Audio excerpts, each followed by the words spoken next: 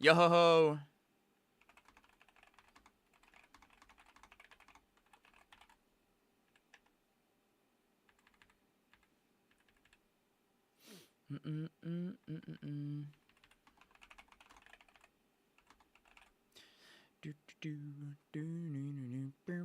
What's up, Stomp? How we doing today, bud?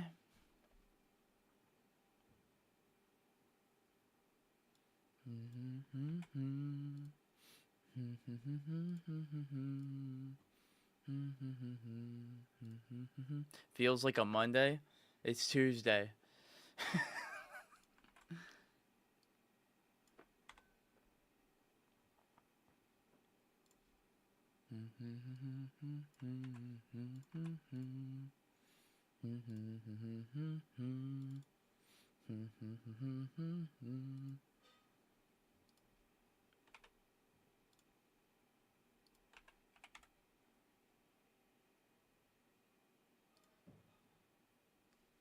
What is your Twitter?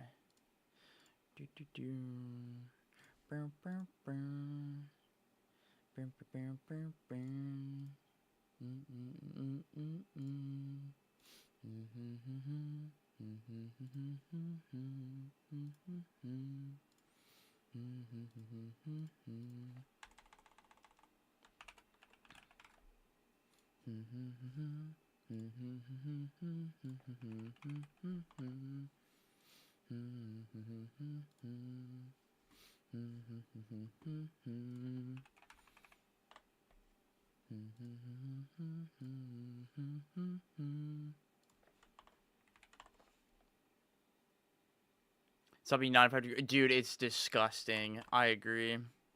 It was so hot yesterday at the Fusion venue. My brain was melting. It got to a point where I was like, I don't know who I am anymore. It was bad. Billy even offered me to go like sit in his car, and I was like, it's fine. I'll just truck through it. I'll suffer. I should have done it. But man, was it disgusting last night.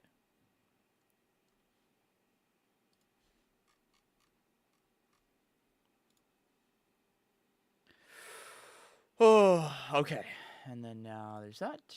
And then on ping.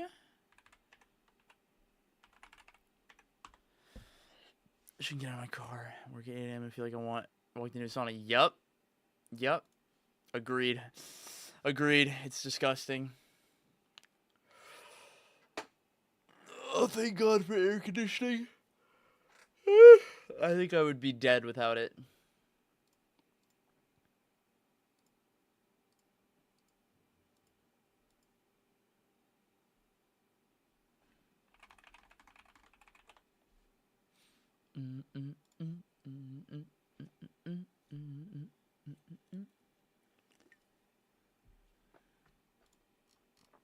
Oh, this song's a banger. Oh, okay.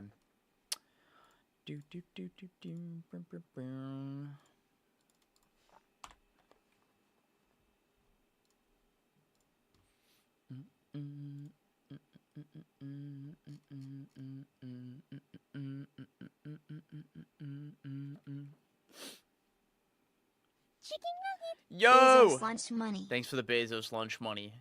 Appreciate that. Thank you. Hope you're having a good day today, Caitlin. Jeffrey Bezos. That's right. All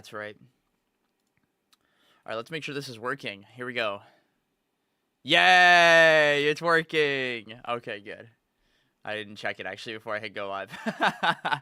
Oops. We're good though. We're chilling. Today should be pretty chill. We got a bunch of coaching on and off. I got what's it called? I got a lot of sessions today.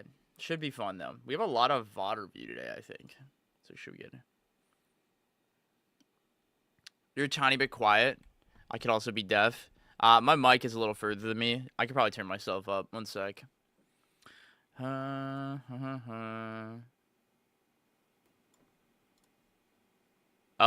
there we go. Okay, how's that? Is that better?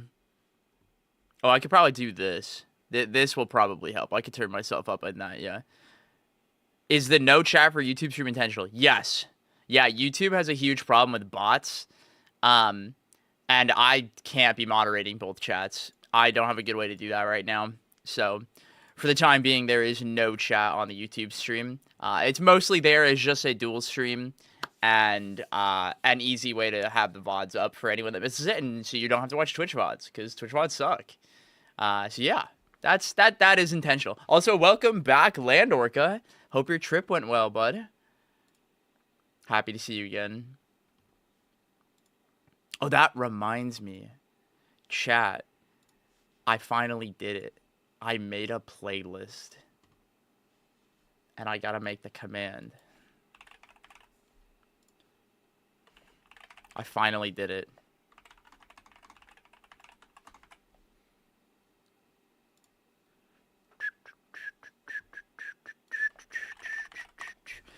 Yes! I did it. I've been spending the past like 2 weeks doing this. Yeah. Your interview with Wisey was really good. Thank you, Smirky. And Smirky, congratulations for winning the low-key Zeekly. Let me know, or rather, not let me know. I don't think this week, but this next week, I'm going to be doing the VOD review raffle stream. So if you want to shoot over the VOD for me next week that you'd like me to review, I'll try to bump your DMs on that, and we can get that scheduled for you. But thank you so much. Yeah, it was really fun. I really enjoyed it. What's good? Twitch VODs are awful. YouTube chat is awful. How did we get here? Yeah, it is what it is. But hey guys, I'm editing 2 YouTube videos now. I'm in the process of working on some projects. Should be good. Is Millennial Sim new or did I miss it? You've missed it. It's been here for a bit. W playlist. Thank you.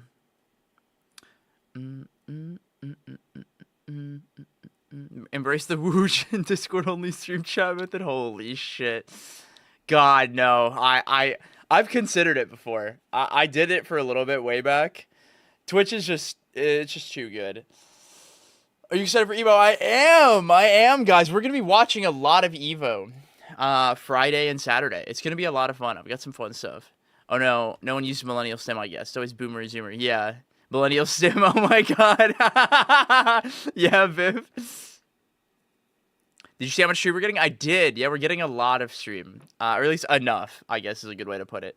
But it should be fun either way. I'm excited. My hair is not it today. My hair is, like, flat. I might put on a hat. By the way, wait a minute. Actually, I'm going to do something for you guys right now. I forgot to set something up. Let me get this set up really quick.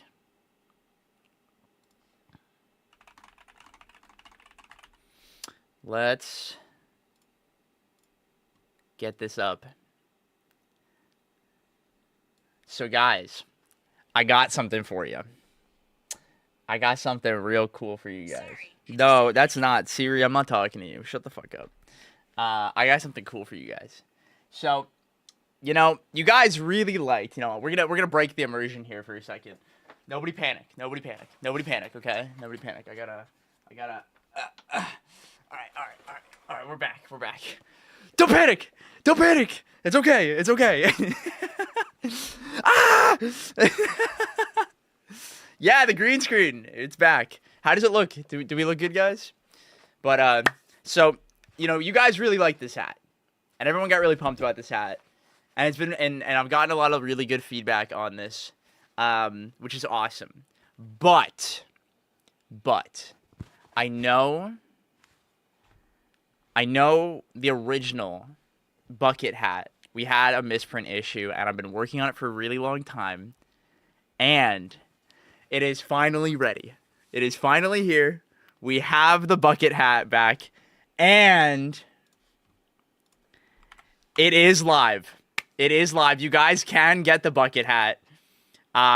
It is $25, and if you're a member, you get I believe it's a 20% discount.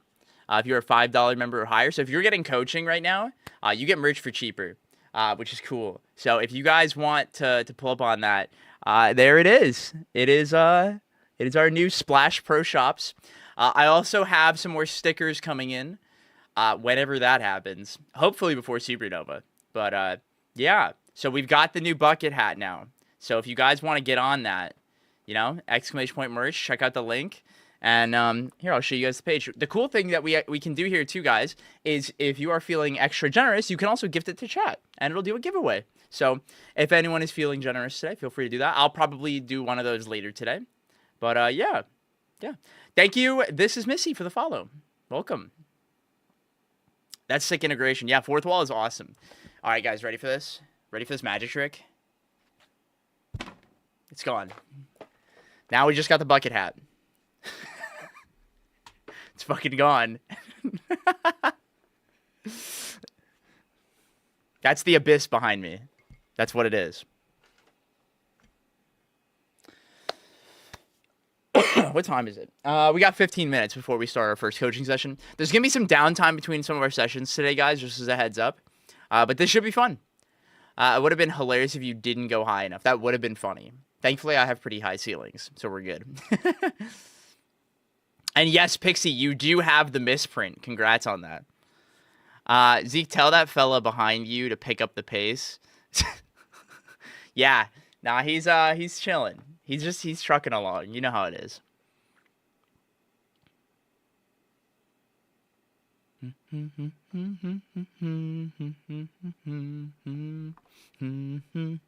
He's pissing me off. Go faster. You guys want to see the new BRB screen? I haven't finished it yet. Let's go take a peek. Look at him. He's got little friends with him now. Look at that.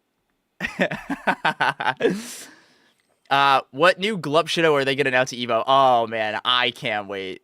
I don't know. Phalanx and Scizor, yeah, they're goats. They're goats. What is this? Oh, whoops. I gotta fix that 1 second. That shouldn't be right.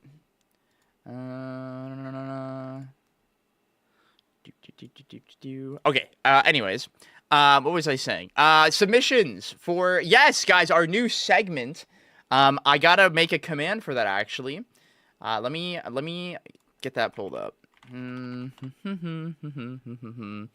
Yeah, as long as the character's not a heavy floaty, I'm chill. That's real as fuck. We currently have 19 submissions, so we'll probably take a couple more and see. My moderators are the ones that are getting all that checked. But yeah, there are 19 submissions currently. Let me go ahead and grab that right now for you guys. For anyone that doesn't know, we are going to be doing a new segment soon that is Guess That Rank. You guys probably seen this in lots of other communities and all that cool stuff. And I definitely want to... exclamation point, guess that rank. Oh, Aki! Hello, bestie.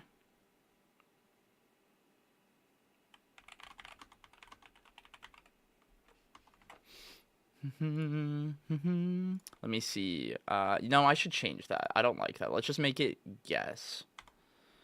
If you're not sure if you submit it to correctly, be sure to message Coffee, C-O-F-I, my moderator in the Discord. And for any of you that aren't in the Discord, make sure you guys come join in there so you guys get to know what's going on early and all that cool stuff. We should be getting game night started again really soon. I think Halo night is coming up, so keep an eye out for that. Thank you, Aki. Hope you're doing well, girly pop. Halo, yes, Elu. We're gonna be scheduling that together, bud. I gotta hit you up because I know you got all the games. I'm about to get McDonald's brekkie. Oh shit, let's go. Which one? We're probably gonna do Master Chief Collection. I don't really fuck with the new game that much. I'm gonna say it. It's okay. But yeah. Get the chills. That doesn't narrow it down. Exactly. Have them all ready. Have them all fucking ready, bud.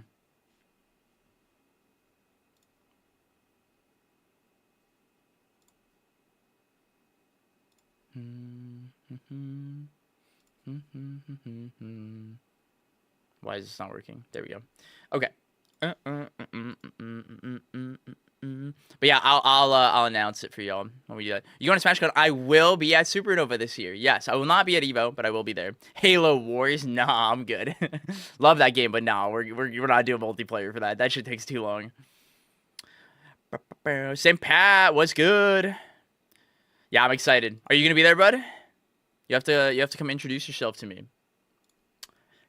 I want to do a meetup at some point at Supernova with everybody, probably on like Friday or something. I don't know what the schedule is yet. I don't even know if they've ever like released it yet. But I'll probably do that or get everyone together on Friday. Maybe we'll take a cute little group photo. I think that'd be fun. They haven't posted this schedule yet. That's awesome. I love that. I fucking love that, dude. That's awesome. That's so cool. I love not knowing what the tournament I paid so much money for. It's really cool.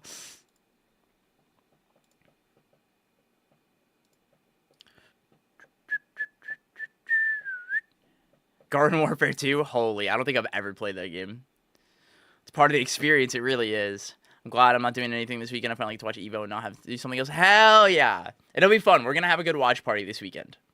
Don't get old, kids. Real.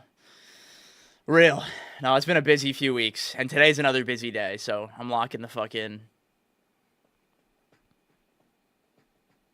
Real. Old heads are showing up right now. During employed hours, too. Look at you guys. Nah, it's real. It don't get older until you turn 30. Then it's cool again. Being 30 is cool. I can't wait to be 30 next year. I'm at my adult job watching video games. Let's go! Woo! All married gamers rise up. God, I wish. Not yet. Not yet. You work from home first half of the day? Let's go, dude.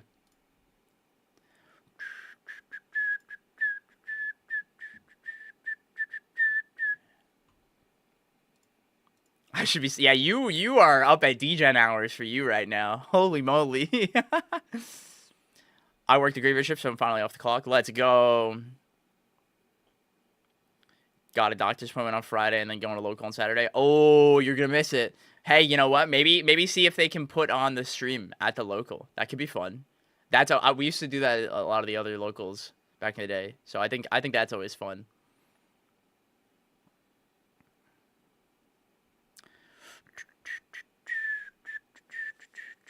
I gotta fix this shirt.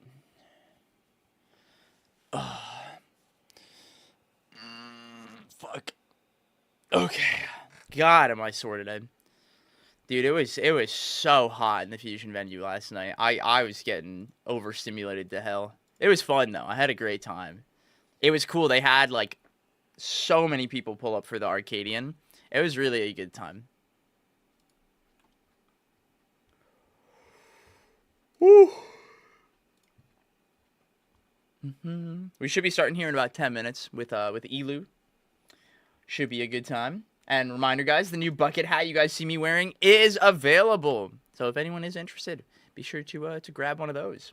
And if you are a member, I believe you get a 20% discount.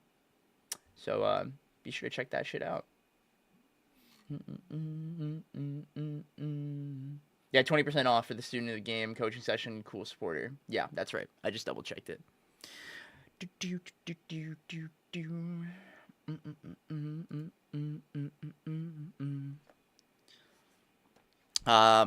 What was I gonna say also? Oh yeah, if you guys are interested in supporting me more, be sure to become a cool supporter on the fourth wall on my website, because I will be starting a fun little exclusive project on there, which is about me getting good. If you guys have noticed, I've been attending Fusion these past few weeks, and I don't believe I've missed a top 8 in quite a while. So I've been documenting a little bit of that experience, and I kind of want to start doing like a little bit of a blog about that. So if you guys want to be able to get access to that, be sure to hop on there. Zeke is good at video games. I know, right? That's how I feel too. We're chilling. It's been fun. Last night was tough, but I kept the top 8 streak going. We kept it going.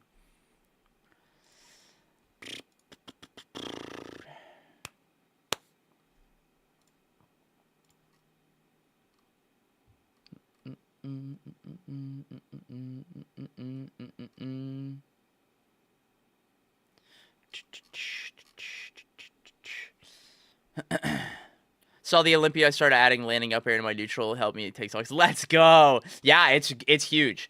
Being able to get landing up air into that conversion is huge. Evie went on a run. Yeah, he beat me. He beat me for the first time, which was super cool. We played in top 8. He was playing really good. Admittedly, I super choked game 1. I absolutely landed on pillar for no fucking reason on accident. And I landed on the pillar and I was like, no, I didn't mean to do that. And I fucking died. Like oh my God, it was so bad. I did not mean to do that. That was a big oopsie that I made that I did not need to do. And yeah. It usually starts at 8 p.m. Yeah. But he beat me the other 2 games. He beat my Claren too. It was nice. He played really clean. The boy's getting good. It's sick to see.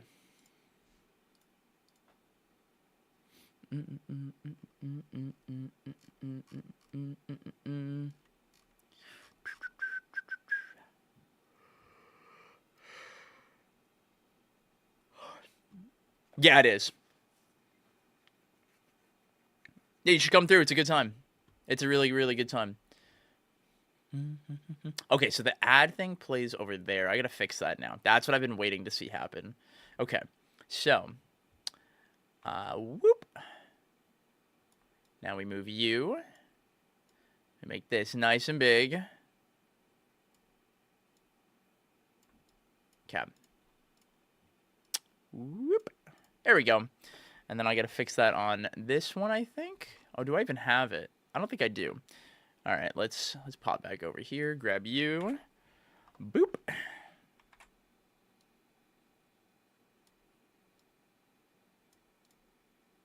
That should... Oh, no. I should put this... Maybe I'll put it on the top left on this one. No, wait, the game would be there. Oh, I guess I'll just leave it here. That should be fine. Okay. Hello, Mr. Person. Yo, you're finally coaching the best player in EU according to himself. I'm looking forward to it.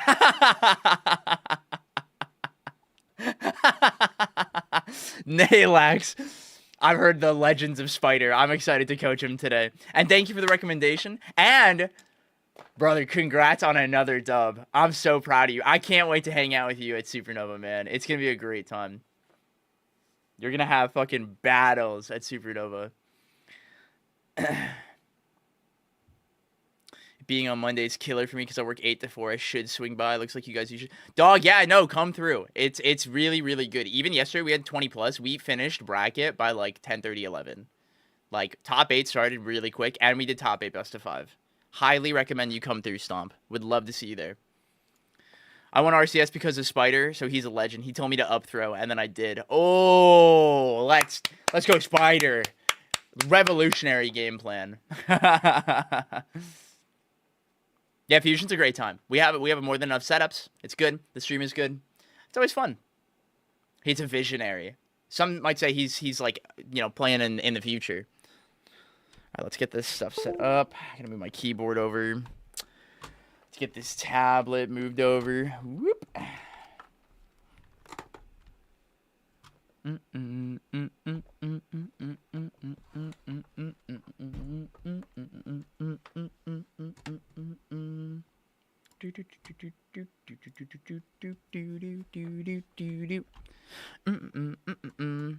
Hell yeah.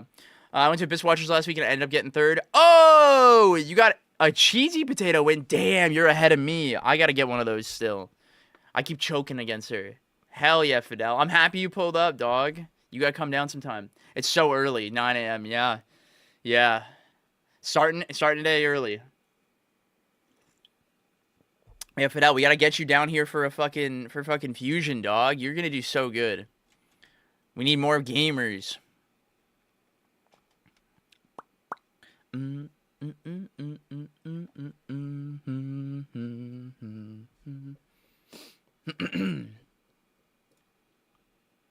Fusion Major. Yeah, we need another solar. Dog, it might be time for another one. It might be time. I'm starting to, I'm looking at the clock and I'm like, I think it's time for the Fusion Major Redux, Plotting. Yeah, let me know, bro. Give me a ring. Let's make it happen. Watching Hampo movie is crazy. Huge. V3. Was that like Danganronpa? Can we do the Danganronpa font? Can we do that, please? Wait. I gotta pull this up. For anyone that doesn't know. Hold up. What if we did a Fusion Major logo like this? What if we did it like this? I think that would go fucking hard. This is the play. Like, what if we did that? Like, what if we did one like that? Or let me pull up another one.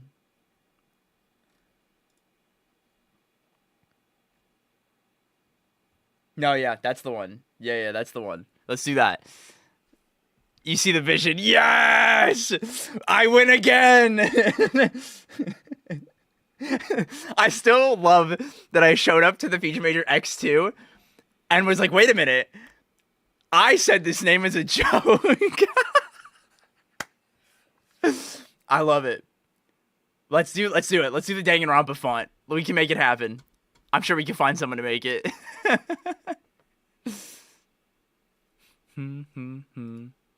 Is Labor Day Monday next week? I've been so busy. I haven't like perceived anything. My brain is like mush. I've been working so much.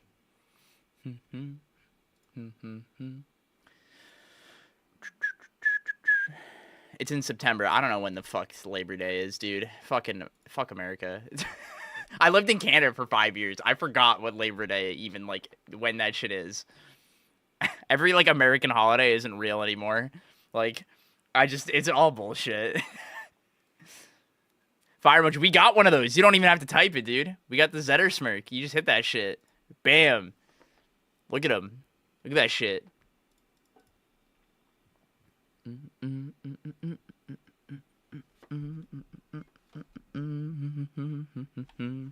Spam that shit, dude. It's awesome. By the way, I am looking to get some more emotes. Unfortunately, my usual artist is very booked up right now. So if you guys know anyone who makes some really cool emotes, shoot me a DM about that, by the way. I'm very much in need of getting some more art done. And I'm obviously willing to pay. So if you know someone, let me know.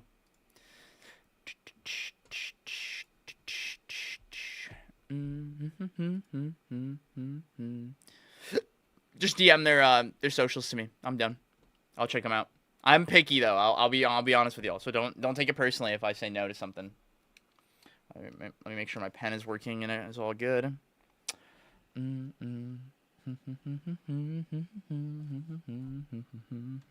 What's up, nerds? What's good? All right, pen does look good.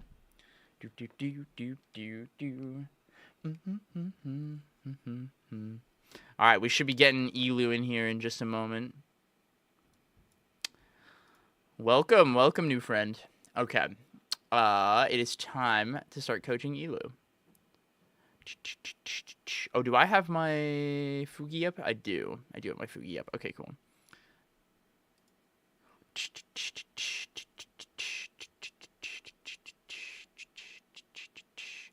Zeke Live, that's me! That's me! Look at the green screen, guys! Look at it! Guys, do we fuck with this? Like the transitions and stuff? Do we fuck with this? I think it's cool. I think it's super cool.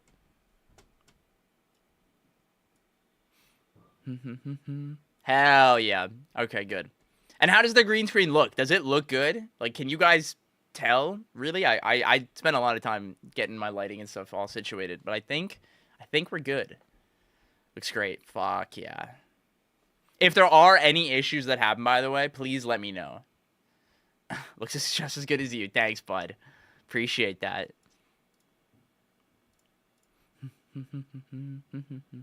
Now blocks. Oh yeah, no, the chat. That's intended. If you guys want to have your messages show up, y'all better talk more. Yeah. No, that's how that works. Screen transitions stress me out. Ooh. Whoa!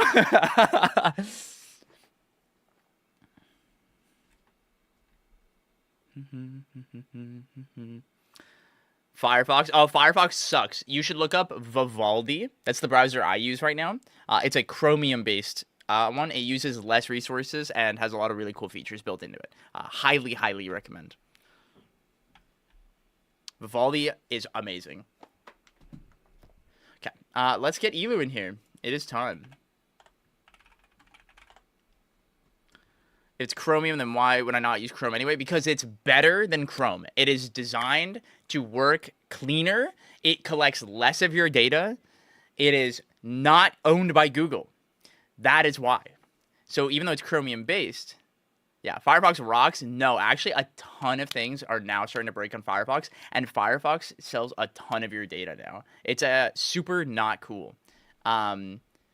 A lot of their built-in ad block stuff too does not work correctly, where Vivaldi's works fantastic. Vivaldi is created by the people who originally made Opera, or one of the members of it who did, and after it was sold, created Vivaldi, and it's way better.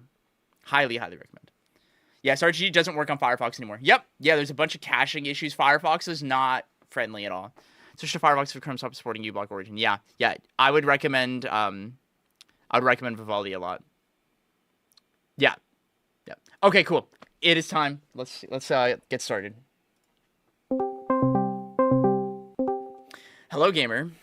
Hello. What's going on? I'm chilling. How are you? I'm doing all right. Yeah. How was your fusion last night? Tell me a bit about that. Not that good. Yeah, honestly. No, I was observing you a little bit. Admittedly, you want to talk to me about that? I mean, like, I don't know. I feel like just yesterday. I mean, like, I know it's like accountability stuff, like, but I was just like, I just felt like I was playing really like off yesterday. I was like dropping like a billion things. I like SD'd like multiple times in packet. And I was like, all of us were SDing yesterday. I swear it was the heat. Yeah, no, I feel like the Arcadians are like, it was just like so loud and like hot as fuck. I was just like, yeah, it was rough. I definitely empathize with that. But yeah, what have you got for me today, bud? What did you want to discuss? I mean, so like, let's see. I've been really like trying to, like, I've definitely been like focusing more on like the needle stuff, like you told me, where I'm like trying not to like sequence. Mm-hmm. So like I'm definitely like trying to like I guess watch, you know, what they do after I hit a needle. Yep. I feel like sometimes I'm still like not sure like what the correct response would be. So I have a habit of just like dashing back. Yeah. And after thumbing a needle. And I think especially against like for example like locks. Like I know like I played with Gek and like he told me this, like I kind of like will dash back and give up space. Oh, okay. Yeah, you're like giving up too much space when you're doing it, where it's you're now sequencing the dash back off of the needle. Yeah. Yeah, because like I'm like trying not to be like or like just in general, like I know the thing that you said where it's like if I'm not sure about like a hit, not to like force stuff. But I feel like now I'm kind of like going like almost like overcorrecting in the other direction. Yeah. No, I will say, especially when it comes to this process of like trying to implement this more, it's very common that people end up developing this habit, and I think that is totally valid. It's really important to just really be aware of like you don't have to move to get something, and like the idea of like when we throw the needle to like see what we want to do is like moving far enough, like that idea of like just far enough where you're just exiting their burst range. Even something as simple as like this, where like in this moment, like this back air is really good, and then we back up, and it's like had you taken like a little bit of an extra step backwards, you would have gotten this. And it's like being cognizant of like their burst range and or their like extended burst range. That makes sense. Yeah. And it's like little decisions like this where it's just like being aware of like how far can they reach and how fast can they reach to that distance, right? This is one of the harder parts of the game, of course, because this game, everyone's really fast. And I think that's one of the hardest parts, especially a lot of us who played a lot more like Smash 4 and Ultimate struggle with, is how fast characters can break the distance from like point A to point B, and how much value they can get off of doing that. Does that Right. make sense? Yeah. But I definitely know what you mean about the like sequencing off of that. And the big thing is like treating it very like character specific of like I only need to go this far back. You know, if Lox is standing like here under the plat and we like throw a needle from here, we don't have to move because he can't like do anything to us, right? Okay. The only thing he could do from this distance is like full hop at you or like side special. And both of those are incredibly reactable, right? And so Yeah. you don't have to move in that moment unless you see something from when we throw that needle that says move. Okay. That makes sense. Yeah, that does make sense. And this is also important where it's like where you place yourself when you throw the needle. Right. So if you remember I talked to you last time a little bit about the idea of like moving around people, right? Yeah, I think that's still like a big thing Mm-hmm. that I'm like struggling with because like I'm definitely still getting stuck in shield a lot and then getting blown up for doing that. Yeah. The big thing that I think is really important, like this is a really good example of like how you can be like work better around moving around. It's like, you know, we have this little scramble here and it's like cool. And then this down tilt, it's like okay. And then you're moving around, but then you drop and you like super commit to this fight. So like you did accomplish going around, which was really good, but you Yeah. immediately put yourself back in. And it's hard, like because what we have to do in these quick moments as we're moving around is like properly gauge like how these scenarios play out. But what we have to not do is like constantly put ourselves back into a scramble. Does that make sense? Do you have any questions? No, not so far. Okay. The big thing is making sure that like you are really like taking fights where you are like cognizant of like this is what's happening right now, or at least feel like you can keep up with what's happening, right? Yeah. If you're just going willy-nilly and just throwing hands for the sake of throwing hands, it's gonna fall apart really quickly Right. because you're just going on vibes. That makes sense.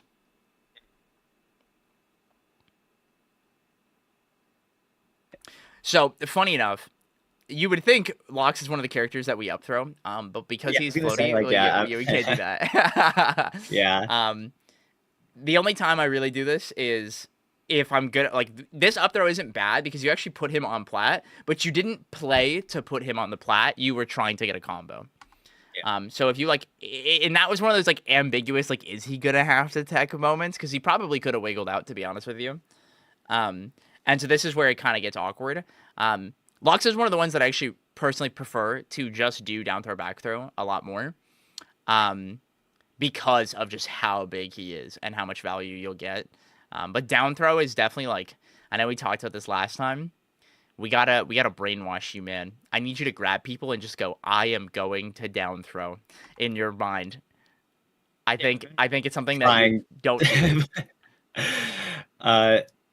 This was like pretty shortly, like right after the session, so Yeah, I feel like I've been better. that's doing the good. down As throw long as stuff. you feel that way, then that's okay. Yeah. That is definitely a really big one. I will say, like, a lot of your advantage state stuff is definitely getting a little bit cleaner, but I think a lot of times you are not accounting for, like, the agency in which, like, how they can reversal you. I think you're always trying to, like, beat what they're doing, instead of, like, using, like, your defensive options in an aggressive way. And so that being aware of, like, when you could just, like, floor hug through something or parry, as well as just, like, your positioning. I think a lot of times you put yourself in a spot and you kind of just, like, get stuck there. Does that make sense? Yeah.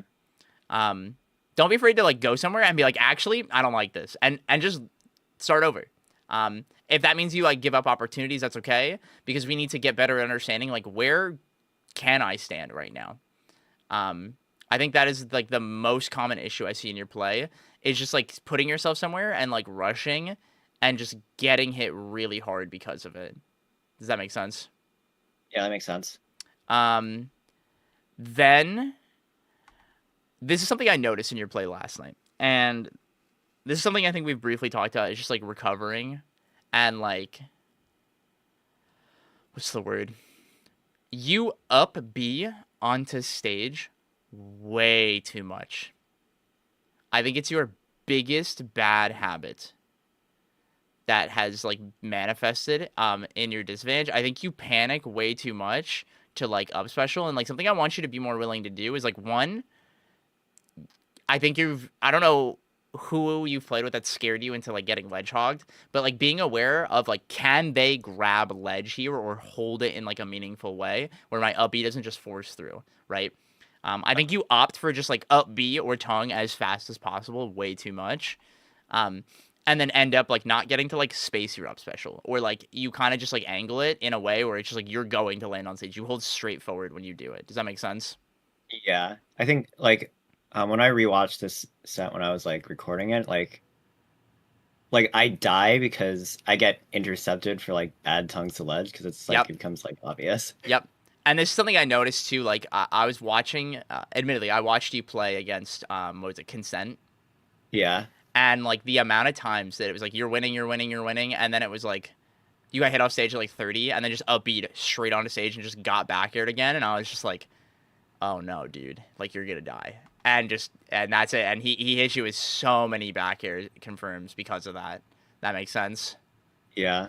Like, don't be afraid to like ride the wall or like angle it in a way where you can still tech the wall and like play for that.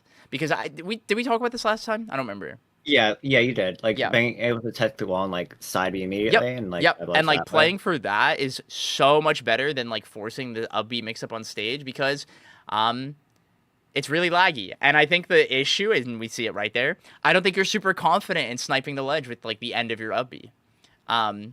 I think that is very much a bit of like, it did get nerfed a little bit. The angles are a little bit different than they were at launch. And I think it's one of those things that you definitely need to sit down and practice again. Yeah, And I yeah. think like even like little things like this where it's like this SD, like this is why you don't grab ledge back air a lot because you're not super comfortable doing it. And it's like Yeah. it's something that you need to like very much prioritize in your practice is like trying to do it and failing. And it's Yeah. tough in tournament to push yourself to do that, but it's like you know, like we both know that we definitely need to grab ledge against Loxodon way more and like threaten that and regrab and like back air as a whole because you're really not edge guarding him. You're very much winning off of like confirms, and I think this is something that is like starting to manifest a lot more in your play where people are getting better around us and recognizing like, oh, you're only killing me off of like a confirm. You're struggling to like get valuable straight hits, right? Yeah. And I think like this People is a like great live like example of just that. really long against me in Yep. general. Like, yeah. Like right That's here, like imagine if like right away, like we grabbed uh-huh. ledge. So like right here, we hit this, boom, Uh-huh. grab ledge, turn around, wave dash, grab the ledge. What the heck does Lox do? Because like this needle too, it's like you could have even thrown needle and then drifted to grab the ledge, but you just sequence around covering options on the ledge. You're looking at yourself when you're doing it, like for sure. Um, and like this is definitely the biggest issue in your play right now. That makes sense. Yeah. This something I really, really, really want you to practice is like hitting someone in a way where it's like, okay, I'm not gonna go off stage and challenge you, but I'm gonna grab ledge to make you have to decide how you're gonna recover. And then it's like if they take a really long time and you're still not comfortable going out there and applying that like positional pressure, regrab the ledge. You have a super easy regrab with tongue, or you just drop jump. Rano's is really good, and you can Yeah. absolutely do that. As well as there's like the bubble one, things like that. Like there's lots of little ways to do it, but I think your off-stage play as a whole is very much the weakest part of your play right now. Does that make Yeah. sense? Yeah, that makes sense. I feel like all the feedback because like I've been trying to ask people like Good. advice afterwards too, right? Mm-hmm. Like we went over that in like the last session and Mm-hmm. like Yoda like was like why don't I think we'll see in this set like yeah like I'm just like not edge guarding Maple. Same thing with like when I played Lunar yesterday, just like first thing Lunar said like after we talked after the set was like why don't you edge guard me more? Yeah. I'm like Yep. You're missing a whole part of your character's kit. And man, is Rano really good off stage. And it's like you see there, it's like you're respecting ledge. Yeah, You're very much Yeah. treating it like it's Smash 4 ult is what it is, and I see the way you're positioning around it, and it's like, brother, grab the ledge. The best way you'll get confident at doing this is like in these moments like this where it's like you just immediately run off, turn around, and grab the ledge, and Hmm. then now you are invincible. Just like how you can grab ledge and drop jump aerial, you can grab ledge and drop an invincibly back air, and it's like you have an invincible sword that you can hit people with that just it kills. It just Yeah. kills. And there's so many ways to reset people too. Like our goal is to not always just find the hard kill. It's like burning their resources and rinse and repeating. And like that's where the value really comes in. That makes sense. Yeah. This is something that you very much need to practice. Is just like being aware of like again, it's like you back up here. And it's like you are too scared of reversals. Where it's like Loxot literally cannot hit you unreactably, but it's like you're playing so hard for like side special, and he's just not side specialing on stage. And I don't know if this is a byproduct of people that you play against that do this, but I think this is very much a like this is an eye-opening moment that you need to seek out people who are really comfortable recovering in like safer ways that are making it harder and like forcing yourself to have to grab ledge more. Okay. Yeah. That makes sense. Yeah. This is not me telling you don't play with your friends, obviously, but it's like when you're gonna practice, make sure you play somebody where you're like, yeah, this person is really hard to edge guard, and it's like it doesn't matter the character, but like the player it can navigate playing off stage with you, and Mhm. and like vice versa. Like not only can they recover really well, but they kill you off stage. This is something we talked about back when I played you a while ago. Like if you remember that first game that we played on Hodojo, like what was like a month ago or whatever it was like Yeah. I just grabbed ledge and just back aired you and rinsed and repeated you over and over and over and over and over because you just upbeat onto the stage. And it's like Yeah. your character can do that, but literally better. Like literally better. Right. And that's awesome. And it's like we gotta use that. We gotta use that. That makes Mhm. sense. Yeah. Because I Okay. feel like when I grab ledge right now, it's still like that bad habit where like I'll just pick like when I do grab ledge, which is like we're seeing here, I'm not like really grabbing it that much anyway, but Mm-hmm. like I'll either immediately pick an option, still bad habits since you said that, Yeah. or like I'll do like maybe like just like a drop Drop jump down there. rising there. Yep. Yeah. Yeah, that's the filler. It's like one, we got to use more back air. That's like that's like number 1. I want you to get creative, man. I want you to grab the ledge and be like, I'm gonna drop ledge, instant wall jump forward air. I'm gonna drop, mix up the timing on my back air. I'm gonna hit a reverse forward air. Your character can drop it down. You can do so much cool shit with this character, and you are just missing on a whole part of the game. It is so much fun being able to be like, how do I get you off the wall? And like the satisfaction of doing that, or like denying their access to the wall. This is a great example of a matchup like that, where you can just Yeah. completely shut them down from being able to do that. And you're not like threatening that. Like what I want you to think about is like even a moment like this, where it's like, when we hit this, and it's like, cool. I want you to think of this like there is just a wall right here. There is no right answer that you can't cover as Rano that Lox picks here. Isn't that Okay. insane? Yeah. And it's like you have to treat this as, remember we talked about positional pressure, right? Yeah. This is positional pressure off stage. But the best part is, let's say they're like drifting and trying to mix up like go low, right? Get them. Go get in the way. And it's not that you have to go directly on top of them, right? But it's like show them like, hey, this wall is coming closer to you now. Like you have to pick an option. Right. And there's so much opportunity to be found. Yeah, because I think this is a part where like I just at this point I just like drift back and Yep. like I And think and get you back. go on stage, you don't drift to ledge. In these scenarios, every time you push somebody back like this, grab the ledge. I want that to be a huge part of your muscle memory that you build up Mhm. because this is something very desperately needed in your play. Because just grabbing that ledge applies pressure also. That makes sense. Yeah. Yeah. Something I definitely want you to internalize is like there's so much that we can do off the ledge itself, but controlling the ledge immediately makes their job harder. And you play a character that covers the ledge probably like better than almost everybody else in the game, which is insane. Like you might be the best at holding ledge in the game, next to like Crag. Um, Okay. And it's because of the options you have off the ledge and off the wall are so varied and are so good at keeping someone off the wall. Mhm. That makes sense. Yeah. Let me grab and a really good example. Someone who's really good at this, and Gunther's just mentioned it in chat, is Durai. Have you watched much Durai before? No, I actually haven't had the chance Okay. to. He was the number one Rano from Rivals 1, for reference. Yeah. I'm aware of the name. I just haven't Yep. really seen too much. Let me see if I can find a good clip. Here it is. Okay. Let's download this really quick.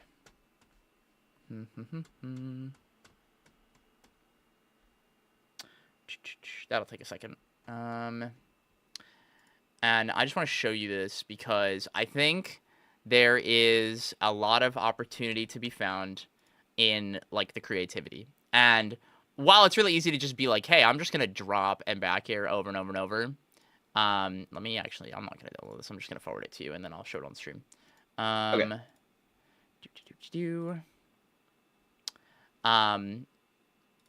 What's really important is recognizing like there's no right way, but there are wrong ways, and the wrong way is like letting them get to ledge for free. Okay. And Yeah. like the skill is recognizing like creating a scenario where like you get to ledge first and can use it aggressively. Remember I was saying like using your defensive options aggressively? Like Yeah. that's the idea that we're trying to build off of. That makes sense?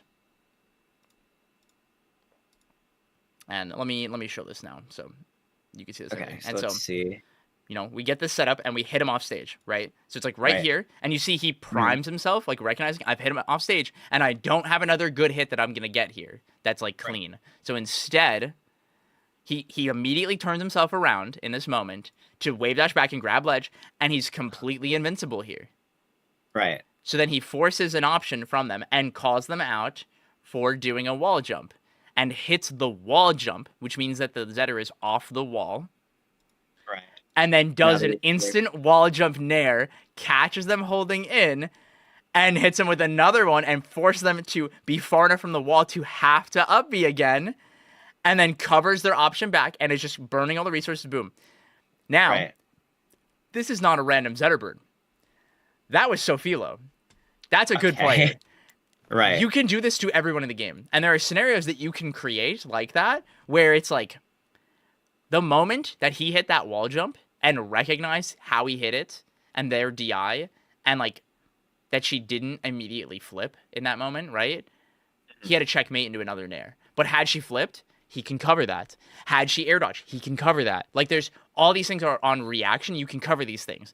But it's about like playing that out very, very quickly. And that's the skill side of it. But what you have to be able to do is create that situation and grab that ledge and look at them. That's the hard part. Get in that position first because I'm just not Exactly. even Exactly. exploring 'Cause that. what right you're now. doing a lot is you're like standing at ledge or around the ledge or like the plat and being like, come fight me, challenge me. And they're just like, no, bro, I'm going to grab the ledge and be the invincible one. And it's like, if you could be the invincible one, why would you not be the invincible one? Right. Right. And that's Yeah. how I want you to think about it. Like grabbing the ledge, that's the most OP thing you could ever do. You take your back air, which is like top 5 move in the game, and make it completely uncontestable. That's awesome. Or like your forward air off stage, they don't even know what hit's gonna hit them. You know, but they don't. And that's sick. And it's like here, it's like you have the right idea a lot, but it's just like you're a little too timid when you're off stage. As well as like what I want you to think about is like if you're the one on the wall, you have the safety net of teching it. Always. You're Right. the one up against the wall. Like even here, it's like you're trying to climb up the wall. And it's like when we hit this soft back air, double jump back air, you can true combo off of it most times. Yeah. Yeah. Or like back air wall jump. I think the issue that you have right now is that you always do drop and then immediately do it. And so you're not reacting to hitting it or how they're DIing. And even here, it's like they're hard holding up and in, right? And you can see that little arrow. And it's like what we have to do is like drop, and it's like mixing up the timing and the option that we do and reacting off that. Because in this moment, you could have wall jumped and comboed off of this. You could have done just another back air. You could have done a lot of things. And then even like in this moment when you hit this, Mhm. you end up going down and you don't put out an aerial when you immediately wall jump. So you just get stuffed by the uppie. Imagine if you forward aired. And the moment you did that, you'll still make it. But I think it's because you're scared of like actually recovering there. And that's because you don't have faith in your up special. Yeah. And I think this is like a really big issue that manifests in like a lot of your plays. And against the heavies will feel extra, extra bad because that is where you get to be the most oppressive. Is like it's the up air juggling on these guys and like the up air one stuff and things like that. And then the edge guarding and rinse and repeating. And it's like that's something that we're just completely missing out on. Even like a moment like here where it's like we're Like, being really timid and then just like not respecting their options off the wall or off the ledge. Oh my god, you're the fucking goat for that. I love this game. I want to appreciate this. yeah, I remember that distinctly happening. I was like, I love this fucking game.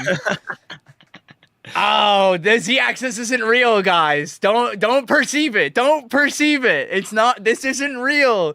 He just whoa. Anyway, I love this shit. This is so sick. He's just like Crag. He made his own platform. Yeah, this is definitely, I think, a really big thing that manifests in your play. And edge guarding with Rano is very much an equalizer. It is one of the ways where, like, you can kill somebody at an absurdly early or any percent, basically. That's the thing. Edge guarding is always good as Rano because of the way your moves scale so aggressively and, like, the variance that you can create off stage of like you hit somebody off stage and they're recovering, you go back air, you can nair, you can forward air, you can up special, and then you can repeat. And there's just so much opportunity to be had there that it's like what you got to do is be more willing to like take those fights and be creative. And it's not like, oh, I fucked up and like getting so mad about it. It's like, oh, I could have done this instead. Or like, oh, I gotta be better about like checking this. Where it's like, when you go to hit them, play for the trade. And be like, I'm gonna hit you with forward air, and I'm gonna tech the wall, and you're going out. Or you're getting spiked. And it's like playing for that instead of being like, I have to edge guard you. I have to win every fight like completely uncontestably. It's like, dude, there is so much power to be had when you are the one against the wall. okay. Yeah. That's what you need to play off of. That makes sense. Yeah, that makes sense. And especially in a matchup like this, where it's like Maple does it back to you. I'm sure Yoda Cage hit some fucked up forward air in this set. Am I right in that? Yeah, definitely. At some point, he hit some disgusting reverse forward air. That's his favorite thing in the game, and it's like we gotta play for creating that scenario. That makes sense. Like what I want you to think about is do we talk about combo routes? Not particularly. I don't think so. So there are certain characters or certain decisions that players can make where it's more favorable to combo them up or combo them out, right? And so when you grab somebody at like a mid percent and it's like, well, I can't up throw combo you. Or if you're playing a character or somebody and it's like they're really bad at recovering, we're gonna fucking back throw them and we're gonna hit them off stage. And we're going to find an opportunity off that instead and build off of that because we're going to take advantage of the person or the character, right? Mm-hmm. And, a character like Crag, right? When we grab him at 0, we're going to up throw because it just works, right? Yeah. But once we get to like, 60, 80%, that's where we take advantage of our positioning or the player and their habits, If you have a player who's DI's in at the ledge every single time, your ass is going to down throw instead of forward throwing because you're going to get a combo, right? And it's like looking for opportunities like that. And so like being aware of like how people are playing out your situations and like the way their combo DI plays out or like their survival DI, little things like that, There's a lot to observe from both like the way the character functions because it's really easy to be like, oh, just always throw Zetterburn off stage. And it's like, that's not always true. And it's really easy to fall into that trap. What we want to do is create situations to put them off stage, but that doesn't mean you have to do it off the throw specifically. That makes sense? Yeah, because like you could mix up down throw, back throw, and then hit them. Exactly. Like, and it's all built into our character to do that. And I think this is where you kind of get stuck is that like you treat certain game states as like this is the right answer instead of recognizing like, oh my god, dude, your character has like 6 right answers. And that is actually one of the hardest parts about your character. Is it creates what's called decision paralysis. I feel like that happens to me so much. Yes. And I think I see it a lot. And this is what hurts your recoveries, is that you panic in like what you want to do off stage and mess this up. A really great example of another character that struggles with this is Forsberg. We both know Forsberg has an amazing recovery. Yes. He Yeah. has so many mix-ups, right?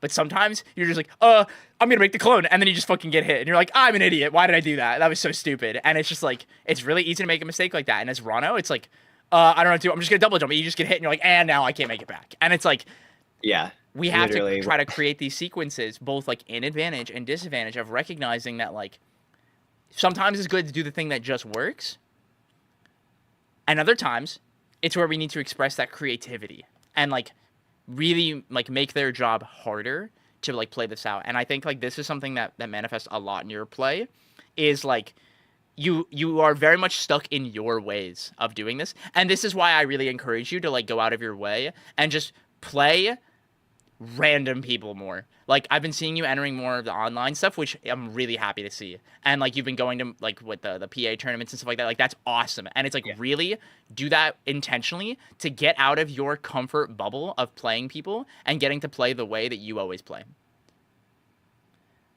Because that is only gonna hurt you. That makes sense. Yeah. Because it's basically like building bad habits. And another thing I encourage you to do not do long sessions. I think you are somebody that needs to play like a first to 5 or first to 10 and stop. And then look at your set. It's really easy to sit and just play someone for 2 hours until you're fucking pissed or exhausted. Dude, after like That's the first literally what hour. happened to me last night. Yeah, I know. And I it's got like, home and then I just fucking played AJ for like 2 hours. Yep. I was just like getting fucking. And like, man, and again, it's like, I'm not telling you not to play with AJ, but it's like, dude, you play AJ so much. What is that gonna do for you? What is that gonna fucking do for you, man? And it's like, what were you even practicing when you got home and played last night? Were you just playing because you were mad you did bad? I was, yeah. 100%. Like, AJ in chat said Mudby. Yeah, no, and it's tough, and it's like you're valid for that, and I dude, me too. I wanted to go home and play too, like so bad, and it's like, what you got to really do is like, you got to get out of that bubble, and it's just like, you know, search in like my server or in like one of the other servers you don't play in as much or something like that, and just be like first to 10 and just play and record it. Right. And then it's like, be mindful, like, what are you gonna practice? Like, I'm gonna practice grabbing ledge. I'm gonna practice down throwing more. Like I'm trying to really, really internalize these things. And like, if that means that you get 10-0'd, that's fine. Because if you get 10-0'd and you go, you know what? I down throwed a lot more. And I might not have followed up as much, but I did it more. That's productive. And it's like, if you're grabbing ledge and it's like, you know what? I'm not getting the edge guards yet, but I'm grabbing the ledge and making them have to recover in different ways.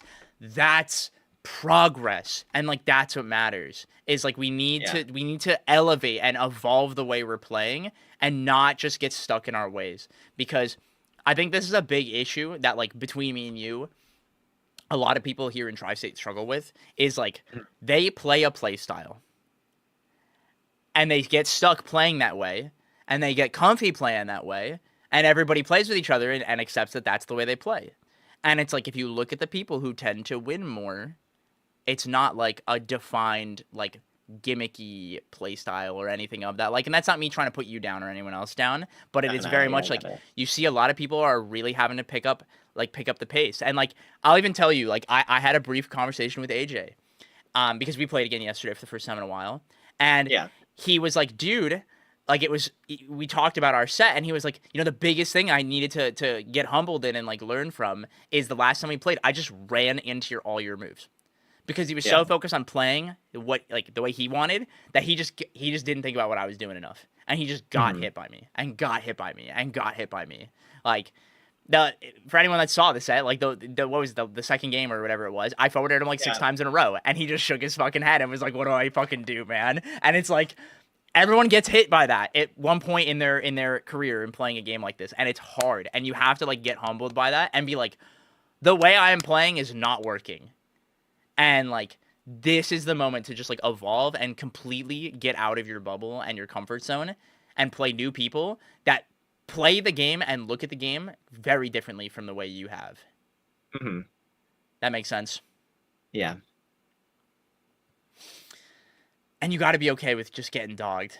Dude, before I went to Fusion yesterday, I played with Stango. And I got kind of dogged. I took a couple games, but like I got kind of dogged the games I lost. And it's like, Yeah. that's what you got to do. And it's not like I'm not telling you got to go play top 10 player right now. By all means, like that's going to be jarring. It's like, but play somebody that either like, does really well against like the way you like to play, or like, again, like I mentioned, like you struggle with off stage, because that's like your weakest point, right? That we want to like fixate on. Yeah. Or someone you've just never played. And like, the big thing is like there's value in playing with your peers who have like a similar skill level to you, but it's important to get checked and be like, I need to play somebody that is not playing the game the way I am and is succeeding, because I need to see a new perspective. Because when you just play with your friends or your peers or anything like that, you can get sucked into like a certain play style or a certain like tempo that they like to play at. Like, a great analysis for you, and this is a big thing that I've a couple of us have talked about, is like, if you've noticed within your immediate practice circle, everyone around you plays kind of slow. Yeah. But you play kind of fast. Yeah. Why do you think that is? Right? Yeah. And this is not meant to put anybody down. We all have our natural Right. tempos that we like to play at and things like that we try to push. But it's important for you to go play against somebody who is comfortable playing fast and can put you in your place for doing it wrong, right? And yeah, I mean, I think that's why I get fucking dogged by Yoda in this set. Yep, and, like, exactly. every time we played. Yep, exactly. Just, like, and he's I like, can't "Oh, you want keep up. him running each other? Let's fucking run at each other, brother. Let's do it." He's so down for it, and it's like, he's historically had like close sets with people like Billy because of that too, where he's like, "Oh yeah, I'm cool with playing this tempo. Let's do it." And it's like Billy obviously is the better player and ends up kind of squeaking it out a lot, but like, it makes sense that Yoda would do well in that environment because it's his natural tempo to be like, all right, let's go. Let's throw hands. And it's like, what you got to do is recognize that it's like, we have to get out of that. And I know I'm very much reiterating a lot of what I'm saying, but it is very much just like showcasing this to you so that you can see that it is like, we got to get out of our like usual routine of like how we're practicing and like push ourselves to focus on very specific things against people that we are not comfortable playing against. Because like that's what's gonna happen in bracket. It's like you're not gonna get comfortable, especially at Fusion where our early rounds are best of 3. You don't have time, brother. That shit don't exist. That makes sense. Yeah. Any questions or thoughts? Not really, honestly. I'm definitely gonna watch back this session, like, but like I don't think I have anything like off the top of my head at this time. Cool. Let's talk a little bit about this like playstyle thing and like some of the habits and things like that, because I think this is a great example of a character that will 100% punish you for like picking bad fights and I fucking not like getting enough just value. die off stage in this Yep. matchup, like really bad. And like not being comfortable off stage means that he's gonna reversal you harder than anyone else in the game. He has probably the strongest reversals in the game, at this point, with the meta development that this character has had.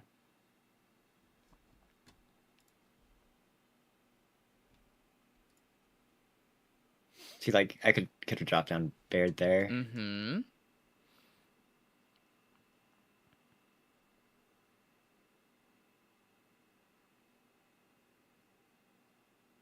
What controller display thing do you use? This is not relevant. I'm so sorry. It was like a custom layout that I used for like my Bug Fables speedrunning before. Oh, what program is it? I think it's just like it's like a custom overlay for like the normal like controller overlay thingy thing. It's just like someone made a custom layout and I just took it from them. Yep. That's cool. That's fucking cool. Yeah. Yeah, I think this is like the scenario that you create a lot. Is like you will try to find like down throw up smash, and it's like you're looking for the confirm. Everything is like, what if this confirmed? And it's like you're not actually reacting, and then it's like you just try to create it again. Yeah, and we're not there. We're not recognizing their DI like at all. And it's like you're creating the right scenario, but you're not respecting their agency. Imagine if you hit that down tilt and you turn around like wave dash and back aired, or just like grabbed the ledge. And then be like, what do you want to do? What do you want to do? He's so close to ledge, he has to make a choice. There's so much opportunity to be found, but we gotta like really just like let the game play out a little bit more organically. And it's like if you get the confirms, awesome. But if you don't, then we have to play it out. And like here, you're doing a little bit better. And look at that, crazy! It worked. You finally did it. And it's like it didn't kill, but we're still going. What did we do wrong that time? I just tried to like meet them with like when they were shooting icicles, and they did not You go that way. doing the same jump that you did the first time. That worked. Uh-huh. But you didn't respect that he shot icicles, and you didn't respect like the spacing and the charge. Like you didn't look at the way he was recovering. You just assumed he was going really high. And this is what I mean about like the agency is like you assumed the way he was recovering. That makes sense. Yeah. And it's like if you don't know what to do in a lot of these scenarios, you need to let it happen. And it's like in a moment like this, like you could have parried him, which would have been really good, or Right. just grab the ledge, and you'll have more opportunity off that. If they end up sneaking their way on past you, it is what it is. But like it is much better than just like getting hit like this and being like, oh shoot, now I have to like find my reversal again. And it's like they give it to you, thankfully. But imagine if they didn't. Like Yeah. that's the thing. And like this is where like the better players take advantage of you is they get that reversal and then they bait you. Because they you want to reversal them back. That makes sense. Yeah. And this is what I mean where it's like we can't prioritize just reversals and we can't prioritize just confirms. This is where you're struggling. That makes sense. Yeah, it does. As well as don't forget a lot of characters in this game, you don't have to actually kill them. You just have to burn all their resources and they can't make it back. You know, characters like Fleet and Edalus and even Zetterburn. Like if you hit them out far enough and burn enough their resources, like we saw with that Durai clip, right? Is like he just bonk bonk bonk dead. And that's it. That makes sense? Yeah, it does. I'm just that's just like I'm not doing that right now. One sec. Yep. You are so right, Lone. I should do that right now. Do I have a thing on here? I don't think I do. Thank you. Okay, sorry. Yep, you're good. I'm just fixing something on my stream real quick.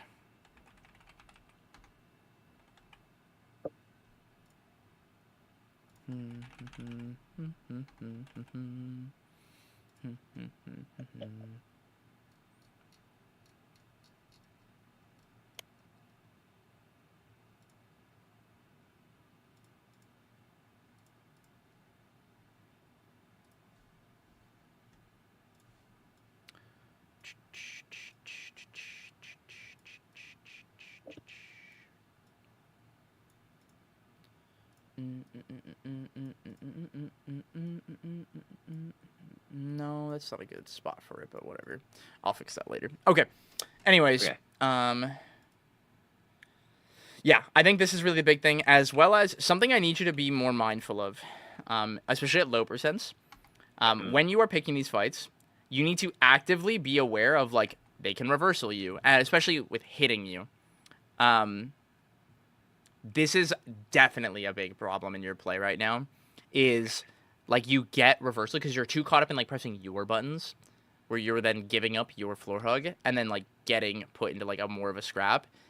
And, like, this is where, like, knockdown threshold and stuff like that is really important. Have we talked about that at all? We did, yeah. Okay.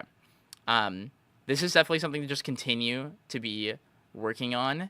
And it's, like, what I want you to be thinking about is, like, if you are landing, like, face-to-face in front of somebody, it's, like, one, is what I'm doing going to get me grabbed? And if that's the case, we need to be better about that. Two, then if we are going to scrap with them, it's like, you know, something like Edalus, like jab or down tilt, we need to, like, be like, if you're going to, like, press jab and it's like, let's say his down tilt outspaces you, you need to, like, press jab, and then as you press jab, be mashing down or just holding down shamelessly. Like, it needs to be something very integrated into the way you're scrapping with people. Because I think at low percents, you are missing out on opportunities to, one, win these scraps when you're the one at lower percent, and two, floor hug grab is something you're just not doing enough. Yeah, I feel like I'm still like having trouble like implementing like this, like getting in my brain to like Yeah, floor hug correctly. yeah. Um, I will say something I noticed here, and I noticed this in a couple VODs, is you're really good at floor hugging and being like, I'm out, and disengaging. And this is actually something a lot of players tend to struggle with. So you naturally being comfortable doing this is really good, and I really like that. But it's like moments like this, it's like, this is an example of like you doing this correctly, where you're like, you go in, you get hit, and you're like, oh, and then you floor hug aggressively, and you're like, you're mashing down tilt. And it's like, this is exactly what we're trying to do. And it's yeah. like we just need to do that with more confidence against more characters where it's not as blatant, right? You know, Hmm. and that's where things get harder, and that's where like the percents are really important. Yeah, you see here, it's like you're always edge guarding the same way, where it's like you stand at leisure, you jump, and you try to challenge him, and now that's the second time you've Get been red there, reversal. right? Yeah. And this is what I mean, where it's like you've been stuck in your ways, where like it worked one time, and now you're like, well, surely I can just do it again, and it's like you're not looking at them. And you're not being mindful of like what are their resources? Do they have jump? Do they have up B? Do they have air dodge? Like there really is so much opportunity of like where you could just like play safer and like bait their landing, and even if it's just hiding under plat and playing off that, that's fine. Just to not get landing down aired is so impactful. Hmm. And it's like here, it's like we're getting Like this. there, could I like have grabbed ledge? What Like you if we went probably back should have like done there. is once they went high here and you're like, Like okay, okay, I'm I not went gonna get high this, here. and it's like I don't see icicles, grab the ledge. Especially if they like do the forwarder there, like you can't Okay. challenge this. Not in like, Yeah. a meaningful way at least. Um, so I would have probably just grabbed ledge so that they couldn't get that forwarder to ledge. And then here it's like you keep doing like jump get up, right? And Yeah. like what you need to do is like be the one controlling the ledge so that he doesn't have a freebie get out of jail card. 1 second.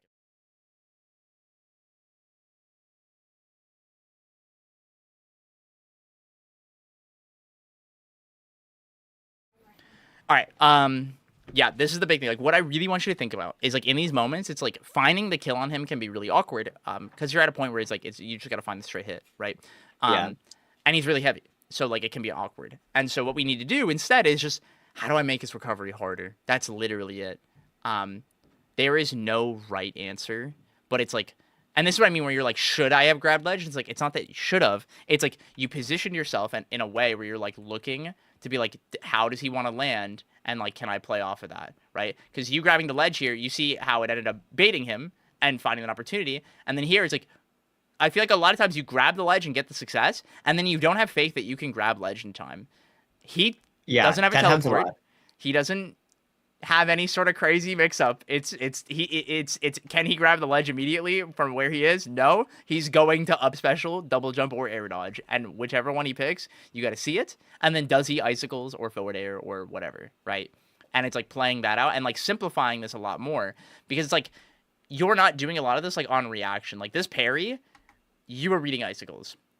Oh, that's me like fucking up like shield let wave dash Oh, back to wave dash ledge. out of shield. Yeah. How did you press B? Well, because I have so I only have one shield button and one parry button. So Right. I'm holding shield with the right trigger, and then I'm gonna like jump, uh, wave dash back using left trigger, which is also my parry button. Because I have it set to air dodge in the air. But Oh, if I oh.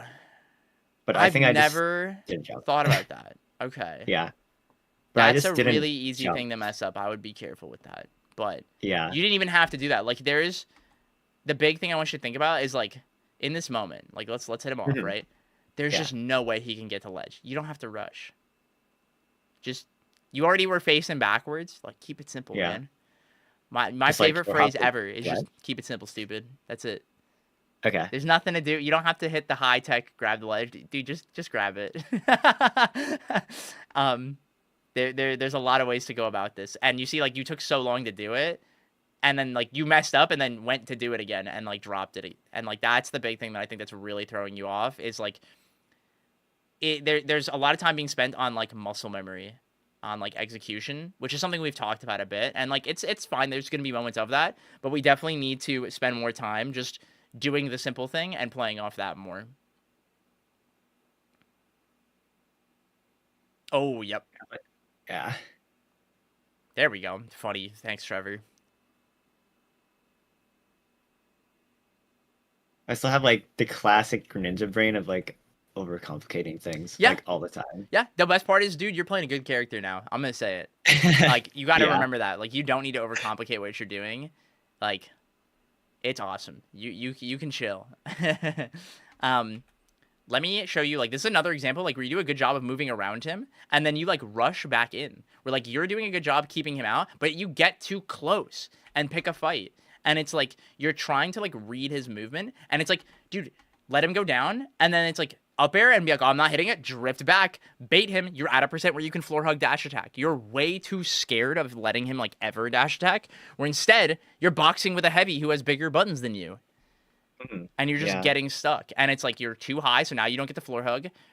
And then you see there, it's like what you're doing a lot. The sequence that you have is like you rotate around the plat, you drop through aerial, like you do instant drop through or like shield drop aerial, and then you dash forward and do something. Like, this is the sequence that we have to completely remove from your play. It has to go.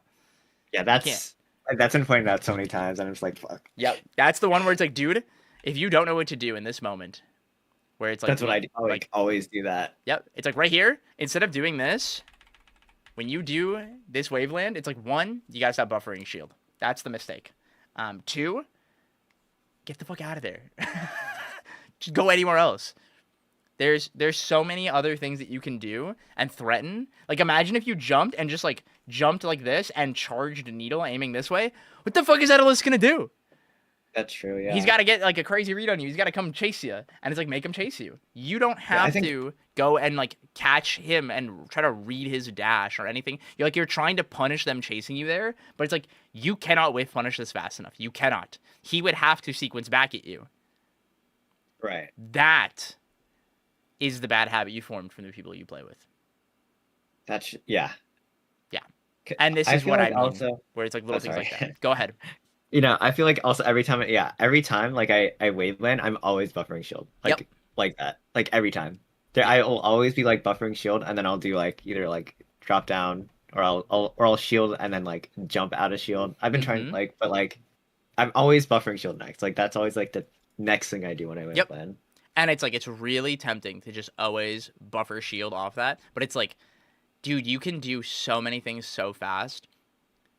You're chilling, man. You are just so scared of getting hit when you're moving. And it's like, you got to realize when you're moving in a way where like they can't hit you. Hmm. That makes sense. Yeah. Any questions? No, not right now. Okay.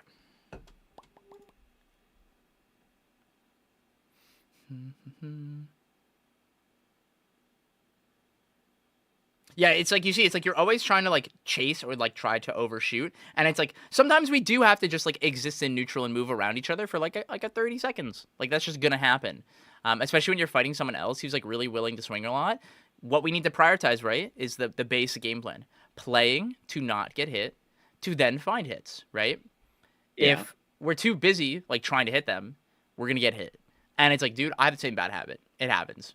Like, it's really easy to just like go with the flow of the game and be like, swing, swing, swing, and you're like, wait a minute, whoa, whoa, whoa, I'm dead. Like, it's over. And it's like, this game's hard. And the more you give your opponent freebies, the harder your job gets, and the more uncomfortable you get, just like that. And it's like Yeah. the littlest teeny tiny panic of like, what do I do here? And it's like, all we had to do was like, one, let's like go back and be like, how Yeah. did we even end up in this scenario? It's like, oh, I, we got baited. We didn't Yeah. play around the fact that he had double jump, right? mhm. So then we get back aired. I Didn't look hit. at him at all. You just Yeah. pressed the slowest option you could pick to recover. Something I want you to practice. This is something Durai is also really good at. Do you know what wiggling out is? Have we talked about that? I don't think we've talked about it directly, but like I know of it. Yeah. I- So It's like a hit stun thing, right? Like, so it's if you not hit wiggle stun, and it's kick- tumble. or- So what it is Uh-huh. you get hit, right? You get a hit lag, hit stun, and then tumble. If you wiggle, you can get out of tumble and act freely, including fast fall. Mhm. And that is something that is that's from Melee. So it's something that is definitely not something you're going to be super familiar with. Yeah. And so like, especially like these like mid-ish percents where it's like kind of awkward, or you get hit in a way where it's like, okay, like they didn't combo me, and it's like we just need to like not die. in that moment, it's like what you need to do is just like get down and get to the wall, and or get to the ledge. And it's like in our brain, it's like, oh, like side B, I'll just go to ledge right now. But he's already actionable, so you can't do that now. Yeah. That makes sense. Mm. And so being aware of like a lot of different ways that we can act out of disadvantage there, without like I think right now primarily when you recover, you rely as like side special is your first button that you press almost every single time. Yeah. That definitely is. Yeah, we definitely need to be That's more also like, creative of like, uh can they? Remember we talked about the like, can they hit me from here, right? yeah. And if the answer is yes, we don't get to tongue. Okay. Yeah. And it's like we need to move in a different way, or maybe we just need to fast fall. And there's a lot of weird stuff like that. Make sense? Yeah. Because like I've definitely been doing like I remember in the first session we went over like not like for the I would do like high bubbles Yes. sometimes when I don't have to do it. I've definitely like stopped doing that as Yes. much, but now I feel like now it's just like replace one habit with another Yeah. habit because I'm Yeah. just It's like fuck, now habit for I'm just habit. Yep. fucking And it's like now what I'm we got just to fucking do is like cycling. really get better at recognizing like the context of like how can I recover, not how do I want to recover.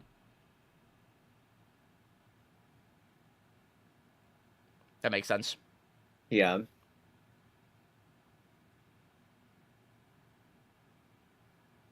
Oh yeah, you also got to play Cabal. Yeah, welcome to the club. This is one of my boys. He's been getting really good really fast.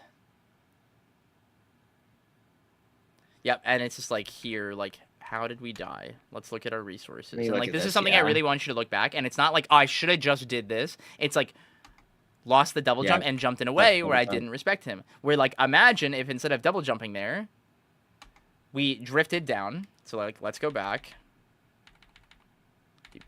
Do.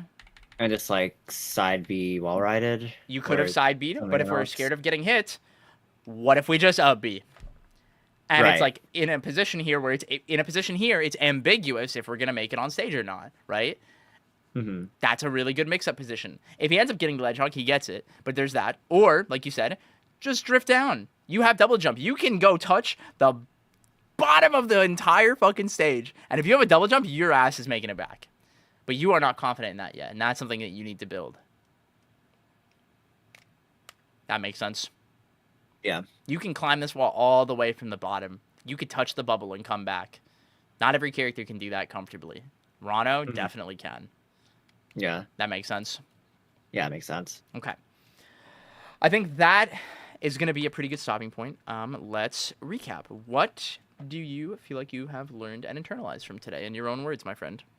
Okay, well, the ledge play Yeah. is like the biggest thing. Because I right now, um, it's like it's so complicated, man. Because I feel like with ledge, before when I would go on ledge, it's like I always pick the option too fast, and then I'd like, or like yeah, the filler where it's like I just drop down there. And then like, okay, I whip that. I'm just gonna go onto the stage and then just try to ledge trap from there on Yep. instead of But ledge like trapping is not what you want it to be in this game. It's not. yeah. And you have to I stop think that's the relying on it. thing. It's not all. Because that's what I keep on trying to do. Like that's what I've Yep. definitely been like trying to force to do, and it's not working. Yep. It's like, and then it leads to like so many people living like way too long against me, and then I just fucking get blown up, like because I just die. So just forcing myself just get on the ledge, just to Mhm. threaten that as a thing and hold the ledge Yep. instead of letting go of it immediately because I always let go of it immediately. Yep. I guess practicing the refresh is better. Yep. And then it's so like with the recovery stuff, it's like, yeah, I've been like messing up like the wall riding stuff. Gotta practice especially, like spacing your up special to grab ledge. And, Yeah, like being more ambiguous with it. yeah, I've been like SDing with that, like just not making it because or like yeah, what else? The fucking the platform movement, it's still a bad habit where I'll just like I'll default to like waveland onto it. Now I'm not immediately just like drop down aerialing through it, but it's still like okay, I keep on doing the waveland onto plat, Yeah, and then yeah. You go around waveland, shield drop, forward air. Like that's the default every time. yeah. Um, and then we talked about like needle a little bit earlier. I'm like trying to remember. Yeah, so it's about the idea of like where you place yourself when you're going to throw the needle and moving just far enough outside of their burst range. And not being like, I have to always move. Like, don't sequence what you do off that needle. Because sometimes you can throw the needle and stand still. You know, remember we talked about, like, if Lox is, like, mid-range away from you and you hit him with a needle, he can't do anything. You don't have to dash back. You have no reason to be scared. Yeah. I don't think I'm comfortable yet with like after I throw a needle, like Yeah. just doing nothing. Yeah. Because it's always like I throw a needle and then like I will do something You afterwards. either dash Like back or you jump in. Those are your two. yeah. Yeah. Or I'll throw like a second needle and then that doesn't work and they Mm. just like overshoot. Like I think Yep. against like the Clarence, when I played like Capel and like John Neutral and like blah blah Yep. blah, like I'd throw in one needle, it'd hit them, it'd pelt them, and then I'd like maybe like I would just like either like throw a second needle and just get like overshoot nared and like blah. Um yeah, I don't know. It just yeah, I guess I don't know. I don't know. Needle's hard. Needle is Needle's hard. And that's a the thing hard that's like, thing. you just got to take time with that and like build that comfort of like, I'm in a position where I will throw this needle and you can't do anything to me about it. Yeah. Watching Lucius for someone like that is a really good one. Max is also really good about this. Like, it very much is like, do not overcomplicate it. It is, Mhm. it's shuriken but better, dude. That's literally it. Don't overcomplicate Yeah. it. It's things we know, and it's just like we have to not sequence off of it. That's all. That Right. makes sense. Yeah. Okay. Anything else or any final questions before we wrap up? I'm trying to think like what else. There's just like we went over like so much, Yeah. honestly. This was a packed Um, day. yeah. But I think yeah, like the ledge stuff and edge guarding is definitely the big thing. That's Mhm. like the Rano scroll I haven't unlocked yet. Like legit. Like that I haven't Yep. been doing it. Yep. And I Do some need to get on. studying. You know, I encourage you to just message Durai and ask for some replays, or like look up some of his VODs. I think he was just at a weekly. I don't remember them.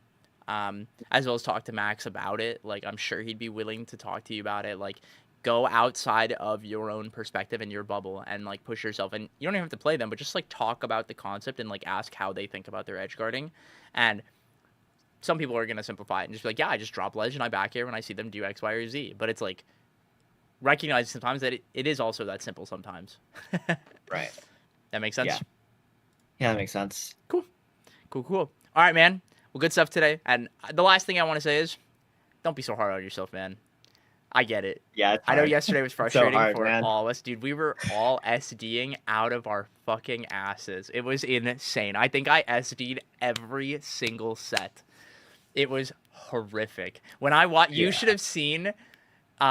Did you watch Lunar versus Watch and Learn? No, I had to leave early yesterday. I Oh, wanted to play yeah. more, but it was just like, Dude, yeah. oh my god. They was the best set I've ever seen. Yeah, it was insane how horrific the SEing where it'd be like, oh my god, Lunar edge guards him.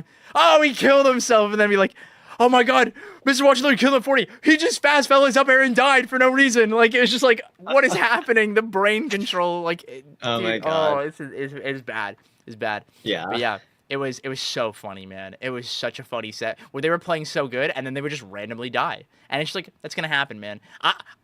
When I lost the EV, I landed on that pillar and I screamed, "No, I didn't mean to do that!" Like, it happens. It just, your brain is gonna do stupid shit sometimes, and you gotta hold that. I guess if you have anything Yeah. to say, like, how do you recenter yourself? I feel like I'm Yeah. actually so bad at doing that. Because, like, What I want you to think about is what's called a refocus cue. Okay, so this can be a like internal idea, like it be something like you say to yourself a phrase, or it can be like a physical thing. Like, a great way to manifest this would be like a light, like rolling up his sleeves, right? And like what it is the goal is like, this is like how you help yourself mentally reset completely and be like, Yeah. I'm just gonna start over. And like for me, what I do is I like take my controller, and let me just grab one, and I just like open my palms in it and like re-grab it, or like wipe my hands on my pants, like something like that, where it's like it is like a physical manifestation of like I need to start over. It doesn't always work, but like the idea is like doing something simple to like take yourself out of like the hyperfixation that you're in, and like Yeah. tell yourself whatever phrase or thing that you need to be able to actually feel like you're in control of yourself again. Yeah. I That feel makes like sense? all of yesterday, I just didn't feel like I was in control at all. Yeah. No, dude, there were so many moments where it was like, again, it's like I will say too, like the venue situation, like it was rough, it was hot, and it's not their fault. There's 100 of us motherfuckers in there, Yeah. as loud as hell, and it's just like it's an environment to learn how to play in. You know, SmashCon is gonna be just like that. It's You're gonna be right. hot as fuck. Yeah. It's gonna be a heat wave for sure, and there's gonna be too many motherfuckers cramped together. So prep yourself for that, and it's just like what we gotta do is just sometimes you just need to take a deep breath and just be like, I'm just gonna stop getting hit by this move. Just pick one move. Give yourself that like actual like redirection of like thinking instead of just be better. Don't drop that combo. Like that doesn't mean anything. And it's just you're Literally, just gonna that's frustrate the thing yourself. I have to get out of. Because, Yep. like, literally, I just fucking get frustrated like that. I was like, fuck, I fucking Yep. dropped that. And I'm Yep. fucking. Ugh. And it's Yeah. hard. It's hard, but sometimes you just gotta hold it and be like, yep. Like I've spent a lot of time thinking about like my set with Eevee because he beat me for the first time, and it was like the games where I was just up throwing and wobbling him, I felt great. But there were lots of moments with my punish that just were not good, and like I know what I can do better. But like in the moment, I got frustrated, and that's okay. We're human, right? And like Yeah. that's all part of the game in itself too. And learning how to mitigate that and like deal with your emotions and like compartmentalize. That's really the big thing. That makes sense. Yeah. Cool. All right. Any other final questions? No, I think I'm good. All right, bud. Well, good stuff as always. Keep me Yep. updated, and I'll hopefully see you at Fusion again soon. Yep. I'll see you probably at SmashCon next. And then, yeah. True. Hell yeah. All right, brother. I'll talk to you later. All right. Catch you around. Woohoo! That's one down. My Discord has an update. Let me do that. Hi, everybody. Thank you, Squatch, for the sub. Velveto Red. Jeff I think I said your name right. Weeza, what's good? And, your name. Nasty Time. Nasty Time goes crazy. That's awesome. What's good? Missing a B on Yoda. I would have won the match. I keep looking back at that. Yeah, no, I had a set with Cheesy Potato where I would have won game one, but I whiffed an up special. And, like, that is so frustrating when that happens. But, like, it's really easy to internalize that. But instead, to be able to reflect on that and be like, oh, hey, like, I had that shit. Like, I had that shit on lock. That can feel really, really good. And, like, looking for that is definitely what we want to do more of.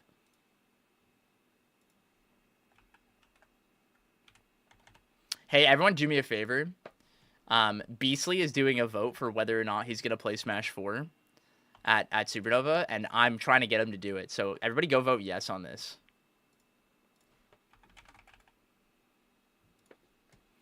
Yeah, vote yes. You have to. Yeah, I'm playing. I think I registered for Smash 4. Let me check. I don't remember. I haven't really thought about it, to be quite frank. Oh, you want him to suffer? I get it. No, he's gonna have a great time. It's the best event at Supernova. What are you talking about? That's gonna be the best fucking bracket. Can I DM you about some mental stuff I'm dealing with? Yeah. Yeah, man. Hit me up.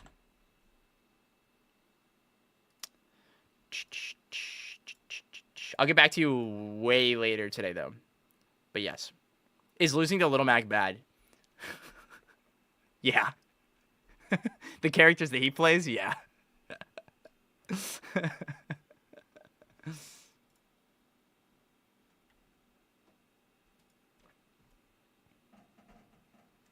Actually, oh, high key, he's actually better in Smash 4, but that character is dog shit. Greninja Little Mac, I detested that matchup, yeah. Did he also? No, he played Fox. He played Fox and like Ness and stuff. Ness dogs that character so hard. That matchup is horrific. So he chose to lose. Sometimes you stop having fun and you lose. How do I check what tournaments I'm regged for, dude? I don't understand how to use this. There it is. There it is. Competitor. Because I think I entered Supernova. How do I even... That did not do what I wanted it to do. Registration. Wii U singles. Rivals 2. Cool. Okay. Found it. Oh, my camera's freaking out a little bit. Start GG exploding my CPU. That's awesome. Enter Smash 4 and I'm making my tag a period and playing Mewtwo. Hell yeah. Supernova is going to be so sick. Yeah, it's going to be a lot of fun. It's going to be so epic when Marcus and I win Smash 4 doubles. There is no Smash 4 doubles. Is there? I thought they were doing it. Oh, no, I'm thinking about Rivals. There's Smash 4 dubs? Damn! I do not have that dubs dog in me anymore, but that'd be fun. The event? I don't think it's today. No, I don't think the event's till, like, after Supernova, right? No R2 dubs, though? Yeah, side event moment. The Cloudman, we're gonna top 8. Nice. Couldn't enter Supernova because I'm getting going to embarrass me. Oh, shit. My bad. No, you're chilling. I don't actually know when it is, though. Guys, I'm going to go use the restroom and get some water. Our next session isn't for about an hour, so we've got some time to kill. So if you guys have any fun questions or anything that you guys want to do, let me know. But I will, I'll be right back.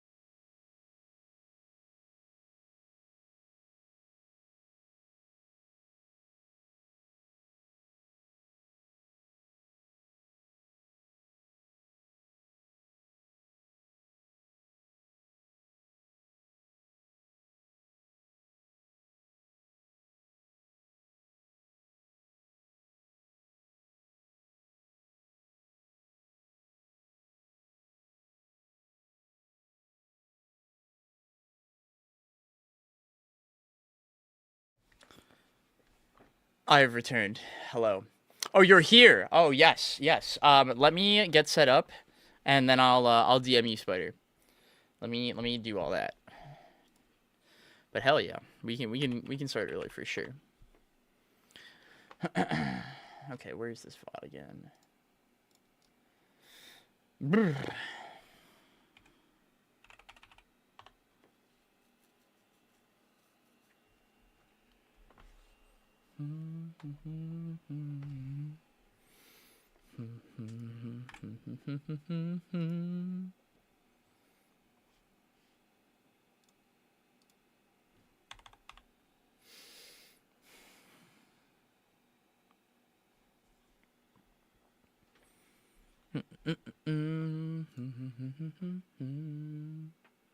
But I hope you're all having a great day today. But yeah, Iota, do me a favor if you want to talk about some stuff, just shoot me that DM, and I'll get back to you after stream later.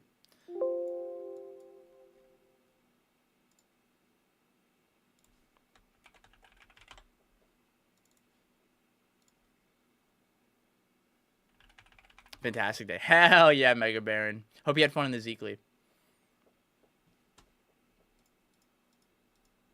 Also, guys, don't forget, we do have our new hat up that I'm wearing right now. If you guys are interested in that, be sure to go check that out.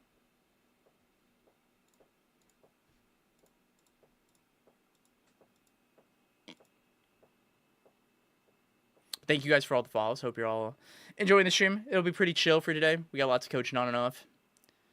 It was cool. First one I've been able to play in. Hell yeah, that's awesome. I'm happy to hear that.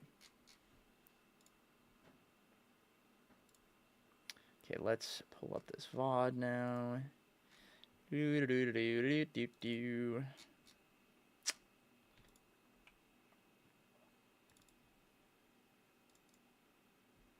Hopefully we can get another bracket set at some point. Whoop, there we go.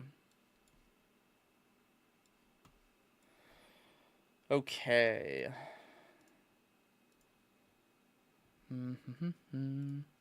What stream is this from? Monday Night Fighters. Oh, it's a Gothic stream. Cool. I need to force myself on the ledge more. I think I kind of fixed it on the thing we talked about where it's okay to back off. I'm sure about a hit, I back off. Yeah. And that was just an overcorrection. That's really what that is. And like I said, that's so normal. It happens all the time. But yeah. My disappointment is immeasurable and my day is ruined. No! No, we will manifest a good day. Lock the fuck in. You can do this, Jazz. You can do it. Just gotta find a way to make it a dub. It's the simple things in life. Get yourself a sweet treat.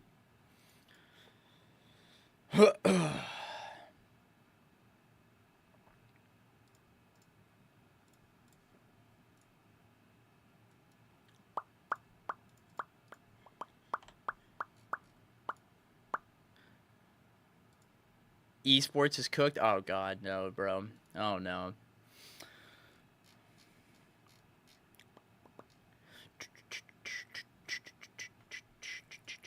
Did they like cut funding or something? Because that's unfortunate.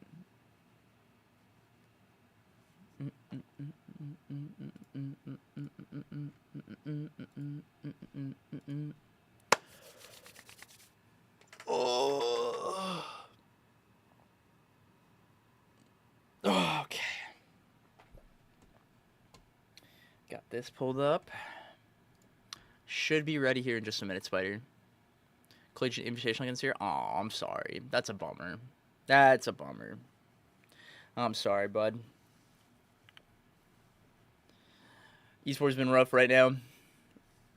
It has been rough. I can tell you that for sure. Okay.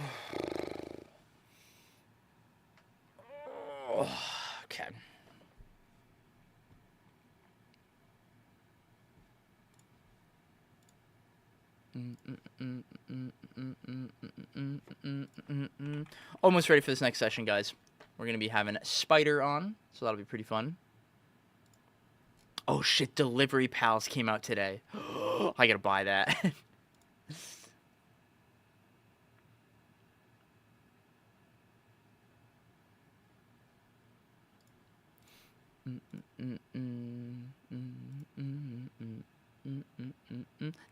Delivery Pals. It's another like friend swap game.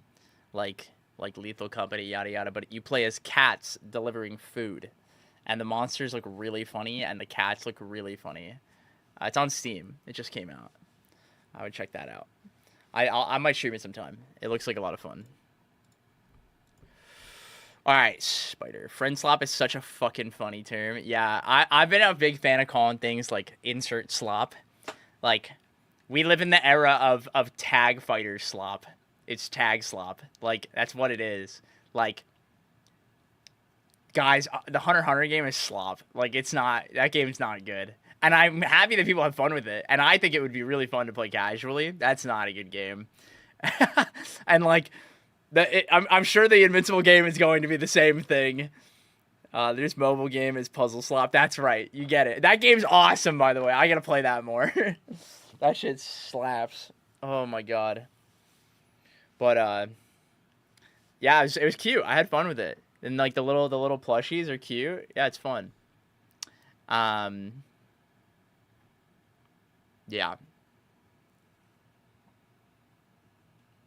I don't remember my thought. But, yeah, Friend Slop is a great archetype of games. They're always fun. Like, sledding game is going to be game of the year.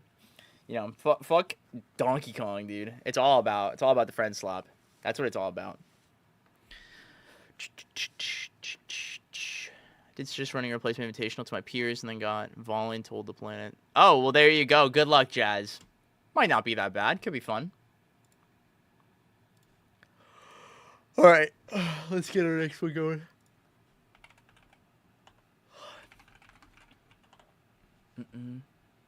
Could be crazy if full stream wins. That'd be dope.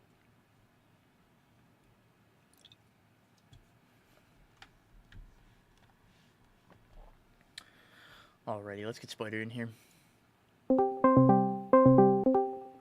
Hello. Hello. How's it going? Good. I've had an interesting day, but happy we're doing this now. Oh yeah, well I hope good interesting. I might have quit my job, but that's okay. Congratulations, Yeah. or I'm sorry. A bit of both, but yeah. Been there. I get it. Yeah. I get it. Well, hey, thank you again for signing up. Been very excited. This is gonna be a lot of fun. You said Nalax was the one who recommended you, right? Yeah, Neil is probably like my closest friend in the scene, and we play and speak like every day. And That's he's like, awesome. "Oh, Zeke's good. You should do it." So I was like, "Sure." Hell yeah. Have you ever gotten coaching before? In Ultimate a while back, but not in Rivals. Who did you get coaching I've from? also, in Ultimate I got coaching from Lancelot. Oh, okay, cool. And Ramin. I'm good friends with a lot of the EU top players in Ult, so it's like, so yeah, I get free coaching for a lot of them. Hell pretty yeah. much.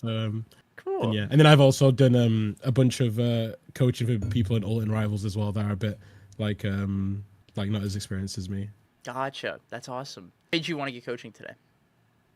A couple reasons. I feel like majority of my problem is I don't really know if it's it's a mix of mentality plus gameplay. Obviously there are issues with that, but I don't know. I'm just kind of stuck. I don't really know what I want to do with the game. I kind of want to give this a shot, see what happens, see the outcome of it, I guess, and see if I want to like properly like lock into the game and enter everything, see what I can do, or just take it a bit more casually, I guess. Gotcha. That makes sense. Okay. Now also I see in this VOD, you are playing Edalus now, is that right? I'm a co-main, yeah. So I play Zeta Ellis. I have kind of have like an idea of what matchups I play for what. In hindsight, I think I'm only gonna play Atlas for Claren from now on. But yeah, I go a mix of both in this set. I go both of them. Okay, cool. And then you said your background was Ultimate. Did you have any experience in any other games before Rivals 2? Fighting game wise, no. It was just Ultimate. I was like an okay player in Ult, and then yeah, as soon as Rivals came out, I played HDR as well a bunch. I was pretty good at that. Gotcha. Yeah. And then after that, yeah, as soon as Rivals came out, I just only been playing Rivals pretty much. Very cool. Awesome. Cool. All right. before we get into like gameplay stuff, I know you wanted to talk a little bit about some mindset issues and Yeah. like, you talked a little bit about the idea of like winning and losing and like the desire to just like play better and like knowing you're capable of more. Like, talk to me a little bit about that.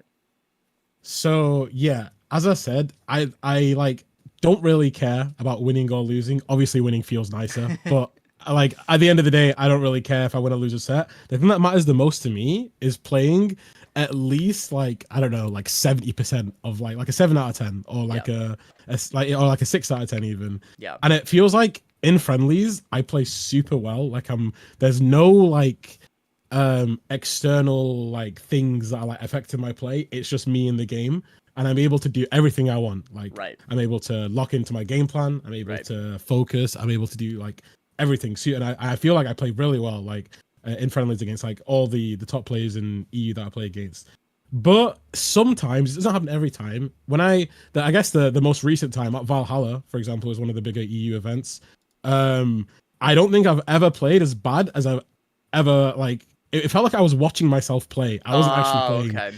It was so weird. And I have bits and pieces of that every now and again. This set actually wasn't like that. I felt like I just felt like I lost. I don't really know why. So that's why I use this. At like a good level that I think is that I can do, and I don't want to like. I feel like when I'm playing really well, I can feel I can beat anyone. But it's just hard to get to that level. I don't know why when I'm playing in sometimes in bracket. Like I said, it's not every time. It's just sometimes. It's weird. So, you mentioned the idea of like external pressure, and I kind of want to build off of that a little bit and be like, Yeah. what's a good way to put this? I think you're exactly right that like the idea of external pressure definitely plays a really big role, and like everybody plays better in friendlies to some degree, right? There's some people that like play better with the idea of like it matters, but like it's so much easier to play when you're in the comfort of your chair at home and there's no pressure or whatever it is, right? For sure. And the big thing is like properly like internalizing, what were you thinking about and like what were you feeling when you were at Valhalla? You mentioned like it felt like you were watching yourself play. Like what were some of the things you were thinking about during the sets? During the Valhalla, every time I made a mistake, I was like in my head just like, oh my god, I'm playing so shit. Oh my god, I'm doing this, I'm doing that. Like it's really funny as well. Like for example, in this tournament, I played a set versus Gothics, and when we play friendlies, like we had a friendly session, I think I went like 15-0 or 12-0 or something. Yeah. But in the bracket, he was like, "This is nothing like you normally play at all." I'm like, I don't know why. Yeah. I play so different, and yeah, it's just. But yeah, it's what you said. Like I just like call myself bad and things like that. And I was trying to get over it, but I couldn't. Every time I messed up a wave dash or all the simple stuff I was messing up that I like never mess up, I would just call myself out on it and not allowing myself to progress, I guess. It's really important the way we react, especially when under pressure or under stress or anything like that. There is very much power in positive self-talk or negative self-talk, and like we're human, and like you're gonna have like a negative response when you like do something bad, and that's super normal. But what we definitely need to work on is like you have to not put yourself down when you make mistakes. And like the way we actually like talk to ourselves and like react has a huge impact on the way we play. And so when that compounds with that external pressure, that is most definitely what is going to be making this significantly harder for you. And this is kind of like the balance of like ego and pride. And it's like, what you're capable of and you have pride in that. But our ego is like, well, you can't mess up a wave dash, you idiot. Like, but it's like, you're gonna. I've seen the best players fumble the simplest things, and it's normal. Like, we're all human, and like the way we react is really important. And so like something you definitely need to be comfortable with is the idea of do you know what compartmentalizing is? Kind of, but you probably should elaborate a bit. Yeah, of course. I want you to imagine like a little box, okay? And it's like in the moment when like something stupid happens or you fumble something really hard and you're like, oh my god, and you want to freak out. I want you to take it. I want you to put it in the box, and when the set's done, then we open the box, and then you get to be upset about it. Okay, cool. I never tried something like that. Yeah, that's good. this is really Good important idea. because especially it's like if you like super fumble, this is a big thing I talk to Nalax about a lot, and a lot of players is like it's really easy to just get dogged and just play the worst game of your life and be like, it's fucking over. There's nothing I can do now, and it's just Yeah, it's yeah. hopeless. And it's like, Yeah. I mean, hell, like think about how many times, what was it this past weekend where like he got 3-stocked and then won the next Yeah. game like pretty dominantly, Yeah. and it's like it isn't always just like a huge adaptation, but it's like it's not letting that destroy you, including when Yeah, it's your yeah, own yeah, yeah. fault. Like it'll happen, and there will be times where you fail this check, but it's a skill to maintain your composure or rebuild it. Also, Yeah. both of those things have value, and that's where like compartmentalizing can help you like maintain it. But if Mm. you're actively spiraling, what you need to be able to do is redirect your focus. And it's like sometimes it's as simple as like, okay, you know what? I need to focus on not getting grabbed as much. I'm gonna prioritize that and like focus on that rather Yeah, yeah. than just like, oh my god, I'm playing so bad. I can't hit a forward air. I've dropped every single confirm, like blah blah blah blah. Because if you're just fixating on that, all you're doing is Yeah. sitting and looking at yourself and not actually like playing in the moment. Mm-hmm. Um, Yeah, no, I get you. yeah. I think one thing that I don't know if it's a good thing or a bad thing, Mhm. but I don't know how else to word this. I'm a big movement slop enjoyer. No, I So, get like, it. I get it. Yeah. Okay, I love and because I move so much, and it's not like precise, but I just do a lot. I press a lot of buttons Mhm. in friendlies to like just do stupid stuff. Not stupid stuff, but I Yeah. don't know. I just enjoy moving. Yeah. When I can't do that in bracket, it's really like it doesn't annoy me, but it's like really obvious that I'm messing things up because Yeah. it's very different from my play style. I want to try like obviously be the same in friendlies as I can in bracket and try to even though it's like unnecessary, I still use it with like my game plan and stuff, and it like messes me up sometimes, but I don't really want to stop doing it because I really enjoy doing it. Yeah. I find it really fun. Yeah, the way to Um, move strategically is yeah. really important. I'm definitely somebody like sometimes you Yeah. got to fidget a little bit. You got to just like exist. And if it's like Yeah. the basic game plan I give like all of my students is like play to not get hit to then find Yeah. hits. And it's like the Yeah, idea yeah. is like, you know what, if you feel like you're getting a little frustrated, just move around a little bit. Start over and like build up your Yeah. confidence again and like go from there instead of like trying to fixate it on like trying to prove I can do X and like getting Yeah. stuck on that. Genuinely like force yourself to start over and build from there instead of just like slamming your head into the brick wall. And like Yeah. while moving too much can have, you know, punishments and ramifications and like For context sure. is For important. sure. If that's one of the things that helps you like build confidence again, you know, especially if you're playing like Edelus and Zetter, they're characters that they can totally move around like and do a Yeah. lot of cool stuff and like find opportunities through that. And so if you just need to run away for like a minute and recompose yourself, do it. That's totally fine. Yeah. And there's no Cool. shame in that, but doing it with the intent of doing that instead of just trying to something I like to describe a lot is I call it the zoomer twitch, where it's just like moving around for just no good reason at all. Yeah. Where it's like, Yeah. I don't know what to do. I'm gonna dash dance, and you just get hit, and you're like, what? Like, why? Yeah, why are yeah, you not yeah. scared of me? And we all have it to some degree sometimes, but like if you can move with more intent and move around people and still get to Yeah. like release that desire to like move around, you can do that. And Edelus especially like is Yeah. really good at that. Yeah, for sure. Yeah, I'm a big movement plus platform enjoyer. Yes. You'll see. I'm a lot of people in the EU, Nalax included, take the piss out of me quite a lot for always going on the platforms. But Yeah. I do it in a way I feel like that isn't super bad. But yeah, I think in terms of this set, like I don't really have a super obvious game plan when it comes to Atlas. I kind of just play on like I have a kind of a game plan, but not like a super set in stone one that I like that I follow. More with Zetterburn, I feel like I do, but Yeah. with Zetterburn I got messed up more on it. I don't know why, so I'm really curious to Okay. see when we go to that. Interesting. Okay. But yeah, Atlas is just my fun. Like when Zeta got nerfed, I played Atlas for a bunch, and then I was Oh, on his he's character. so Really much fun. Yeah, and then turns out like he's actually really broken as well. Yep. So I've been spamming him to just get free wins on a lot of the good players. No, it makes sense, and there's a lot of matchup Yeah. checks and a lot of knowledge checks, so you can get a lot of opportunities off that alone. For sure. I definitely see what you mean, where like a lot of your gameplay revolves around moving forward as like your form of Yeah. pressure, where you mix up whether or not you like swing when you do it. So it's like whether you wave dash forward, F tilt, whether you grab, whether you jump and forward air. But a lot of it is like Yeah. moving forward, and it is revolving around what's called physical pressure, right? So it's like you are physically trying to like hit them or like insert yourself Yeah. into their space, Yeah. and this can work against somebody who is playing more defensive, or against a character that struggles to stuff you out, Yeah. or someone that's scared of you, right? And so I would assume in a lot of scenarios this works a lot because there's skill gaps that exist and things like that. But Yeah. when someone is willing to swing back at you and like actually has the tools to stuff you out, respecting that is really important. Where it can't be the default can't just be like pressing forward. What we need to Yeah. use more of is what's called positional pressure.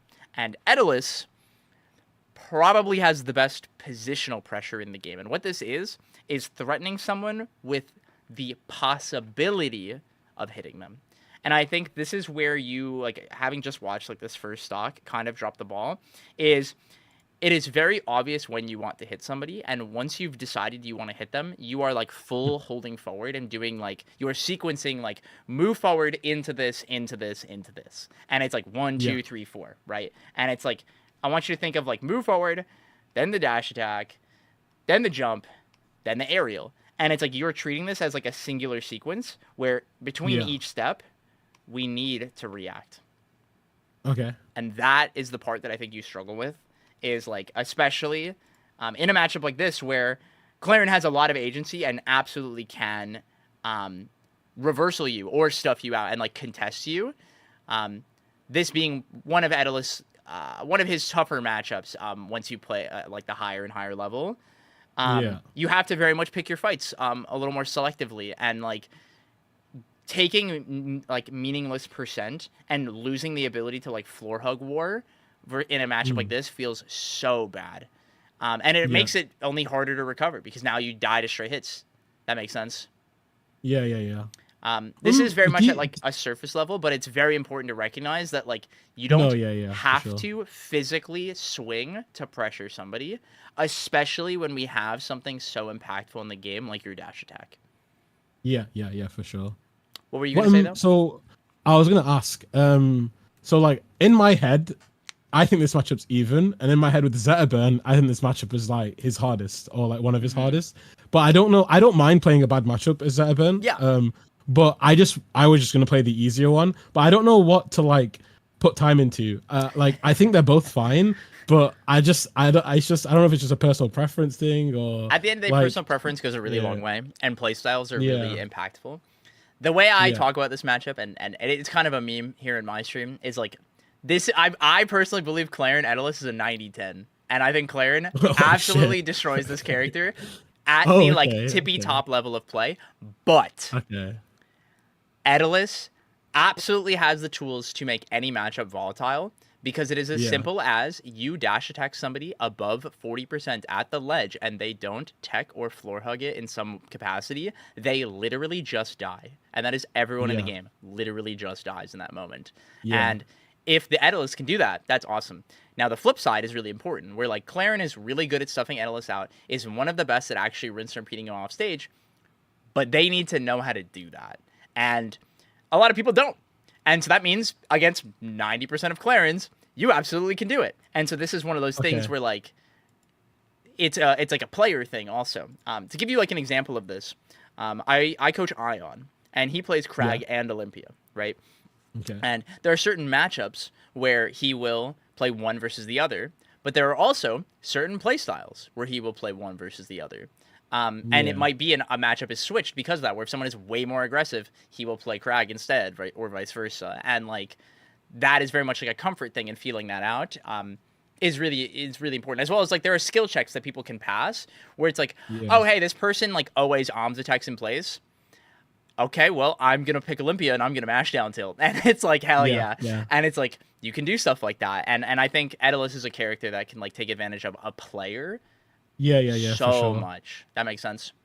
Yeah, no, completely agree. Like, for example, every Olympia but Nalax, I would go Atlas. Yeah. But against him, I go Zetaburn because it's easier to outplay him than to cheese him. Yeah. Like that's the way I see it. Anyway. Exactly. Yep. Exactly. Yeah, but this type of player, he's called Kingu. He's like he was like really good at melee. Oh, I've heard about this person. Yeah. Yeah, he's like become cracked in like 6 months because all he does is play the game and that's it. That's awesome. But he's really good at like you'll see when I play the Zetaburn set, I do anything, I get grabbed. And I try different things and nothing works. I just don't understand why. It's probably because I'm drifting forward a lot, like you said. But yeah, if I can get around that, I would play Zetaburn against him free. Then that makes sense. Yeah. But that one thing is like completely messing me up. Interesting. When do you switch? I switch after game 2. I get messed up game 2, and then I switch, and then I win, and then I kind of got a lucky stock this game, and then the game 5, and then that's when the grab stuff kind of happens. Oh, I see. Okay, I already know what's gonna happen here. Okay, so. Yeah. Immediately out the gate, I recognize you are playing against somebody who is very shamelessly pressing floor hug grab. 100%. 100%. So what do you think the answer is if someone is doing that?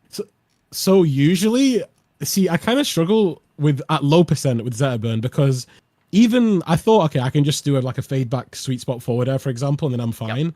But I still get grabbed a lot of the time, and like super low percents. And then I'm like, okay, sure, I'll go for down air, like cross ups or something like that. Yep. But it's really hard to find those at low percent. And then I'm just like, it just feels like my options are so bad at low percents versus like someone who's just literally only holding down and grab. Yeah. So what I usually do in that case, I literally just play as lame as possible and just only go for like single hit moves, and then I try to get a shine grab if I can, but if I can't, then I just wait until they get past the annoying percent, and then I actually play the game. Yeah, the big thing to really internalize is your tumble percents. Are you familiar with Dragdown Wiki? Yes, yeah. So something that is really cool on this site, so let's use like down tilt as like a great example. So at the tumble percents, this is when if they floor hug, it will put them into tumble. So let's look at Clarin. So sweet spot will tumble at 35, and sour spot will tumble at 91. And so like having this number like internalized is really important, as well as Clarin's tumble percents, because what's really important is you can do this back to them. Just like they're doing to you. And so like little things like this, or a really great move to learn this with is actually your dash attack. This is something Sofilo is really good about. And it knocks out 38. Crazy. Yeah. That is a really early number for your instant dash attack. Yeah, that's kind of crazy. That's really good. And like even 66 for late hit is kind of crazy as well. Yep. That's a huge neutral, like impactful tool where it's like if you have to like nickel and dime, where you're just like slowly building percent, that's okay. And it's like your idea of like, you know, single hits and everything, that is absolutely the right direction. What we definitely need to be doing is like, you know, I mentioned before, like that game plan. It's like, I think you're too worried about like, how do I hit you to like stop you from doing what you're doing? And it's like, you can't make someone stop holding down and press and grab. You can't. Okay. It is like, there are certain things in this game that are like hard skill checks. Knowing these knockdown percents and things like that, that's a skill check. Knowing if you're like, because it's like if you use a move, you know, something big like your nair, right? Where like for the longest time you could just press it, right? And it's like now you can't. And it's like if you do that and they know that they can floor hug grab that or floor hug reversal you, that's a hard skill check that you have to know that. This is very similar to like, you know, an ultimate, like the safety on shield. And that's the same thing in this game, right? And like what we can and can't do out of shield in response to certain moves. And this is where like we have to be very selective in like the way we're trying to hit somebody, as well as like spacing. You know, you're exactly right. Like a big part of it is very much like the way we move and the way we like use our resources to like find these hits. I think you are far too willing to like scrap and try to like force your hits or like press more to overwhelm somebody, where like in the end, like you have a good idea, but you need to like commit to this as like a rule where like once someone presents you like, hey, I'm gonna press down and press grab, or like it's the same thing of like, when the Clarons press down and press down tilt. It's the same idea. Yeah. It's like it's a skill check that we have to respect their agency to be able to do that. Yeah. And it's like what we have to do now is respect that and be like, okay, cool, you know how to do that? That means I need to not do X, Y, and Z. And that's like, I can't just land into you with like an unsafe move at these percent ranges. I need to pick the way I'm actually trying to hit you. And it's not just press more buttons, but it's like the buttons I'm actually selecting. Cake Assault describes this really well, which is like the idea of like you unlock moves as you reach higher percents. And okay, yeah, I like that. Yeah. And that idea is like you can use like your forward air if you drift back and do it and like accept like I'm just gonna forward air you, and just let's say you like full drift back forward air and then they down tilt and then you floor hug. Okay. Now you dash back and that's the end of the interaction and now they don't get anything. Cool. I see. And we did more percent. Like we're chilling. And if we let's say like we drifted far enough or not too far and they didn't grab it, instead they down tilt and it's sour spots. Now you get to grab them. And it's like the nuance of this interaction, like this entire like skill check is really important, where a lot of people use grab as you get to higher and higher levels because it means you can't get floor hugged back, right? Yeah. But they can only floor hug you back if it's spaced in a way where they can actually grab it. As well as another reason you might be getting grabbed is you might be pressing shield after you press the move. And your shield gets grabbed in this game, if you remember. Yeah. So that extends your hurt box, and so that's something to be really mindful of in like the way you position. Same with like when you cross up, you can get like the butt grab. They love putting that in this game. Where if you land inside somebody, I hate grab, it. Yeah, it pisses me off so much. It's the way they balance it, but like I get so mad when I get like I cross up, locks it on, shield, get grabbed, and I'm like, you're right, my bad, man. I should have just let you hit me. True. My fault. Like, I think the big thing is just, like, being comfortable, like, playing. Like, I like to think about the game condensed into, like, mini games, right? Where it's, like, at different percent, like, thresholds, we have to be mindful of, like, this is when, like, this thing is active for them and, like, vice versa. And it's, usually we think about it as, like, kill confirms we have to play around, right? But, like, in a game like this where there's so much agency, it's like, well, at this percent, if I land in forward air, can they grab me? And it's like, once we know that number, like, oh, hey, like, now we don't have to worry about that, like, at all. So, like, let me pull up over here on my other monitor real quick. Like, your forward air tumble percents, the sweet spot on Clarin knocks down at 22. But if you want, like, a number to remember, it's 26 on everybody besides Edla's armor, because it's based on weight. Oh, cool. And then sour spot is 90. So if it's, like, 22 is a crazy early number for like having an aerial that's not a spike to just be like, you're done. This is adjacent to like Olympia Nair 2 knocks down a 21 on everybody. Like that's crazy. And that's what crazy. You get For Olympia as well. Yeah. Oh yeah, it's crazy. Yeah, Olympia's broken as fuck. It's awesome. Yep. We got it good. But something like your back air is another great one to like internalize. Like it's actually a lot later than people might realize. Like it's at 50 for sour spot, and the tipper is 49, and like that's pretty late. And it's like being mindful that like it's big enough though that if you retreat in back air, you can get not grabbed. And so there's lots of little things like that like being mindful of like how safe your moves are, as well as the engine side of it and like using the down air and like being mindful of that is really key. Okay. I have like a little follow-up question when you're done explaining. No, that's it. Go ahead.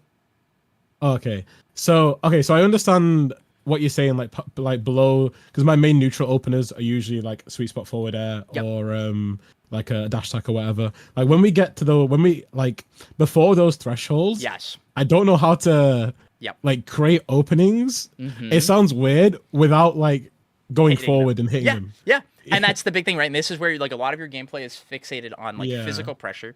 And this is where we need to start implementing more like dash dancing with like a purpose. Where like the way you play, and for reference, I've watched you play before. You are what I like to describe, like you're a fake dash dancer.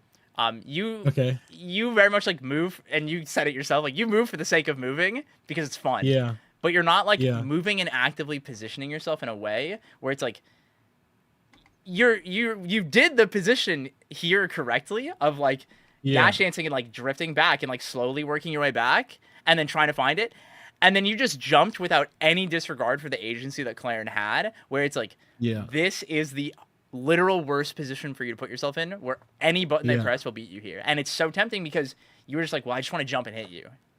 Yeah. And it's like I'm not- that yeah. is Yeah. frustrating. No, For I can yourself. imagine. Yeah. And it's like, what I want you to think about is like, in this moment, while we're dash dancing, it's not, I'm dash dancing so that I can hit you. It's, I'm dash dancing to see what you do to get the answer for, do I get to hit you, or do I just need to focus on not getting hit by you? Because especially at like a percent like this, it's like, all we need to do is not get tippered right now. Yeah. We need to not get hit by a tipper. We need to not get hit off stage. And it's like, thankfully, we didn't. But that was an execution failure on their part. Yeah. Not something you did correctly.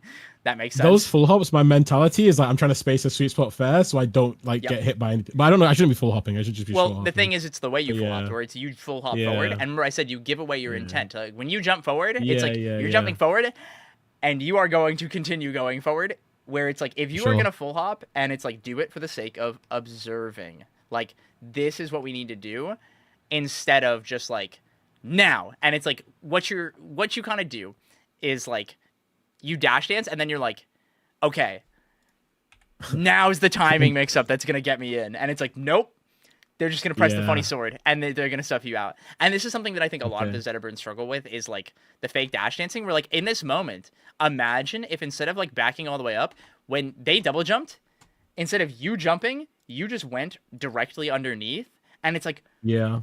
oh, she pressed an aerial. Now you get the freest parry of your life on like full Yeah. hop falling Clarin. That's Yeah. awesome. And it's like looking for moments like this and like using more of the engine to your advantage outside of just, how do I hit you for trying to hit me? And I think like that's where your game plan becomes like really linear, is like you're trying too hard to like not let them play the game and like overwhelm them, like I said, instead of like trying to like organically find your opportunity. One of my students put this really well, and it's like, if you don't know what to do, let the game tell you what to do. And if that means you need to just like not get hit for a minute, that's okay. It's hard on a Okay. stage like this, but like you absolutely have the tools to do that. And Yeah. it has nothing to do with like Zetterburn in any capacity. It's very much like your willingness to go and scrap from Yeah. positions where the agency that Clarin has is greater than you can like play around without outplaying them. Okay. Yeah. And it's like, that's the idea. It's like being aware of like, in a moment like this, it's like you outplayed them in this moment very effectively with like the perfect spacing and like this. Yeah. But this jump, that shit's so hard to do Okay. reliably, right? And so it's like, when you hit Yeah. this, you're like, I'm sick as fuck. That's awesome, Yeah. right? You can't make this the only answer for them running and up tilting. Because if Yeah. that is, all they need to do then is start contesting you and air to airing you, and then there's nothing you can do about that. Yeah.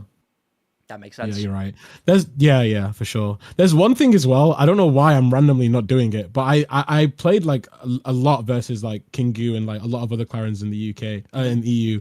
And one thing that I do all the time is approaching crouch at Yep. lower percent to like not get hit by Mhm. like tipper, jab, and down tilt. I just didn't do it once for some reason this Yeah. entire set. And it's I don't know because you why. were too scared of like, what if he Yeah. swings, right? Yeah, and I think it's it the is. It's- fear of letting them play the game, and it's Yeah. like, this is the issue, is like, you have to let them play the game.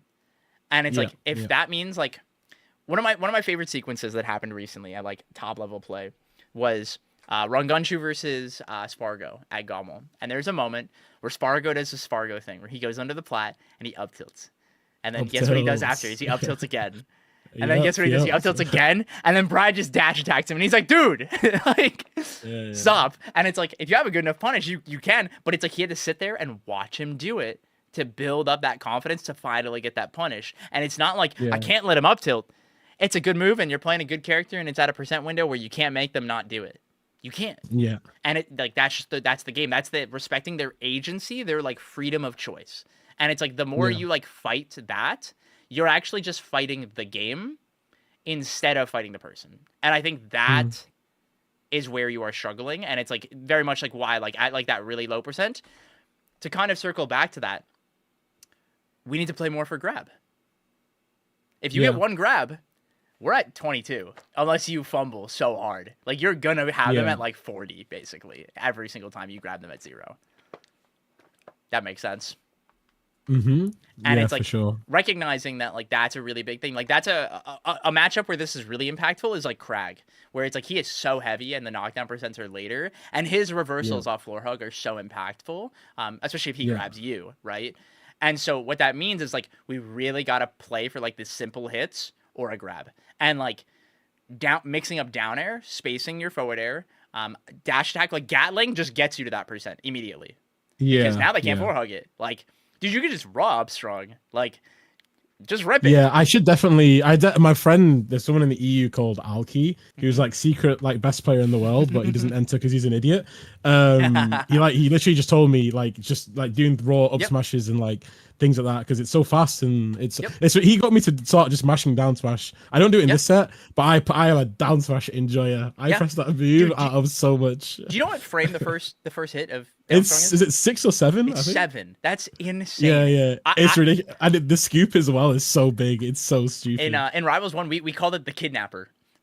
Yeah. It just yoinks you. And now in this game, dude, you can't even fucking floor hug it. Like you just you just get knocked down if it trades as well. Yep. When it trades, it's so stupid. You so can just down smash again. Yep.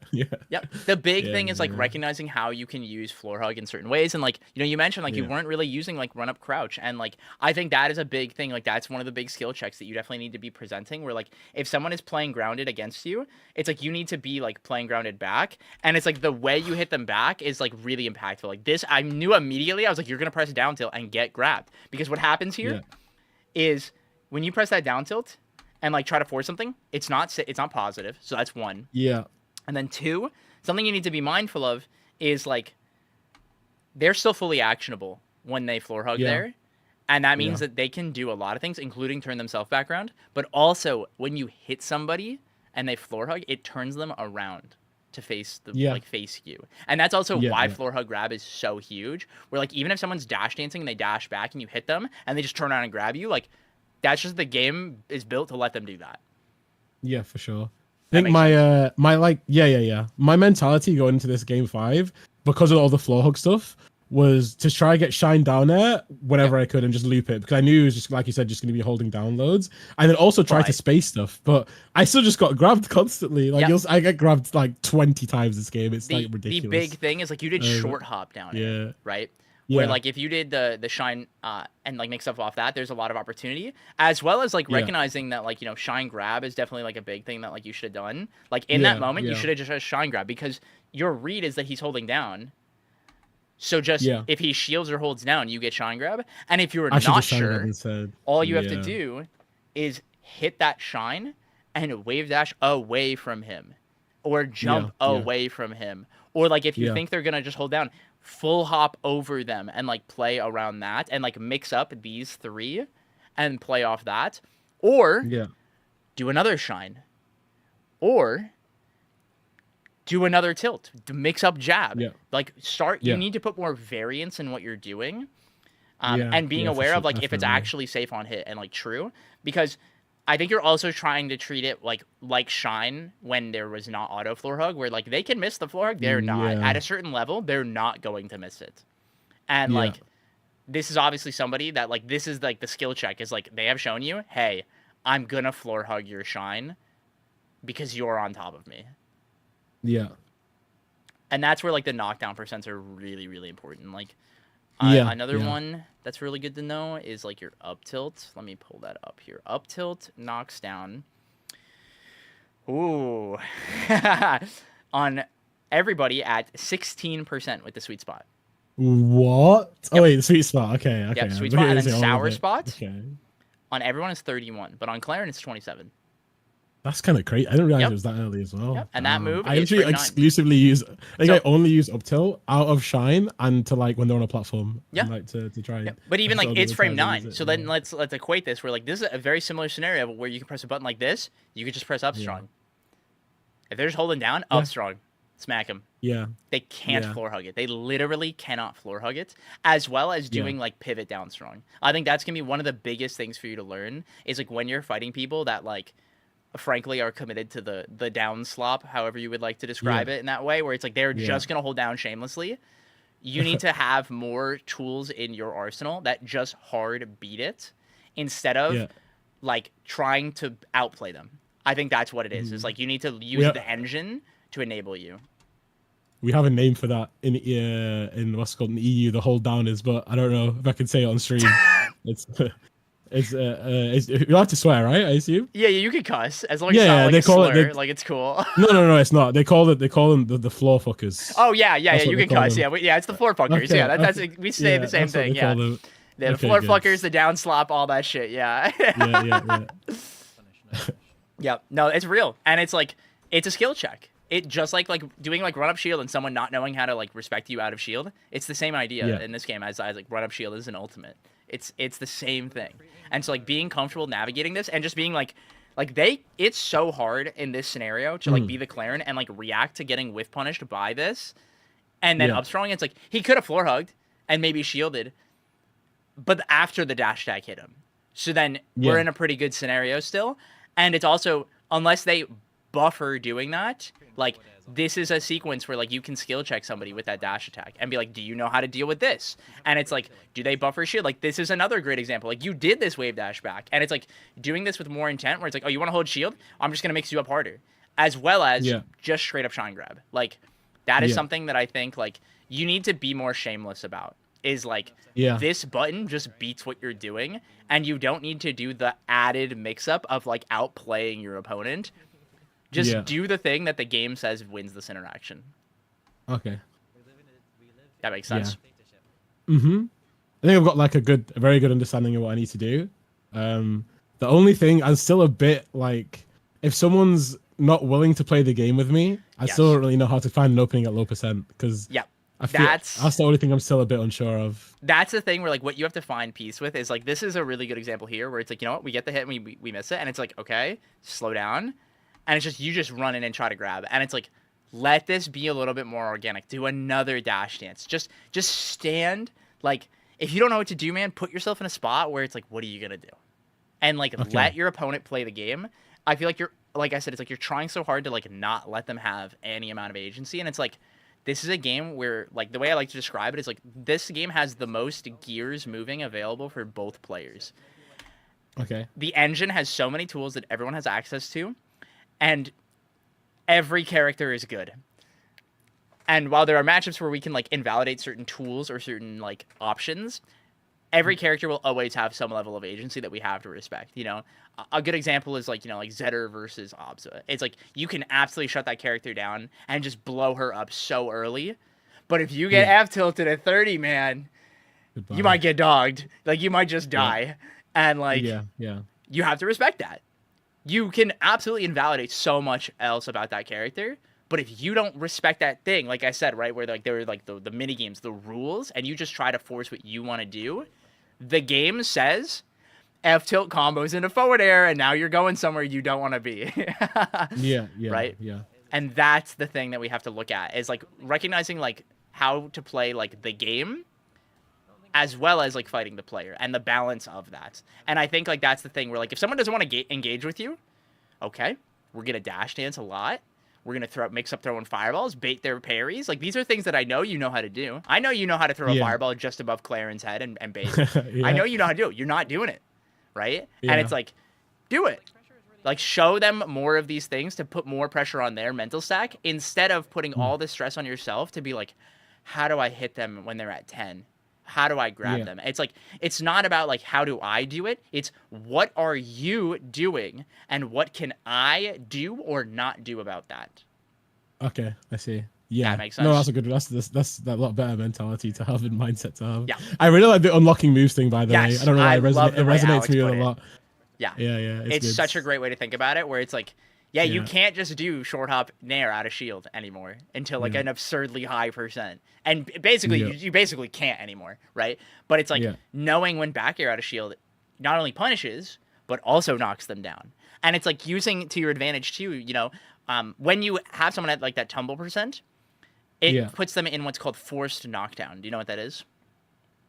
No. So let's say we are fighting and we down tilt somebody with a sweet spot, and they Yes. floor hug and it slaps them Oh, onto the sorry. ground. I do know. I do know. Yes. Yeah. Yep. I'm just being stupid. No, you're Yeah. okay. Everybody has so many different terms for all these things, but this is force knockdown Yeah, because the yeah, game forces them down, and so they can Yeah, arms yeah, attack this. They can do all that kind of stuff. They can still SSDI, but it puts them into tumble, and so because they're holding down like with the ASDI, it forces them onto the ground itself. And so using this strategically to create a tech chase can give you more opportunities. Like there's so much that we can work with like the engine enabling us, because using something like that where like you down tilt somebody, well, now you get to tech chase, and Zetterburn's tech chases are some of the best in the game. You have the easy bake tech chase tool built into your character. You just get to F strong, Yeah, and yeah. guess what? Yeah. If you let's say you down tilt someone at 35, and you're like, oh, okay, they're not at a good enough percent where like I'm gonna get a lot. Well, you can run over and tech chase them, and do it again. And if they floor hug again, they're going down. And if they miss the floor hug, now you get to combo off it, and that move is awesome. Yeah. You have like one of the best down tilts in the game. Like there's so many little things like that are available to you, and it's like using that with like intent and like playing through the like the game, right? And then taking advantage of like in that split second moment, like did they tech, and respecting that agency instead of trying to like sequence and trying to like solve a scenario, where it's like what we can do is create scenarios where there is like, yep, this tech chase here, F smash covers everything, and now you die. But when it's like open-ended, we need to play it out more organically, and that applies to neutral as well. And I think that's where you struggle, is like you're trying to find like what is the right answer, and it's like there isn't, because your opponent, have so much agency just like you do. And especially when they're the funny one with the sword, that can be tough. Yeah. But your character also has a sword in his own way. Yeah. And it's like embracing that is important too, and like using that to your advantage. And that's where like your positioning, and it's like you do these things. This F tilt is a great example of that. Yeah. And it's like using that as like the game plan. And it's like you see here, where it's like you rush so quickly to be like, I gotta make something of this stock, and you're jumping and downer and somebody that's not there anymore. Yeah. You hit them where they were, not where they're going. Yeah. That makes sense. Yeah, of course.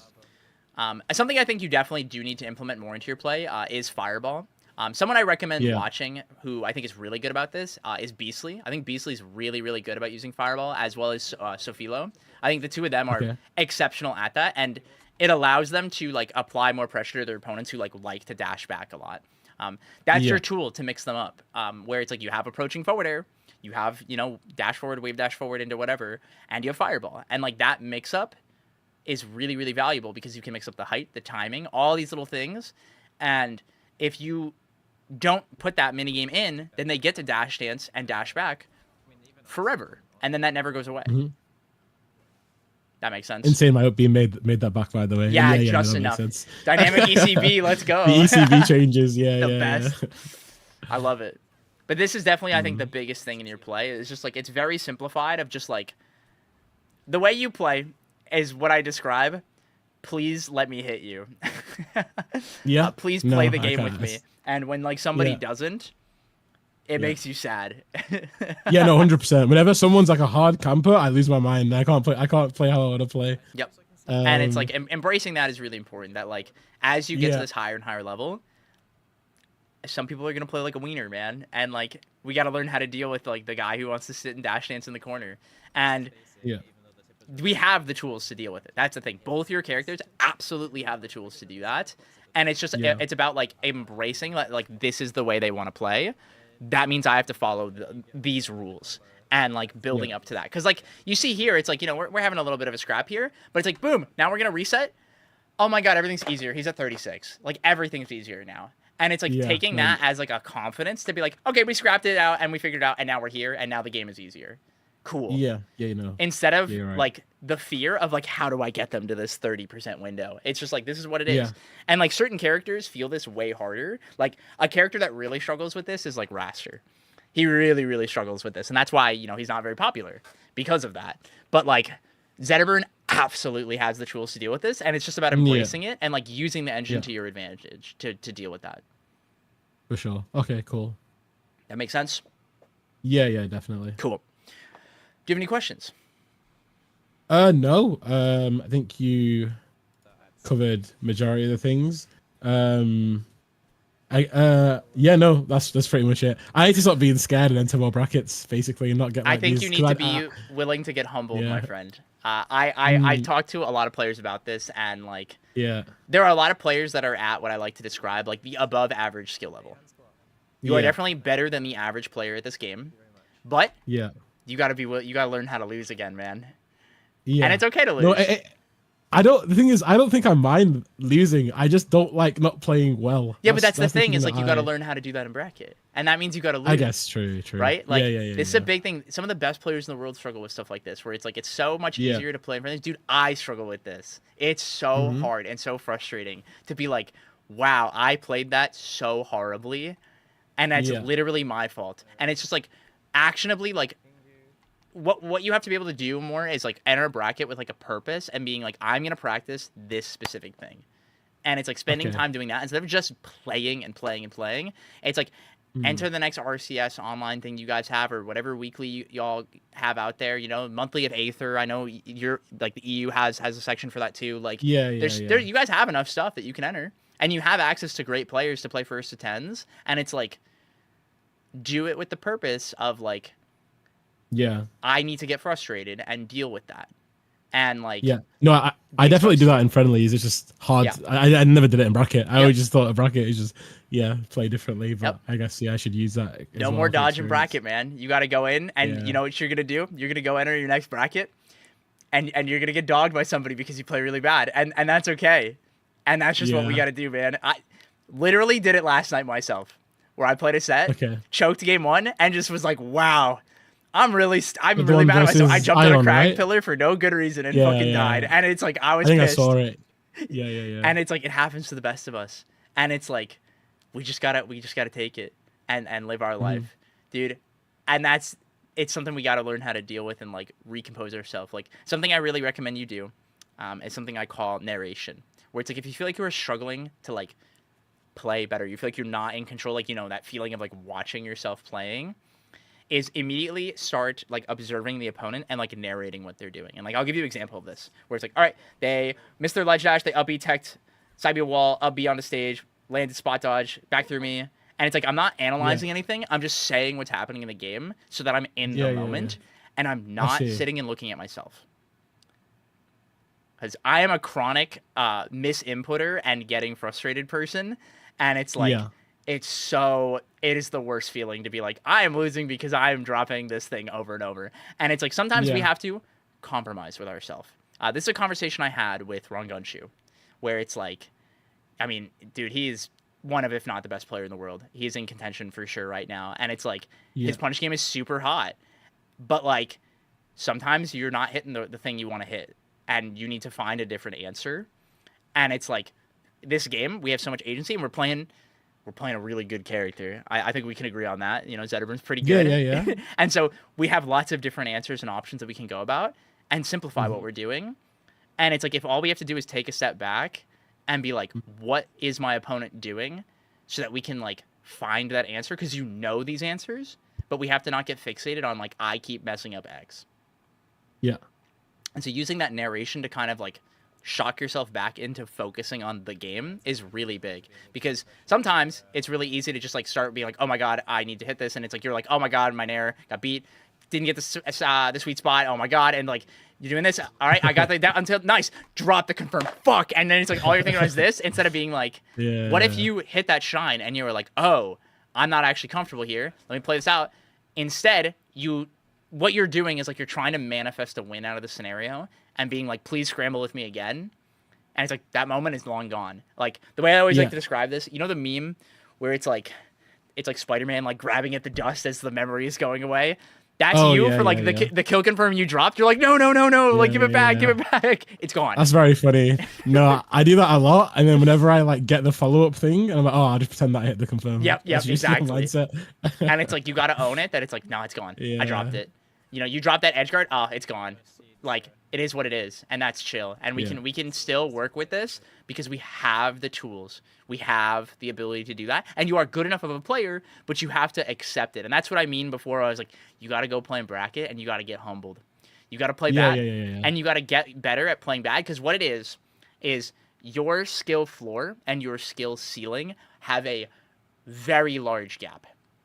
Yeah, for sure. Yeah. And what we got to do is we have to embrace that skill floor exists, and like Yeah. the things that we are really bad at, the really bad habits, and like own that and actually address it, instead of when we mess up being like, well, I just got to play better.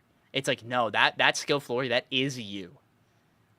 Yeah. And it sucks. Yeah, no, you're right. Where it's like, Yeah, man, no. like for me, my biggest bad habit is I love doing drop jump aerial as Olympia. It is the best feeling Yeah. in the world off the ledge. But sometimes I got to do it like 5 times, and then I'm like, all right, I've been hit 5 times now. I've lost the stock doing this. It's time to stop.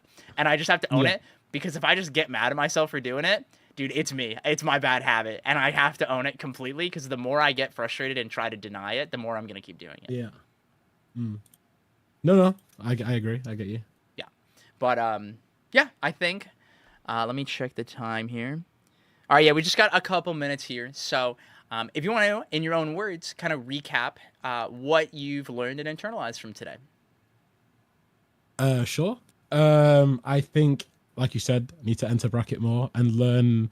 I think that's the big thing is like I kind of dissociated. That's not what the word is. Myself with you're like right. being at my worst. I'm like, I was just playing at my worst. You know, it's fine. I can move on. But you're kind of right. That's me. Like that's my skill floor. Yep. I need to just keep doing that, get used to it, and slowly raise it, which is important. So I need to enter more, and get that higher.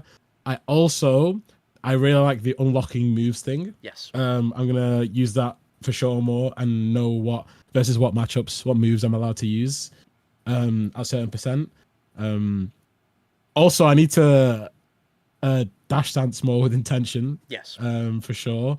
I've been definitely like fake dash dancing, like you said. I kind of just do it to do it. Don't really do it for a reason. And then with that I get my what did you call it again? Was it like your positional pressure? Yes. Pressure. That's it. Yeah. So with that I get my positional pressure. And then knowing what moves knock down, things like that, and also fireball. I didn't use that like at all. You're right in that set. I don't know why I didn't. I'm just so scared of it getting parried. Even though I know I can do the head thing. Yep. I just don't do it. It's just like it's weird. Like I know a lot of these things. I know what to do. I just because I'm so like in the moment and I guess like flustered and not playing what how I want you want to to think play. about I just don't do anything. Is like you primarily practice with a lot of like really, really good players. And so you're used to them calling you out for the way you use it, right? But you still have to skill check somebody. You need to be like, can you pass the fireball check? Okay, you can parry the basic one. Now we make it more complicated. Now we fake you out. Now we throw it higher. Yeah. Like now I pretend right, to throw sure. it. Like there's so much that you can do, but it's like you're treating it too much as like, they're good. They'll just parry it. Nah, man. The amount of fireballs I've hit on people, and they like, dude, one of my favorite things to do is Olympia. My favorite skill check is at like around 30% when my dash attack starts to knock down. I'll be like, I'm just gonna dash attack, and if they hold down, I just dash attack again. And then if they press a button and they don't get the floor, I dash attack a third time. I've hit that on literally every single person I've ever played, and it is the funniest thing. Yeah. And it's like, you got to make them prove that they can do it. Like. Until they do it, you true. take advantage of it. That fireball, that does so much percent. That thing is so broken. Yeah. No, you're right for sure. No, I really appreciate it. I'm really happy that I decided to do this. I was like contemplating it for a while, but then Nailak just randomly brought you up, and I was like, yeah, sure. I'll just see if they've got a spot today. And hell yeah. Yeah. Awesome. Well, let me know what's the next tournament you're planning to enter. No, I was so close to entering, but the money stuff finally fell through. But gotcha. there's EU RCS 2 is coming up soon, and there's also like an event like in my like city in Manchester, which I'll enter. Hell but there's like not too many like great players, so it's not like it's not stacked or anything. Cool. But the next stacked one will be RCS 2 or like a weekly or whatever. Awesome. Well, definitely, like I said, try to get out to whatever you can. And keep me updated. Let me know how it goes, man. Just shoot me a DM here on Discord. And if you ever have any other questions, feel free to just DM me whenever, all right, man? Yeah, thank you very much. I really appreciate it. No problem. Thank you again for signing up. Yeah, sound. All right, I'll see you in a bit. Peace. All right. Woohoo! Another one down. Hope you're all having a good time. If any of you guys are interested in getting your own coaching like that, be sure to sign up here on my website, guys. Zsports.coach. You can sign up for a single session through my calendar, or you can join the membership, and you get a 15% discount if you are a Twitch sub. You got asked a very good question. Yeah, hit me. What's up? This shit's annoying to deal with. What do you do against it, though? So it depends on the spacing. If I go through you, if you miss the first floor hug, you got to just play for the combo. But if you floor hug it the first time, you can just grab me. Yeah. But if it's the tumble percent threshold, you need to Amza check it. There is not a right answer. But yeah, sometimes you just want to get to it. How would you know who's in the guess the rank clips? What do you mean?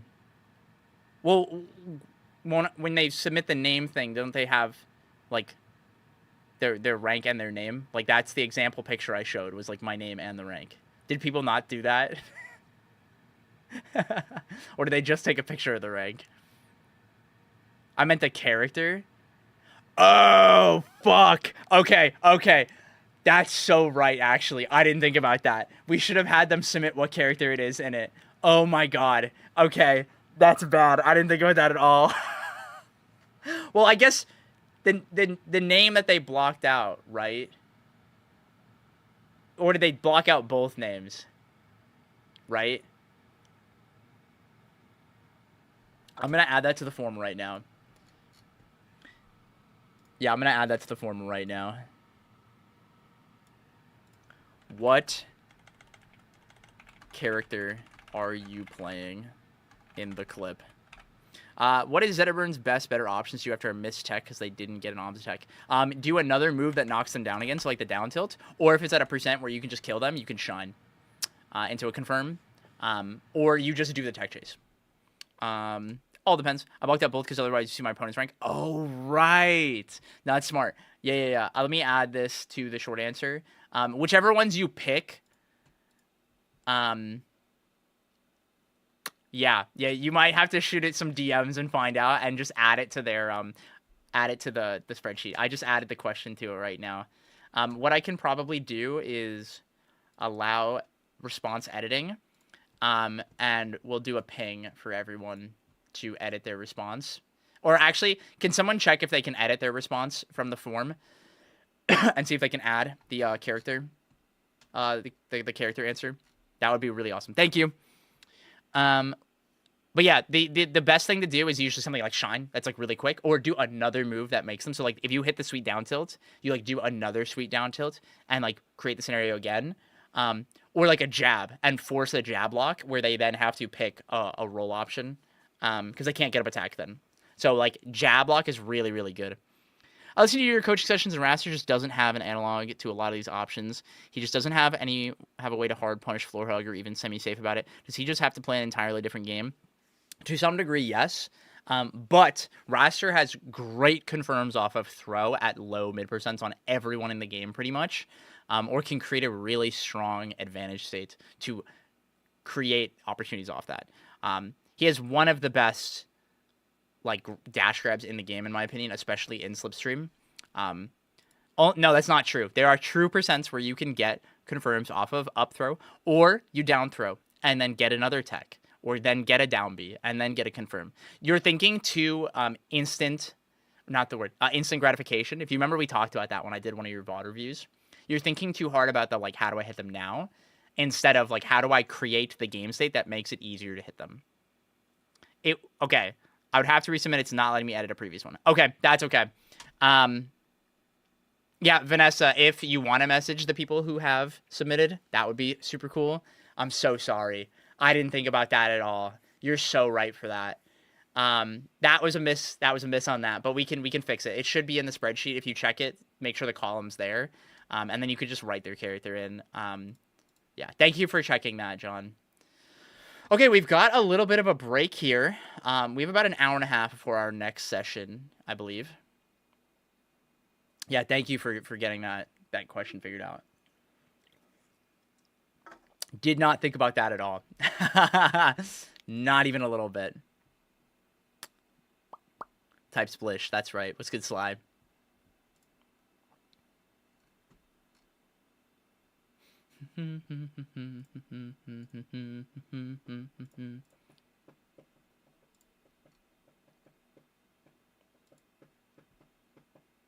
Ooh, that is so good. Sorry, I got distracted by something else. But yeah, how are we all doing? Did you guys like that session? I think that was a good first session. Spider's super good and is very like educated on like how to talk about the game. So that was really fun. It made going through a lot of that stuff way easier. Not that I don't like having sessions when people are newer or something like that, but it's always really cool when I can like converse back and forth. Isn't Sean a mistech opponent bad because they can hold down? So it depends on the percent, right? This is important too, because if it's at a percent where it can also knock them down, that's big because you can knock people down. I think it's like 80 to 90% threshold. So it's all contextual. Hold away, you could just combo. That double click the eye on Shine actually does like fucking nothing, which is insane. Yeah, I don't know, but no, they can't just hold down, and so that's where it really depends. Like on the context, the way Shine can be really good is if you catch somebody not holding down or if they're like pressing a button for their attack or something. But it's very contextual to the percent. That's why there's not a best option. It is very contextual to the percent, the position you're on. Like if you're on the platform, you can do whatever you want. But like if it's like in the corner, there's a lot of ways to go about it, things like that. Yeah, that's really what it is. The best thing you can probably do is like jab block and then get a really comfortable tech chase. Thank you, Vanessa, for making the post, the ping.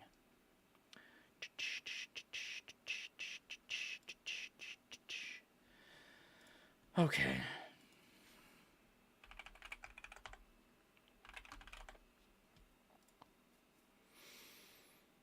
So what do we want to do? I got nothing planned for right now, guys. I'm kind of just chilling for a little bit before our next session. Can you explain the 80-90%? Yeah, of course. I can pull that up right now for you. So every move in this game has a tumble percent threshold. Okay. So what that means, why is this not moving to my other monitor? There we go. So what that means is when we are looking at your moves. So if you go here to drag down wiki, if you do ! drag down, you can actually come do this with me. Let's go over to Shine. So let's hide this. Let's go to our specials. So Shine. Okay. We go to show stats for nerds right here on the right. And we go to tumble percents. Okay. So let's say we're fighting Claren. At 85%, if you hit her, she will get put into tumble. Where if your Shine hits her at 85, it will force her to have to tech it or force her into a tech chase where it'll like knock her down like that, right? So let's say you then get a knockdown on somebody like this with like a landing aerial, let's say back air, and then they miss the tech in place and don't slide away from you. You could then Shine and they can tech that, but it's like it still will put them on fire and then you have a tech chase, or if they miss the tech, they just die. Depending on the character. But in a lot of ways, they can pretty much just die from that point onwards. Yo, what's up, Brad? We were talking about you, bud. How's it going? Go get some lunch? Ooh. I should eat something. So you would try to get a Shine wave dash. Down is just faster than just Shine. I don't know what you mean, I'm sorry. How viable do you think running the clock is? I'm trying to be the first time out Claren. If you want to see a Claren who's really patient, I would watch Musique. But, like, I don't think you really need to time anybody out in this game, Gusta. I'm going to be honest with you. I think it's really hard because characters fly at you at Mach 12. I don't think it's real. Were you talking about my aura and vibes? Yeah, I was talking about your punish game being hot as fuck. What do I want for lunch? Is today the day I get a burrito? Maybe I want a burrito. Guys, do I get a Lamborghini for my burrito today? I think that's what we're going to do. You want to teach me how the fuck to stop Edelis from getting in his locks? Flambeezy. Oh, buddy. Let me know when you figure that one out. You got to use your big old sword, bucko.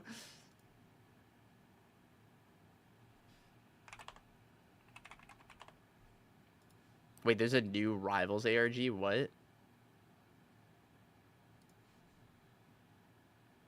What color is your aura? Green. Hey, Rev, what's up, man?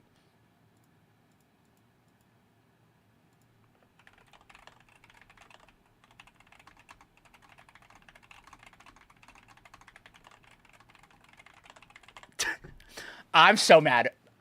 I'm actually mad at Blair. I'm gonna flame her on my stream right now. She messages me and goes, "Oh, there's a new Rivals ARG. It's like the new like translation thing." And I go, "Link me." And she goes, "Familia, look at Twitter." And I go, "Dog, I'm streaming.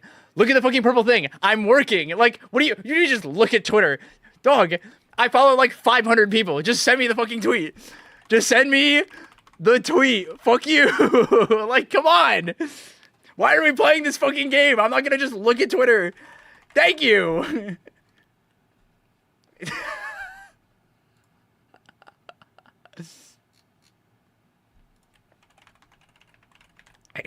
I'm so mad. We have a name for the medal. We do. Yeah, guys, educate me. What do we got? The answer is to stop him in short hop neutral air. Yeah, short hop neutral air or retreating fair and retreating bear are like your friends. You can beat his dash attack. It is negatively disjointed, so you can always beat that move also. It's hard, but you can. Yeah.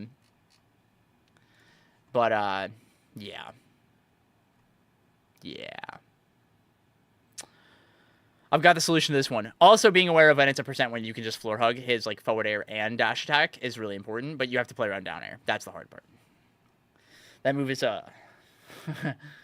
big. I think I'm gonna get a General Tso's crispy chicken burrito today, guys. I think we're going crazy.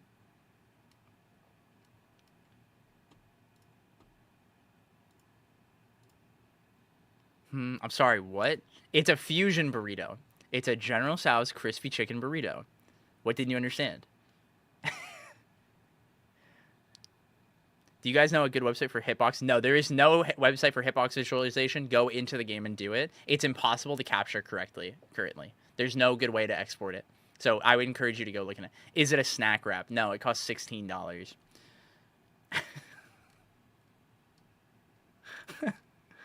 Yeah, we can't win that one.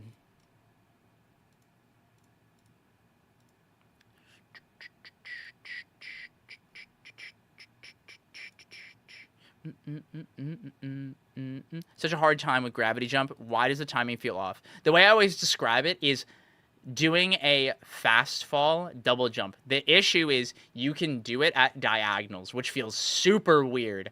That is the skill check. What do you play on GameCube? I forget.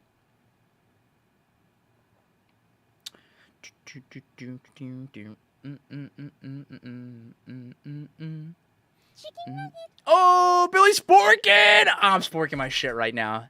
I don't actually Series X. Oh, okay. Yeah, I would definitely try to just practice doing just it, or like doing the buffer off plat where you like, I always double tap to do it. It's really awkward. It's very foreign to like everything we know from Smash. So like I definitely empathize with like the frustration of trying to learn that. It's super strange. Especially because it keeps your double jump, which makes no sense.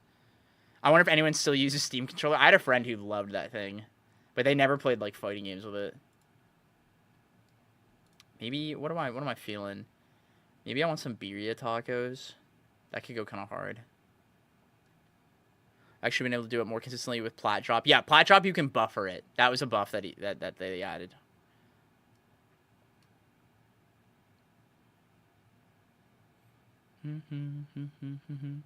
Rivals frame data was financially supported on the guy's Patreon, so sadly it's gone out. Yeah, it wasn't accurate either, unfortunately. No hate to the guy who's running it, but it had a lot of things that were wrong, unfortunately, and it's too much upkeep. It's a lot of work. I empathize with them a lot. It's not easy. Maybe I'll just get a bowl.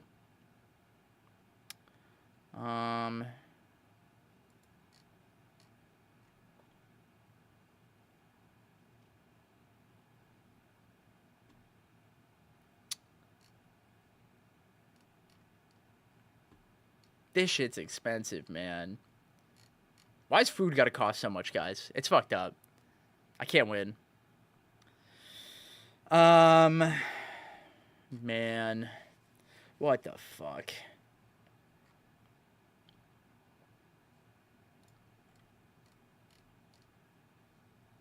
Just print more money. Yeah, guys, sign up for my coaching. What was wrong? The numbers were wrong, and the frames were not correct a lot of times in like a majority of moves. And it was just a ton of upkeep.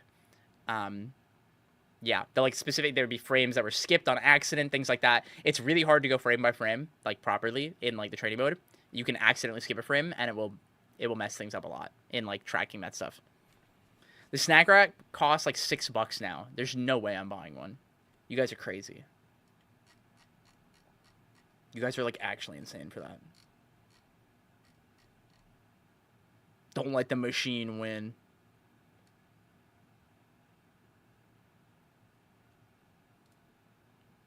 Dude, McDonald's is a fucking scam, yeah.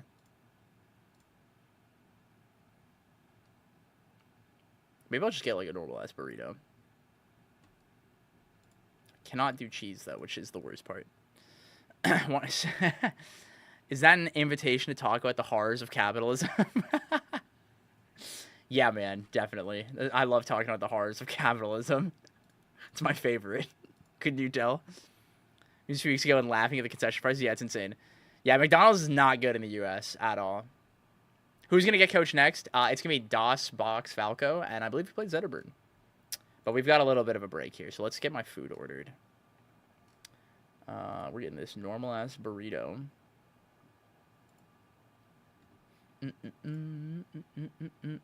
It's drag down is the command. But we've got a good little break here, so if anyone has any random questions, maybe I'll play a little bit. Something like that. We'll just take it easy for a little bit. We got some downtime.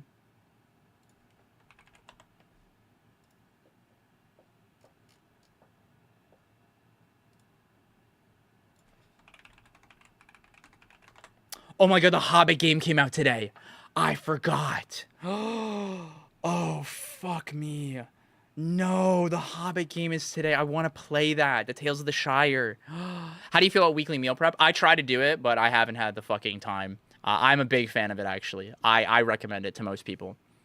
But I've not had the time, so I have some easy meal stuff in my freezer, but I did not have time to do it this morning. Yeah, the Tales of the Shire, it's their, like, cozy game that just came out on, like, everything. Would you practice before a major if you have a little cut on your left thumb? How little of a cut are we talking about? Because you need to just let your thumb heal. That's a yikes, dog. You gotta be careful. I had, my thumb is finally healed, but the, like, callus on my thumb ripped because I've been weightlifting, and it sucked. I had to, like, not play for, like, 2 or 3 days. Did the new season start today? Like, I'm confused. As like 3 different people have asked, and I don't actually know when it's supposed to start. Because I thought we're not getting anything until after Evo. Am I, like, mixing up the weeks? Let me, like, launch my game. Yeah, I'm gonna launch my game.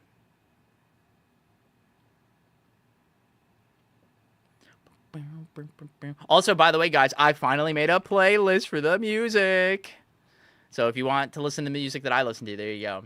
I'm gonna keep adding to it as we go. We're almost at 100 songs on it already, so we're going to keep going. Don't even want to cut my hand on top of my grease bottle at work. Ooh, fuck, that hurts. I've done that. I know exactly what you're talking about. Yeah, no, I preserve, like, focus on healing your thumb. Make sure you're putting ointment on it, changing the bandage, all that. Focus on that and let it rest. That is the priority, because if you play with the thumb hurt, it's going to be 100 times worse. Okay. Let's go to the store. Let's go to the event. It ends in... This event ends in 24 days, guys. I need to claim all my rewards. I haven't claimed anything. Oh, fuck. I have to click so many things. Okay, we're good. Yeah, there's a long time for this. Yeah. Don't stop, guys. Stop it. The timer is broken. Oh, it's not counting down. Yeah, I don't fucking know, dude. We're just gonna wait for Evo. New event will be the 5th. In-game timer is messed up. Okay, the 5th. That makes sense. Yeah, that makes sense. Yeah, there you go. Next week, guys. We'll party next week. Thank you for the follows, Hacks Arrow, and Bow. Oh, wait, I'm gonna get it. Oh, you have a Waddle. Dude, you have Bandana D for your PFP? That's awesome. Can you teach me how to say your name? I feel bad. I'm struggling.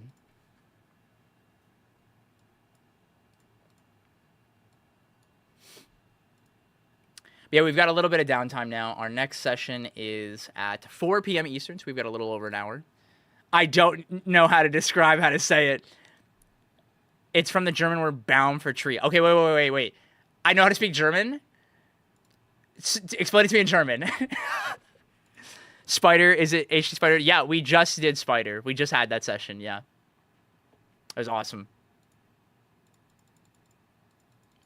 And I'm dual streaming on my YouTube, by the way, guys. So you will be able to go rewatch the sessions.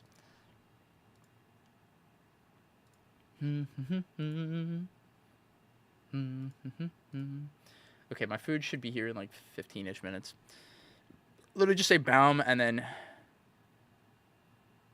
Okay. Bauminer? Iner? Is it Iner or Iner? I guess it would be... That's fucking weird. I love it, though. Thanks for the follow. You have a very unique name. Okay. What was I doing? I got fucking distracted. Maybe I'll just, like, queue a little bit. You guys want to watch me play the game? I'm gonna break the immersion. I gotta get my bag that has my stuff. Like, don't panic. Okay, guys? Like, don't panic. Actually, I'm gonna sneak behind. I'm gonna go behind.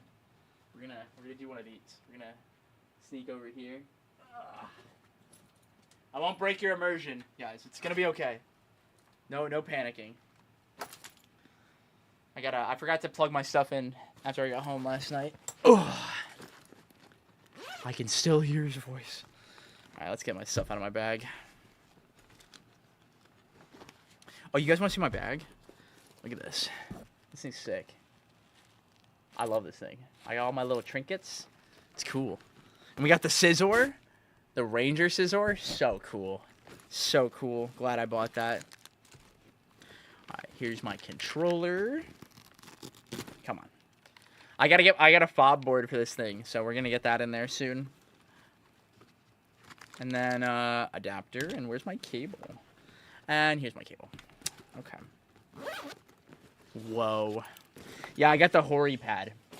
I love this thing a lot, actually. It's really nice. Once I get the fob, it'll feel a lot nicer, though.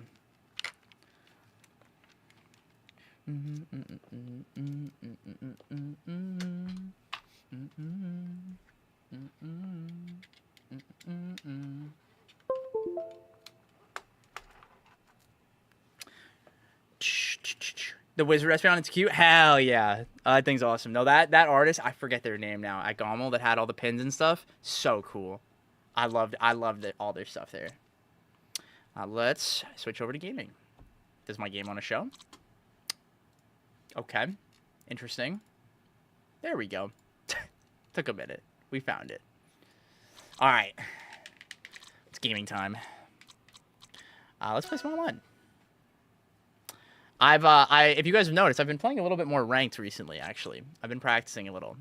And one of the things I want to do on stream at some point is do a stream that is very much showcasing, like, how to play on ranked in, like, a way that is productive and how to not crash out about things and how to make it fun, too. And, like, enjoy the process of playing ranked. Because, you know, funny number go up and down. It can be really frustrating at times.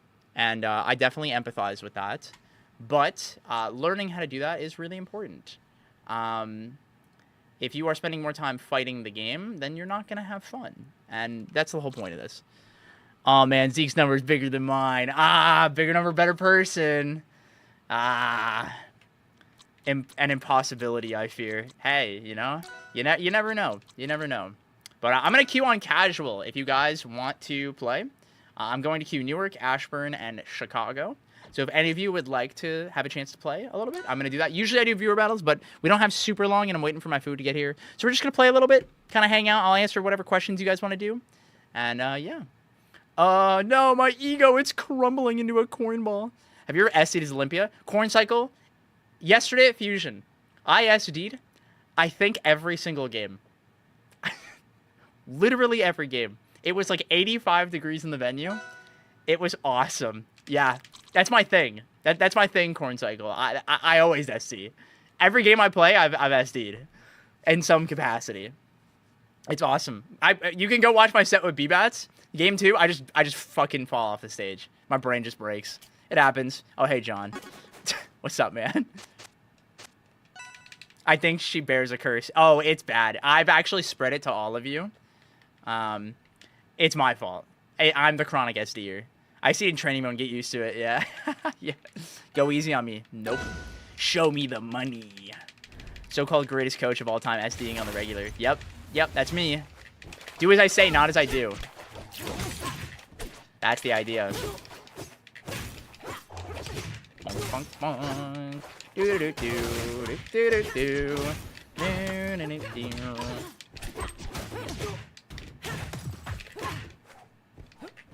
Whoop! I meant to grab ledge there. Whoop! Whoop! Ah! We're good.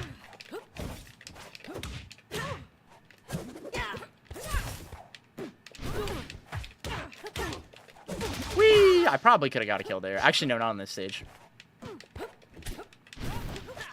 Goodbye. Nobody knew which way you were going.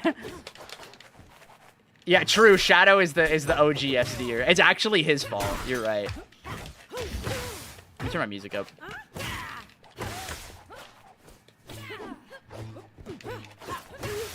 Oh, there's the drop. Fuck. When P+? Probably never, to be honest with you. I think I'm done with P+. It's fun to play like casually sometimes, but I never really have the desire to play it anymore. Especially now that Olympia's out, like it's close enough to ZSS that like I'm having fun. And it's just better online on this, unless I'm playing with somebody like in state with me. So like, that play sucks.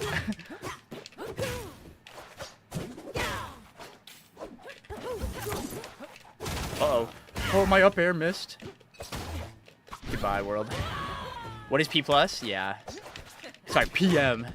Dude, there was a moment yesterday where Mr. Watch and Learn was losing a set, and I was like, come on, Spencer, lock in, bro. Do it for PM. And he was like, yeah, yeah. He took a stock and turned and looked at me. I love Spencer, man. He's so great. Whoop. Oh, that did knock down. I didn't know the percent there.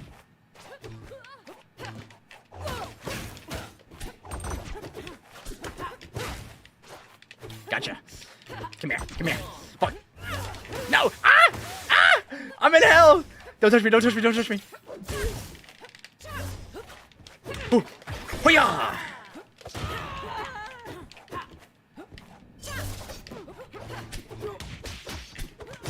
I think I'm sooner gonna stream like Pokemon than I'm gonna play P+. I'm gonna be honest with you. Come here. No! I tried to be Unicorn. I tried to do it. I don't have your powers of mind control. Ooh. Ooh. Come here. Come here. Jump. Nope, I missed the tech. Awkward. No, you're supposed to tech roll. Come here. Fuck. Ah! You're not ready for this.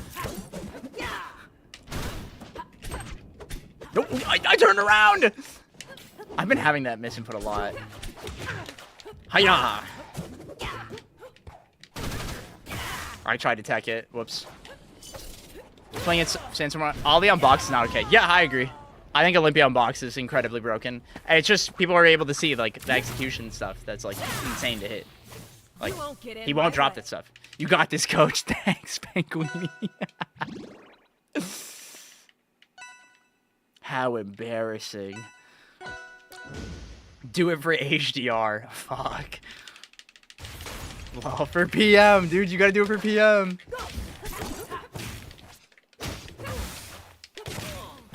I will say I miss old PM, but the days are over on that, and I will enjoy my time with Rebels too.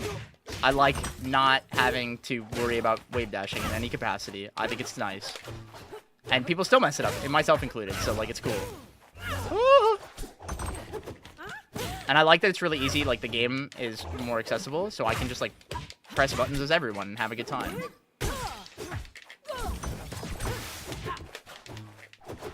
WHDR mentioned. Oh, HDR feels so good. It is just plagued by the most unfun characters of any platform fighter ever, and the worst balancing of all time. Very fun game, but playing that game seriously is not good for your brain. We made it, baby. We made it. Oh. No! Ah! Prider for box. I'm gonna hand issues. Yeah, they definitely just need the SOCD, like, really badly. Like, that's a big one. But that and the issue is, like, we can't, like... I don't know how they make cluster rule a thing on keyboard. There's no way to do that. And so, like, that will always be a problem. Oops. Come here. Fuck. Ah!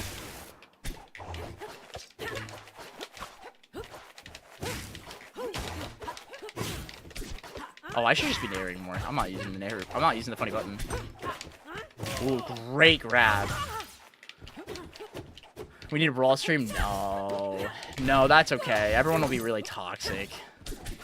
I like playing the new fun game that, like, more people have fun playing. Where, like, the people who play Brawl, like, dude, they don't even ban freaks in that game. Like, I'm good. Ah! Play your Ollie again, you keep getting better? Yeah, I mean, we can play whatever, just hit me up. I've been practicing a lot this past month. Oh! Great edge guard. Repo stream when? No, I want to play, there's a new game that came out, Delivery Pals. It just came out today. I want to play that. That's probably what I'm going to stream. Come here. Come here. No, hit me, yeah.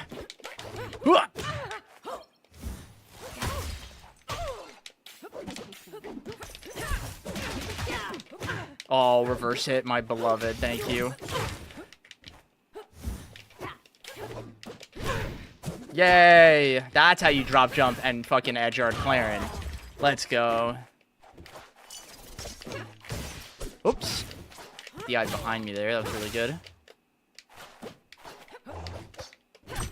Okay, let me stop reading chat for like a minute.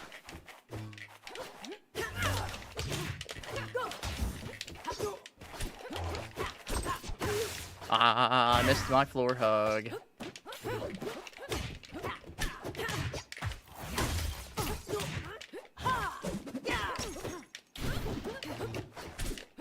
Oh, he grabbed my back here.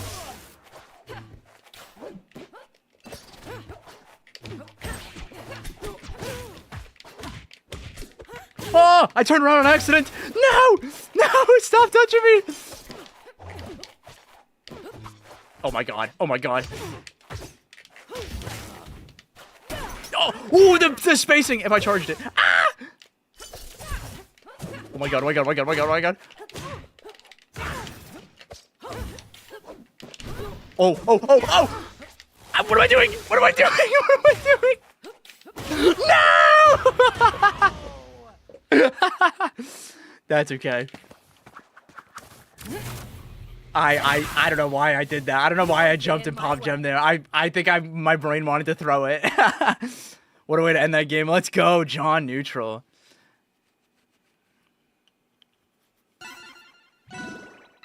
Let me check when my food gets here. 1 second. Where is my food? Oh, it should be coming soon.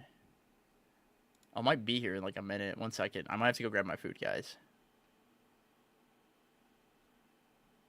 Oh, yeah. It'll be here in a second. All right. I'm going to go grab my food. Entertain yourselves. Everybody stim and do your thing. I'll be right back.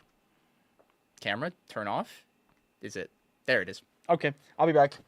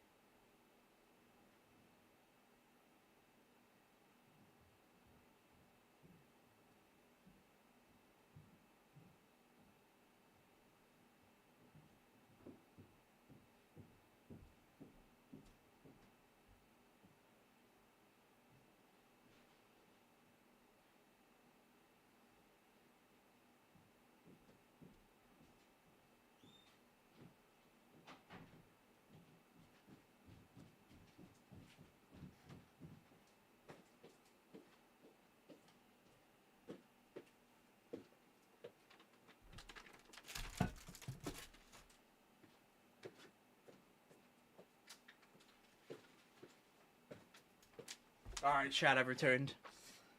Oh.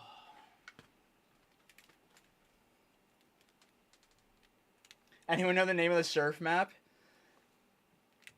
Oh my god.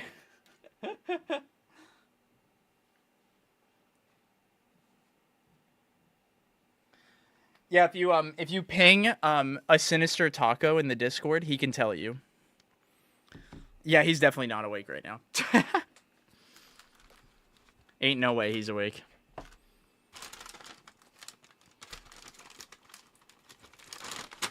All right, burrito time. You guys want to see this fucking chonker burrito? Check this shit out. We're chilling. I'm ready. It's not massive, but it's definitely packed. I can feel it. It's 1 p.m. Get out of bed. He's living his best life, man.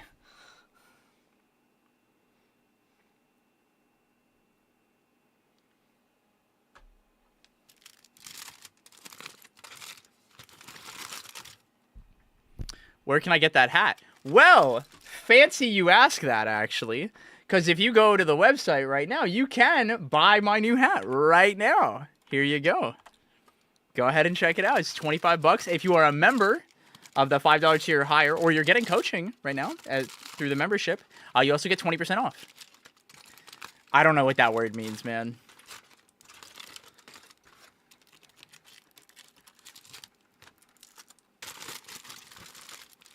I'm like almost 30. You're just making up words. Is it in the dad hat? We don't have dad hat yet. We have snapback and we have bucket hat. Both are currently available. I can show you the snapback in a second. I just need to take a bite of this burrito. I am so hungry right now.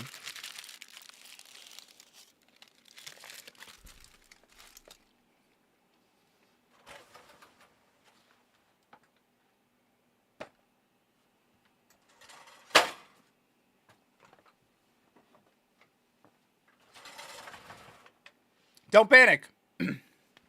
Don't panic. Here's the dad hat. The dad hat has a little Easter egg too, or the snapback, where it's got a little indicator on the back too for your puddle. Weren't able to do it on the bucket hat, but it's still dope. That's fucked up, Dan.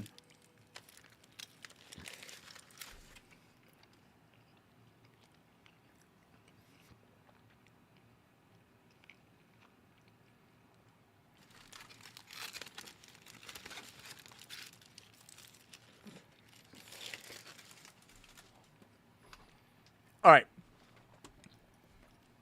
Let's get back to gaming. Oh, hey.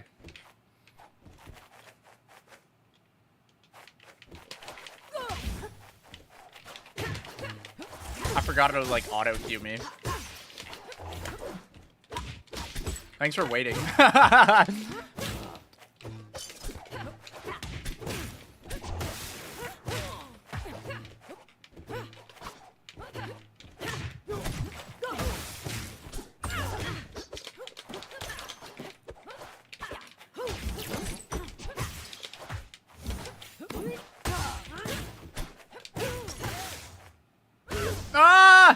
I died.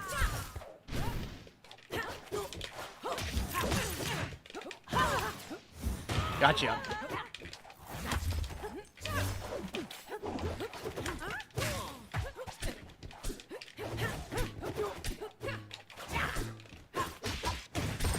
Nice SDI.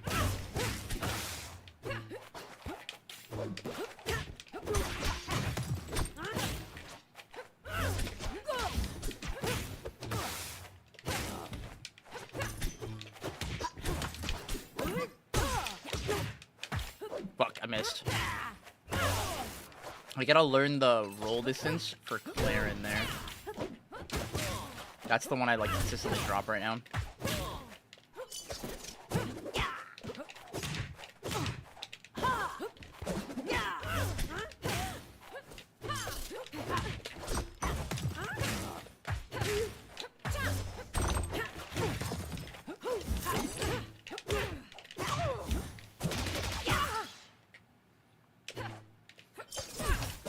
Whoops, I meant to side B.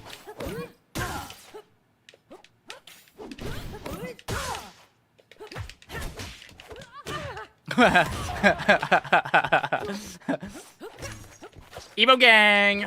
I hope you guys have fun at Evo, man. I'm really excited to see all you guys play.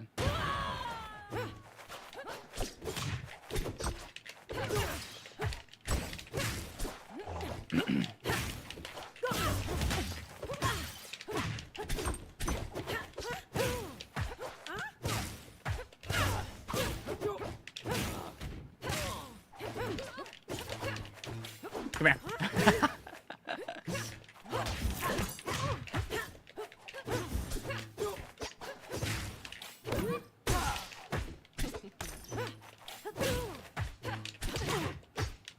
I want a dash attack.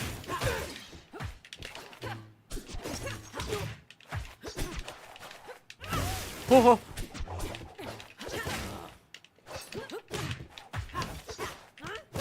I'm always DIing now. I need to stop doing that.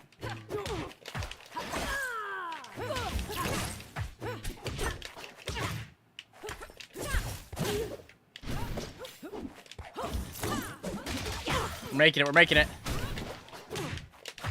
Ah, you got the wrong distance. I didn't fucking die, dude. If I play Crag solo, what could a good pocket to learn? I think Crag solo is super good right now. But just play whoever you think is fun. Every character is really good right now. I don't think I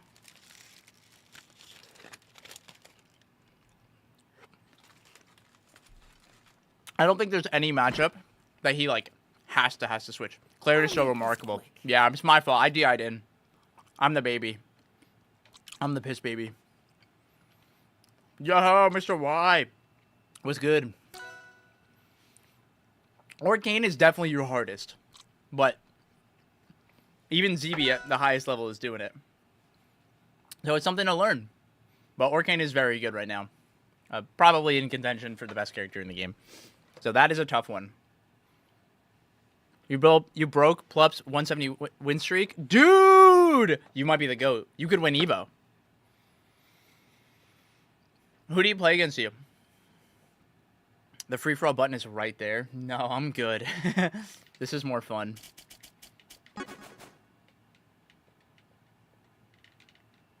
Oh, another Olympia. He went Maple and Orcane. I only beat the Orcane, though. Nice.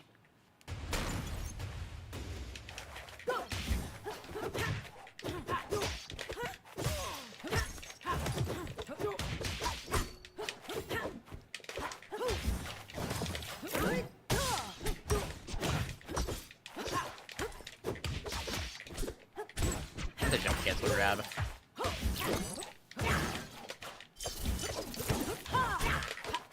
Come here. Come here.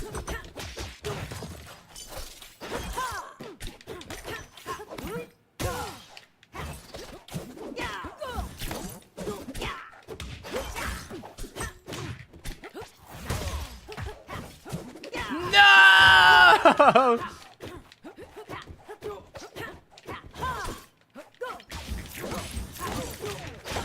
Oh, okay.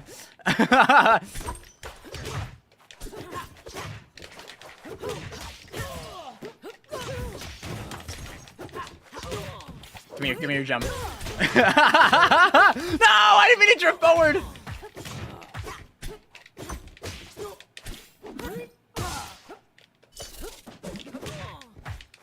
Whoops, I meant to dash. I meant to pivot there, rather.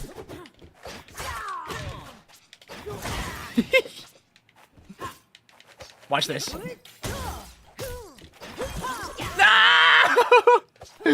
Ah, I'm gonna die!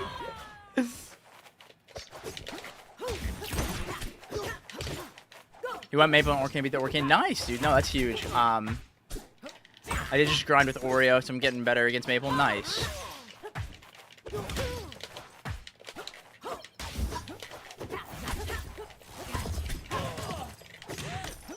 Goodbye.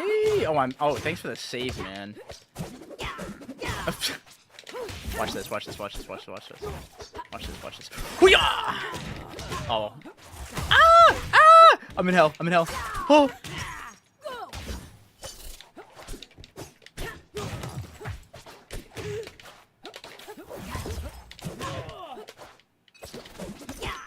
Oh.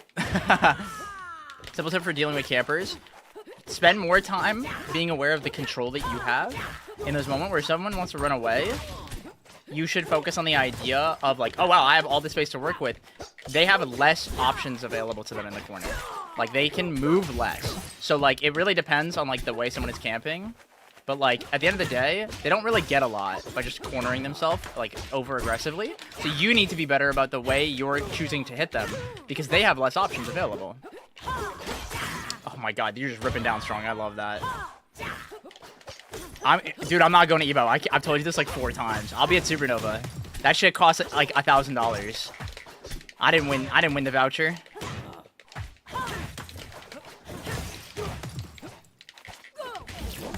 Come to Evo with me. No. Dude, it's too much. I also, like, I'm so not interested in the heat. I'm not built for it. I'm sorry. I can't do it, guys. But I will be watching it. And I will be at Supernova. Yeah, Vegas is expensive. Yeah, it's no joke. Who's gonna win Evo? I have to look at the final bracket. I haven't had a chance to do that yet. But we'll probably talk about it soon.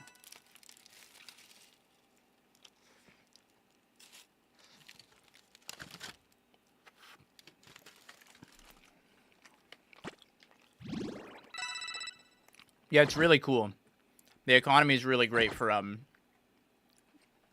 going to do anything. Yeah, it's just the way it works. Good old inflation and events costing more, and it's just rough. It is what it is. I'm not surprised because you get to spectate everything, which is cool. The venue's amazing.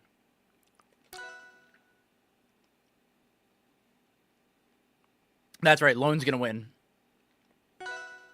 Interested in coming to Pittsburgh for the 200th iteration of our local? When? And who can I stay with? Because I'd have to fly in.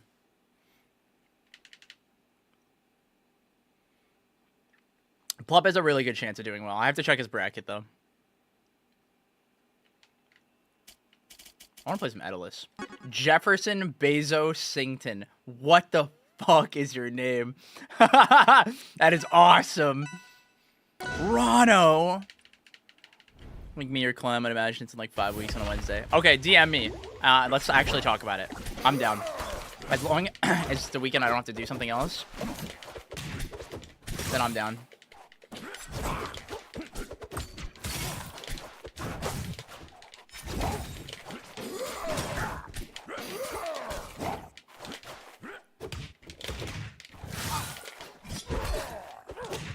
Don't touch me.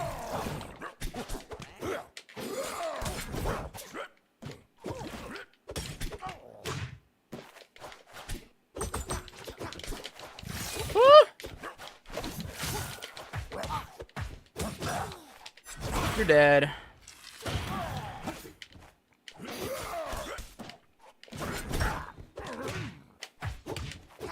Maybe I can come out for like a few days. It could be fun. I haven't been to Pittsburgh before.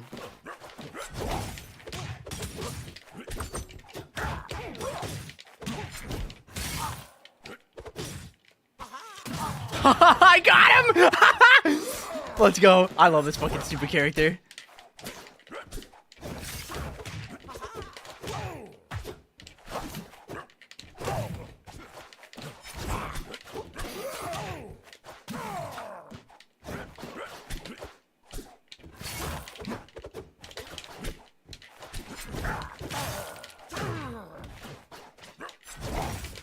Funny bear. Funny bear. Ah! I should not have jumped there. That was bad.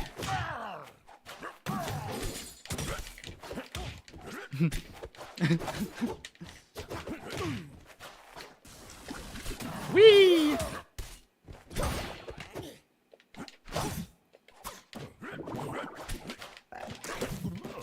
Whoops. Oh, he died.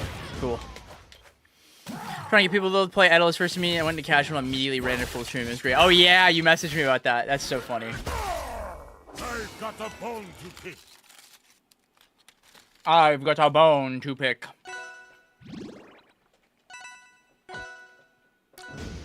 Yeah, full stream's been playing completely Edalus for a while. Remember the RCS online that he did really good in? And he's been playing him since Genesis. Because he went it against Elkies.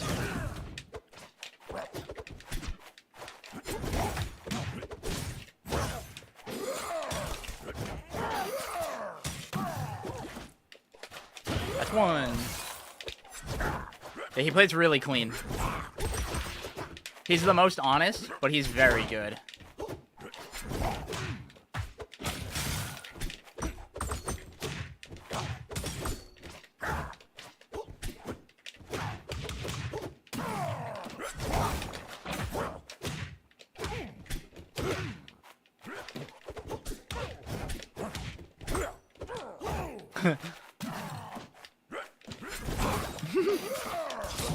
Oh, I almost got that setup. I love that setup so much.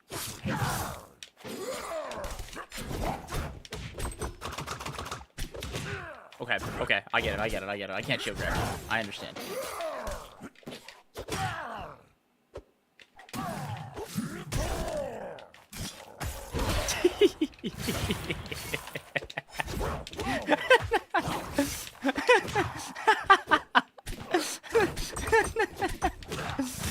I love this fucking game, guys. Oops. Oh, I got the reverse hit.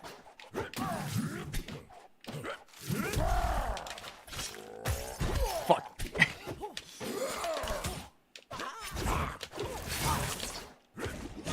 Whoops. Dude. No, I want him to press down air. Fuck.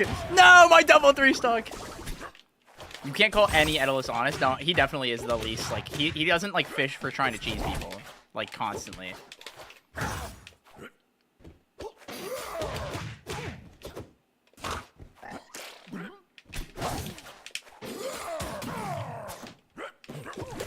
Oops. You're dead. Nap time. Shield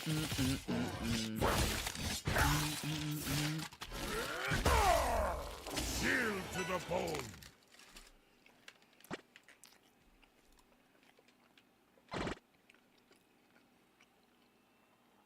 You have learned to try not fight the funny bear off stage. You gotta pick those fights carefully. They're strong because they do a lot of hard reads. He has a lot of really true stuff.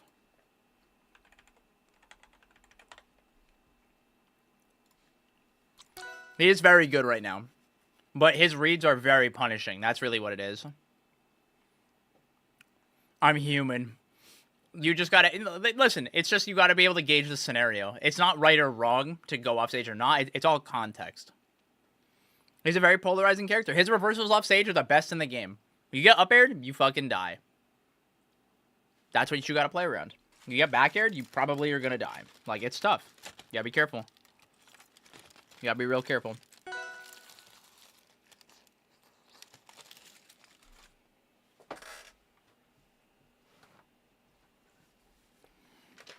Oop! Drop my controller.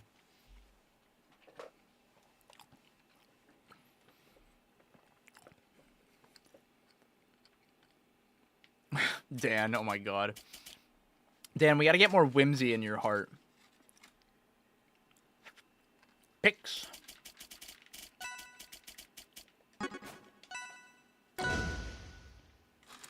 Nah, man, that's just FPZ. He just want to piss you off.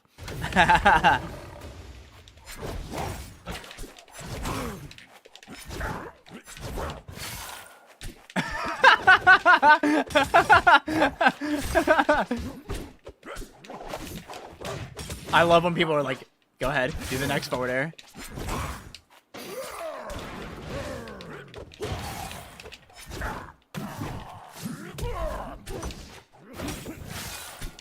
No! My JP.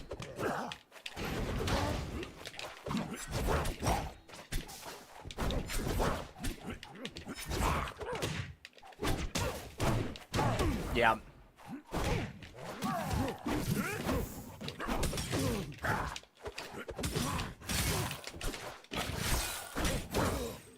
Whoops, I didn't mean to double jump there, my finger double tapped it. No! My fuck, I hit taunt, dude.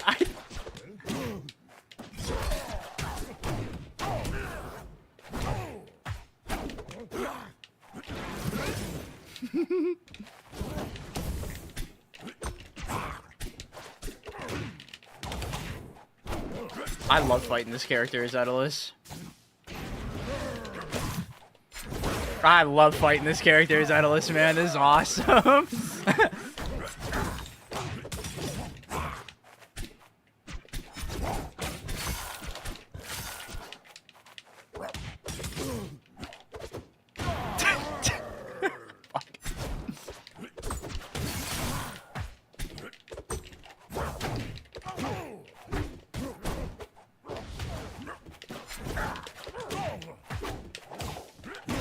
Oh, don't hit me. Don't touch me. Don't touch me. Don't touch me.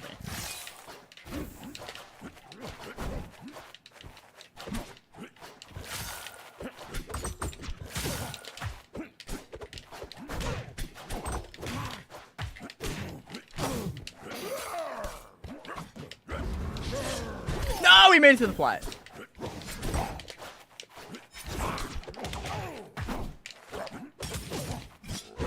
Oh, I misspaced it, dude. I had that read. Oh, you went through me.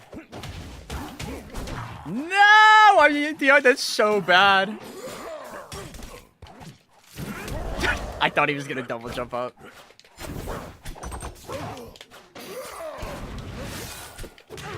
Ah! Wait, watch this, watch this, watch this, watch this, watch this. Watch this, watch this, watch this, watch this. Fuck! He hit it! He hit it! No! Alright, alright, alright. You got me.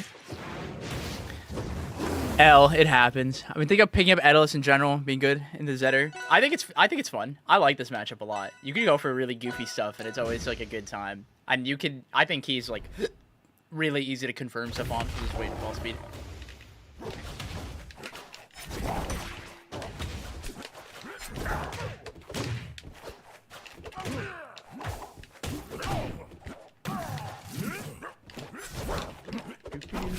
I thought Ice lost to Fire. I know, right? Dan breaking the rules as always.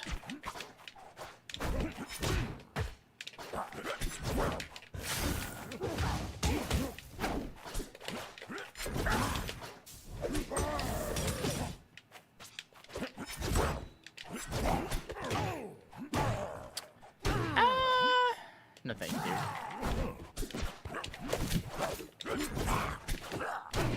Oh, I missed my attack. That's awkward.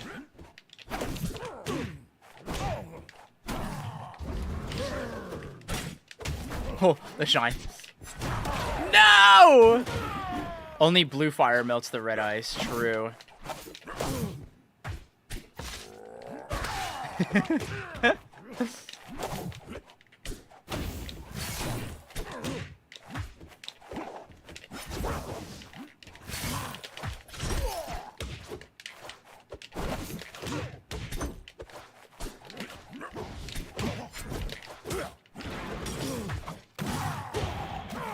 Yippee! I guess Charizard was weak to ice. Yeah. That was the real secret. Nobody knew. Ice wasn't out yet.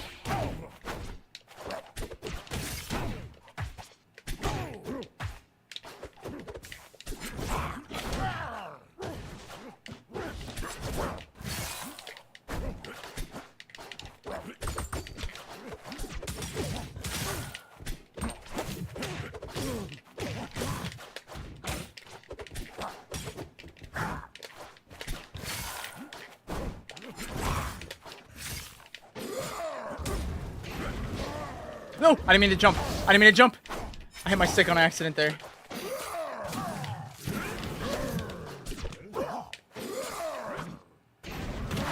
Whoops. You're dead. Oh, I missed! Oh, I did that too late.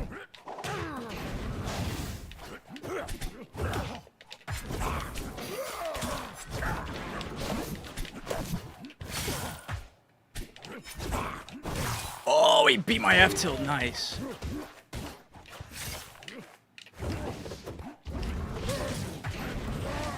Almost.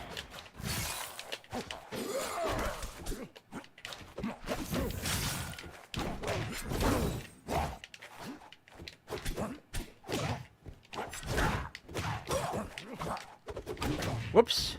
Frame 7.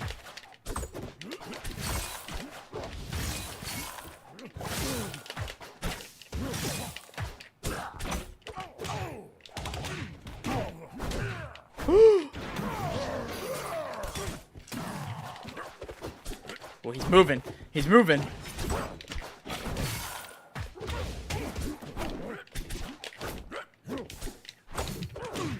Ah! Oh, what is that up me? I was cooking.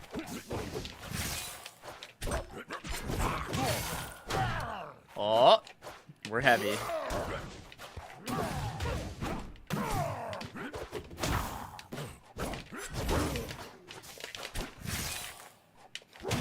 Oh, it traded with the him throwing a hitbox. Yippee! Oh, he's super dead. Yeah. Yeah. Oh, that song's a banger, yeah.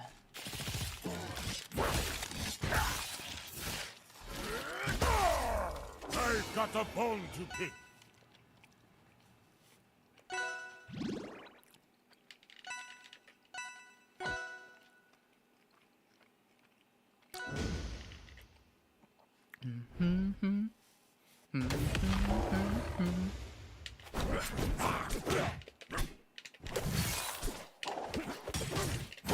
I'm gonna play Obs in my next one.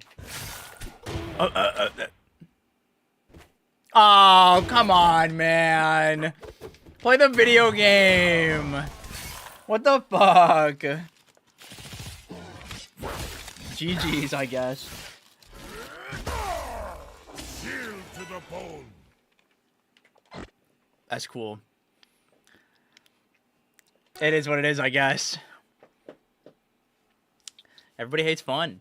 You guys want to queue into me? You can.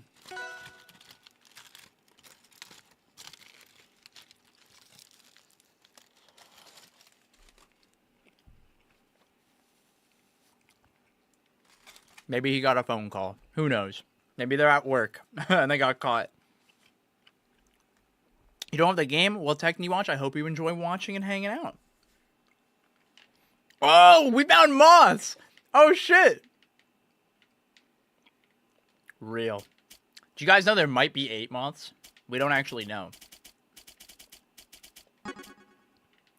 Let me cook. I'm scared.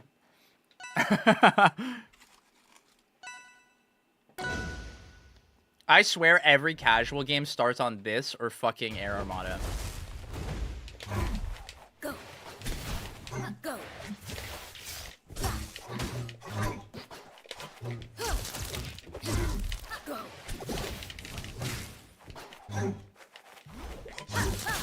Go.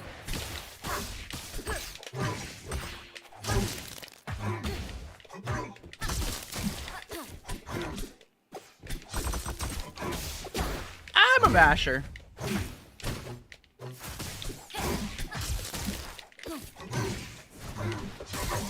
Go. Go.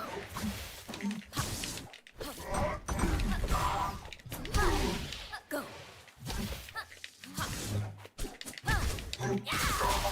Go. Go. Yeah. Oh, it killed me! I didn't think it would kill me. Oh my god, I tried to get hit by it. Go. This character, man. This fucking character.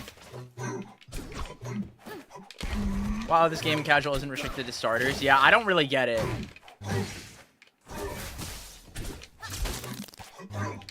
Something I really wish they would change that. And I wish once you got to Masters and Ranked, that you got to play Best of 5. It's actually one of the reasons I didn't play Ranked for a really long time. Playing Best of 3 is so boring, man. Go. My aura.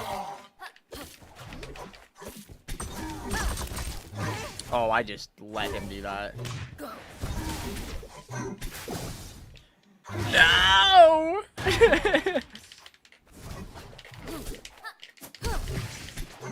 Go.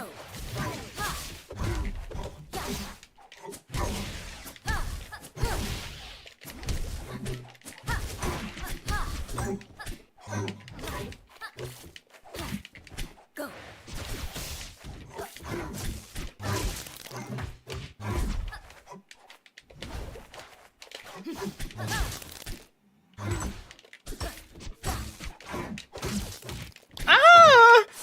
I'm getting fucking boxed, dude.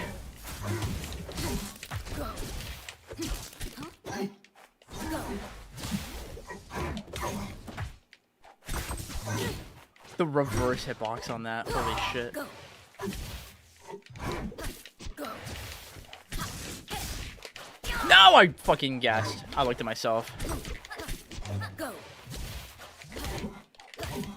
Go. Oh. Go. Go. Go.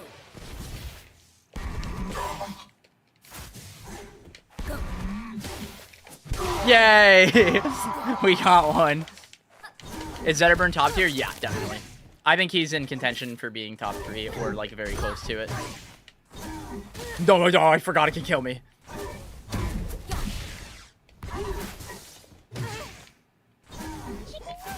Chicken nugget!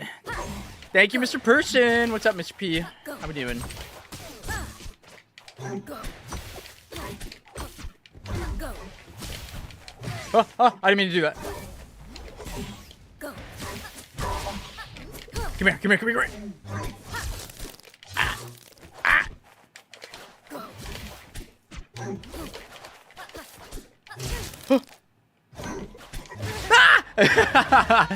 This character reminds me of Pikachu Zelda. Yeah, that's very much like the inspiration. Is like a lot of moves like that. Yeah. Fuck, I got Loxodon on it. I got back here. Where's Forsman on the list? I don't really know. It's hard to gauge. I think he's really good. I think everyone in this game is really good right now. I don't know. Nobody's bad. Forsman is definitely not bad. But, yeah, I don't know. Shut up, man. Go. I need to just forward air there. You're too floaty.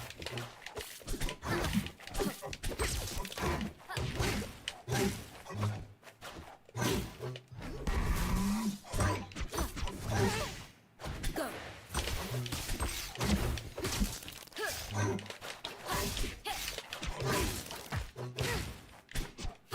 Go. Ah! I'm in hell. Goodbye. Every character like Popper Butter has that has a shine has to be good. Yeah. Yeah, that's the fun of it. Go. No, he teched it. Go. Oh no. Oh no. Oh no. Goodbye. You're DMing me? Oh boy. 1 second. Ah! No. Don't touch me.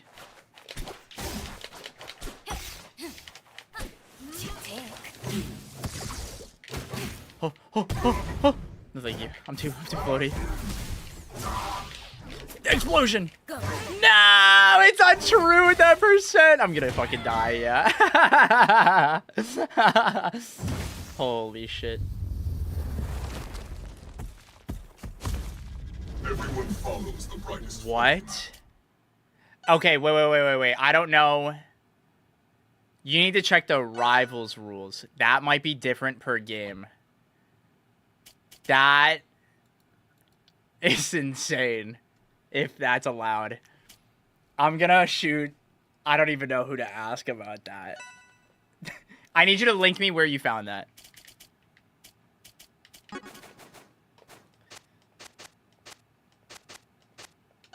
Yeah, you gotta link that to me. I don't know if Rivals is following the same rules for that. Thank you.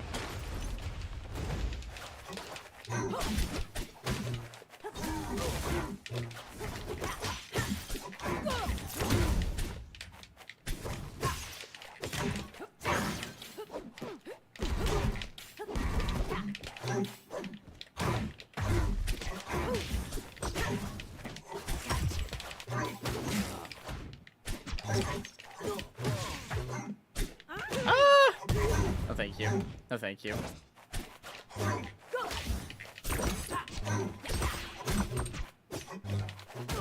Oh my god, the second nair got me.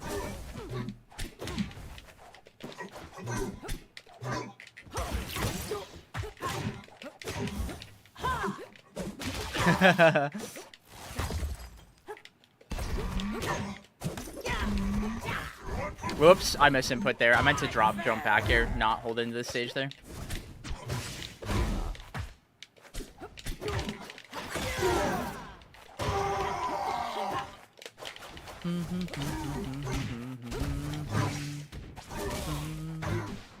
Oh, I went through you.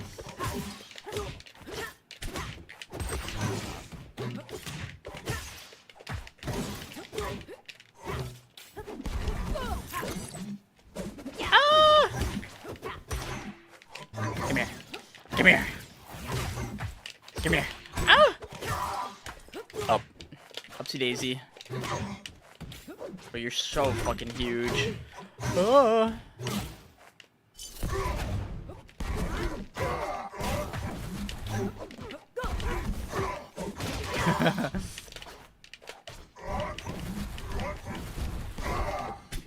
Oh my god, you grabbed me out of that. I wanted to grab you. No, I wanted to slip in the edge cancel.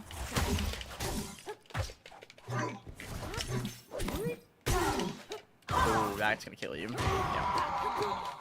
Who's the best obs that you've seen? Probably Zach. Z-A-Q-K. He's probably the best right now.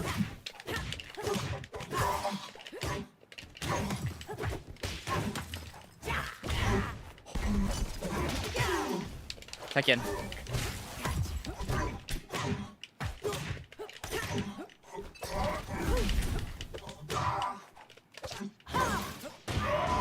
Yippee! It's not Ant yet. I think Ant's getting closer. Nothing less than total victory.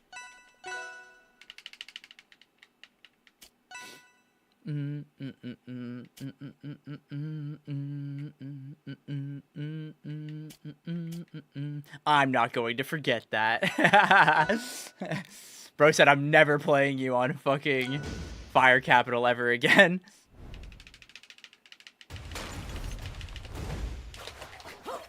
Yeah, I'm killing time. I got another 30 minutes before.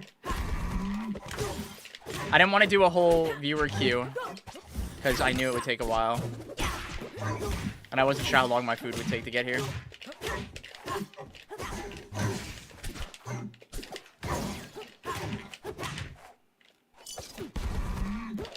Torna, we were talking about you at locals yesterday.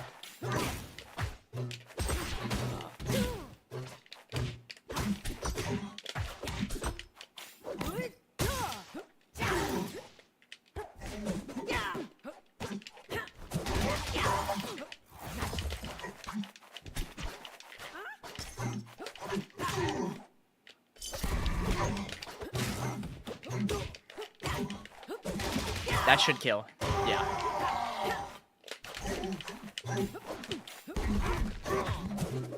Oh, you actually played around that time.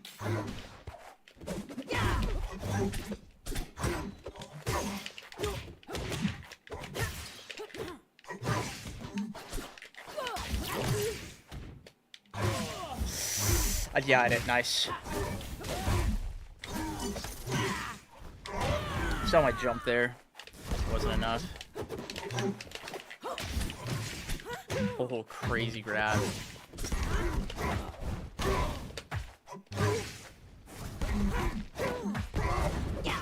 Oh! Oh, fuck. I didn't mean to do that.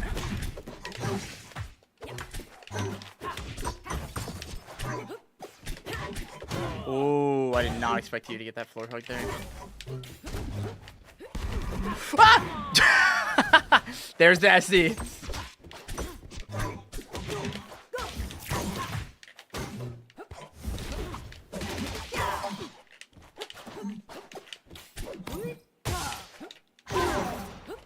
Side special is so good on him.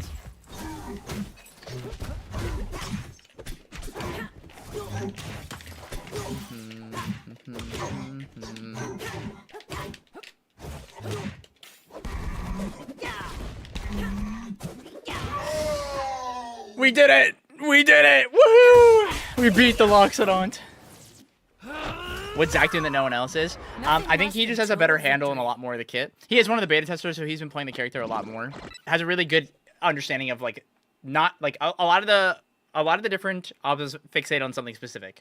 So like one of them is really big about like the double jump and the movement. One of them is really big about like up special and how to use that and like cloud. And then one of them is really good about like F tilt and like grounded options and things like that. And I feel like Zach is the one who has the most well-rounded amongst those. At least that's my experience in the ones that I've played.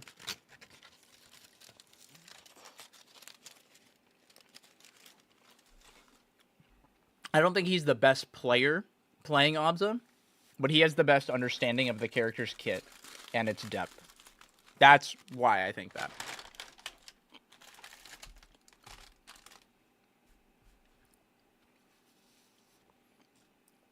I gotta forward this question to SBS 1 second.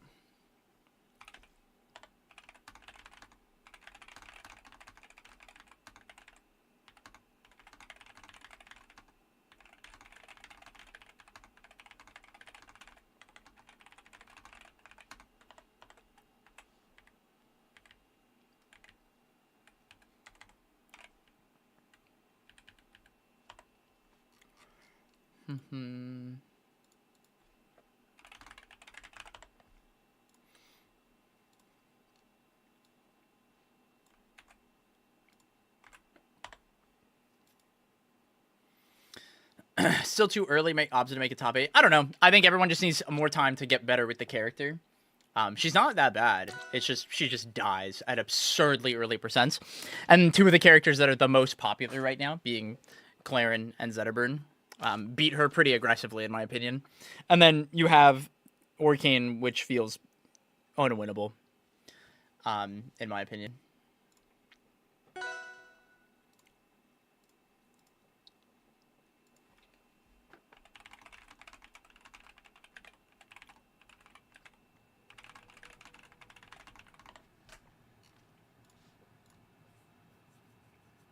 I killed an Obza at 50 at Harbor. That shit was crazy. Yeah. It's actually absurd how early she dies. Alright, we're going to do one last little set here on casual. And then we got our next coaching session, which is dosboxfalco.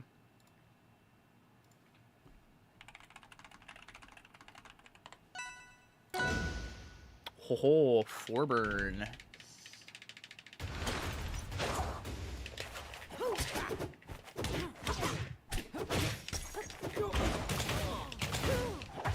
Thank you.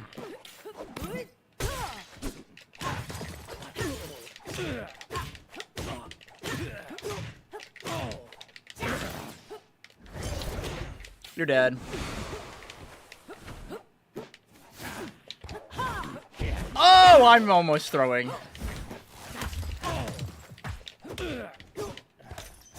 I keep doing that accidental wall jump. I don't know how I'm doing that. I need to be more conscious of my positioning. I'm not looking at myself like it all today.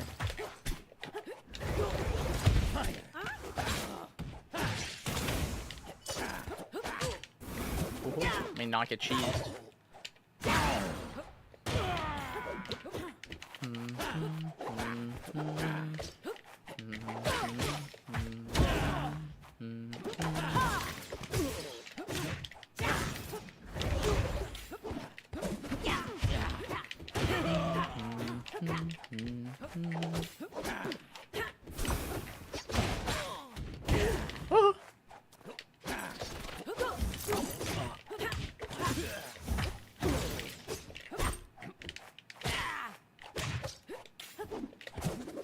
Oh, good trade.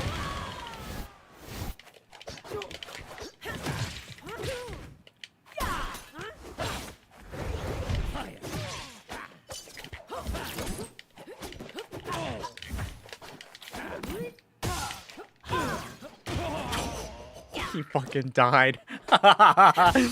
Corn cycle, man. That was for you. That was for fucking corn cycle, dude. I'm late for class.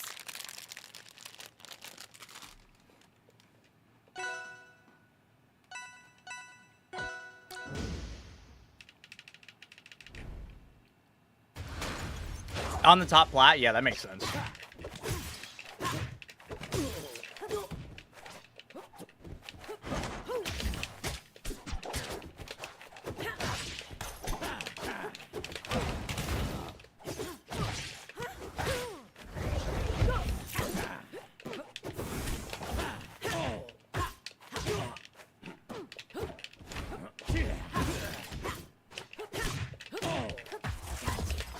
thought he was gonna slip off.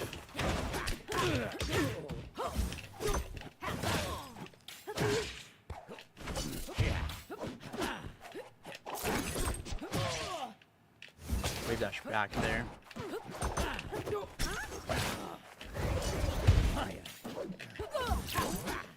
Whoops. I thought I might jump. I miscounted. I lost track.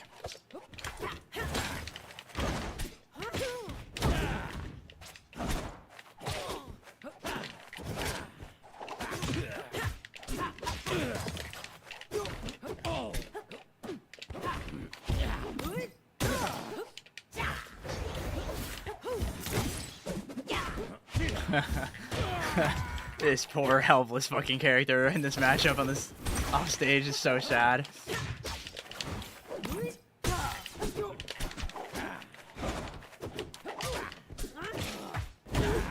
What's the question? What are you saying, Coinfish? Sorry, I feel like I'm missing part of what you were saying.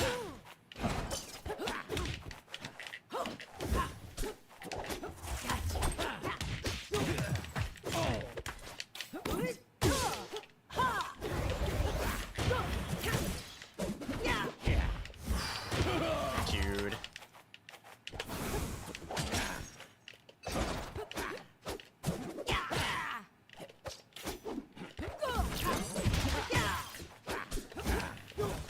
Oh yeah, I mean if you got comboed up there, yeah, no, it makes sense.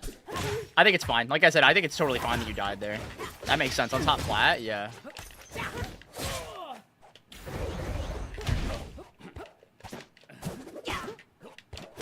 Oh fuck. Oh no, bro's so mad. Me too, man. I would have done that up B too. I would have kept trying to snipe it. I'm late I for get it, class. man. GG's, buddy. It would be like that. Try me. It's like getting hit by Spike at 50 when you're...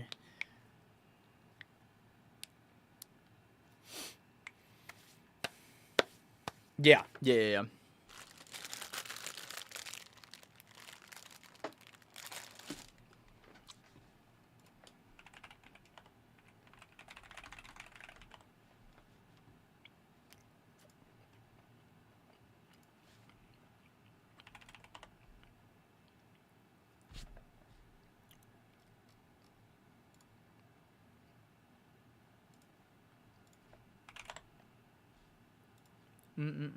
All right, let me get set up for our next coaching session, guys.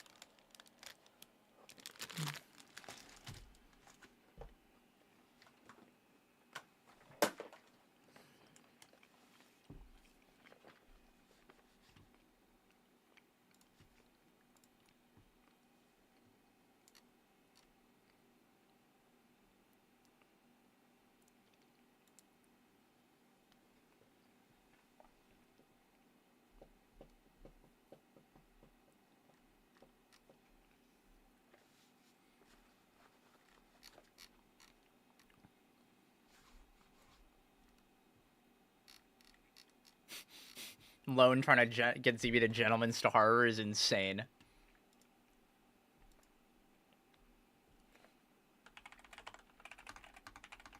That's so funny. That would be the greatest match of all time. What we doing now? We got about 10 minutes, and then we'll have dosboxfalco for our next coaching session. And then we got one more after that. We're getting there. Almost done for today. Because I have some other sessions I gotta do off stream after that. We both like Harbor. You do. You really do.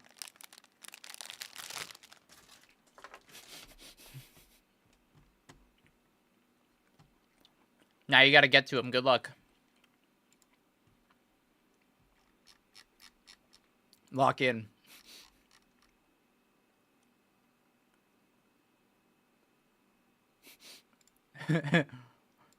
Don't thumbs down me.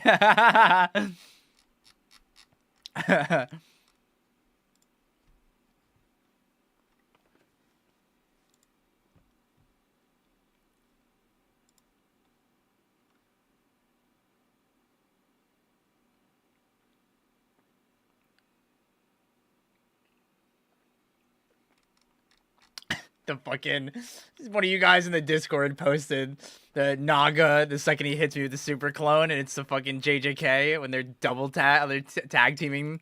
Fucking what's his name? That's so good. If you guys haven't, make sure you come join the Discord. Lots of awesome people in here. We all share lots of knowledge. It's always a good time.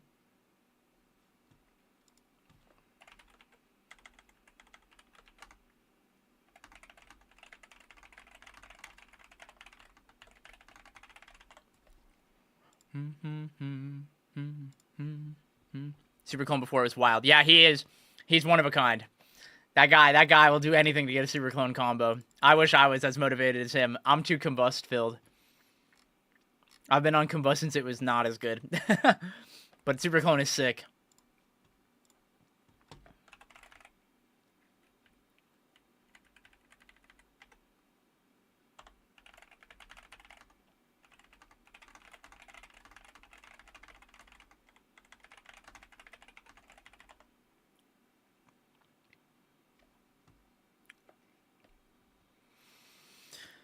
When I play with Naga, I'm watching them play the game. Me too.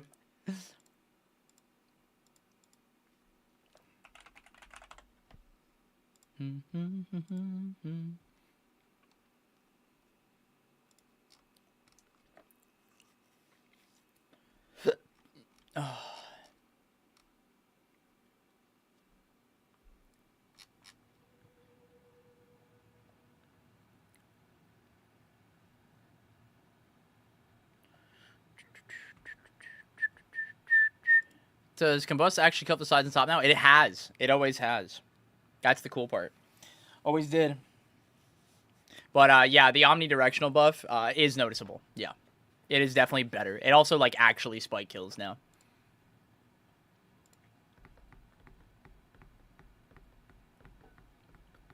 They just make the clone die in one hit. Yeah. I wish you would get parried for grabbing clone. Like, super clone. I think that is so valid. I think that would be so funny. It would be so toxic. Yeah, I think it should parry you. Yeah. I think if you get schmixed, give me the deception buff. Make super clone, like, I don't know, not be able to mash attacks as fast. Something to make it a little bit harder. But if you try to grab it, I want that to be, like, the most insane knowledge check ever. Like, Whiff and grab doesn't do shit in this game.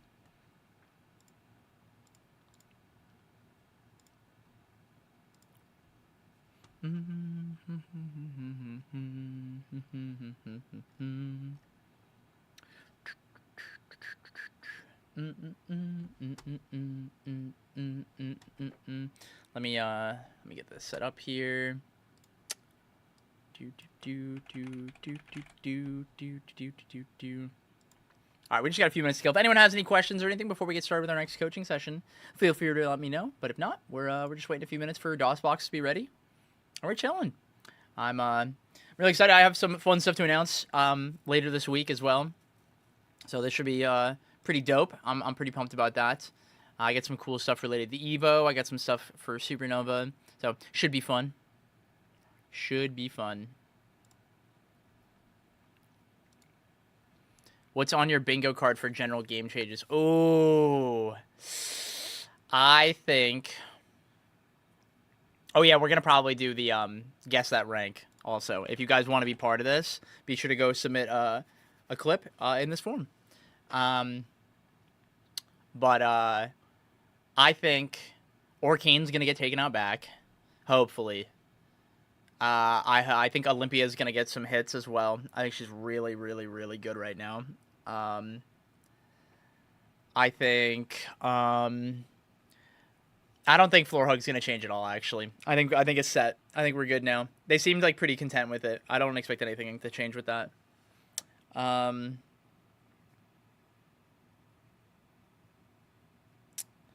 um, hmm.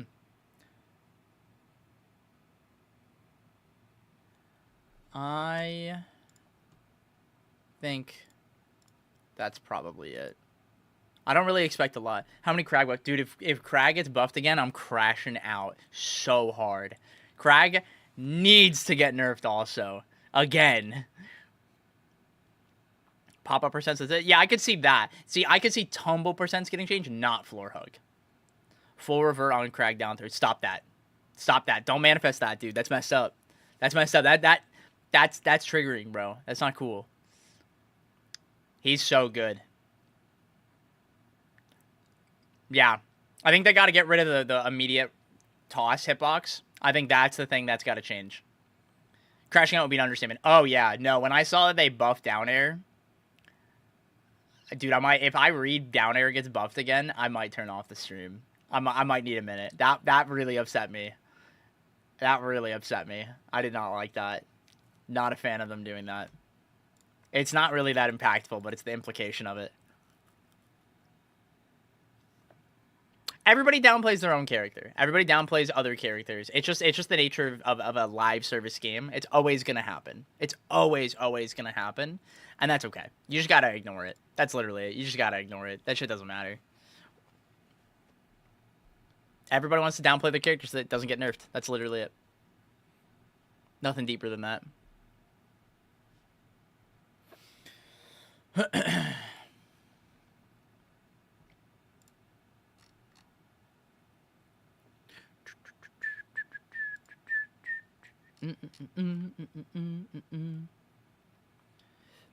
What changes Claire need? Up tilt needs to have the side hitboxes pulled in.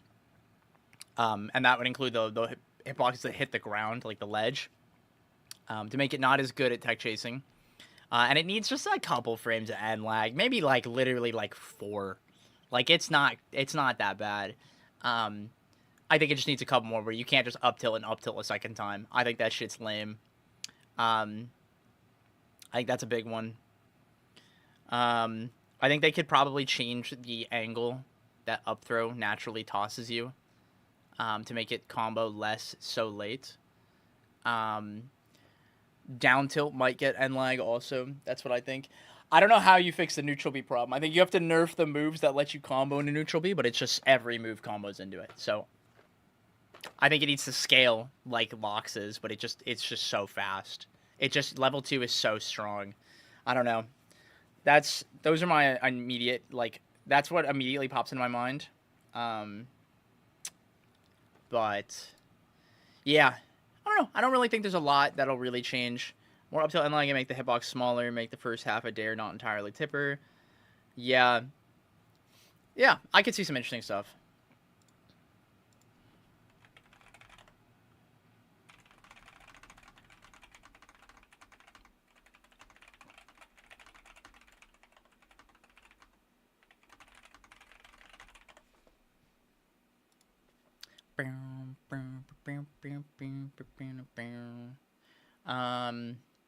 Yeah, I don't think I'm trying to think if there's anything else. Yeah, or can you just I could list like 10 things.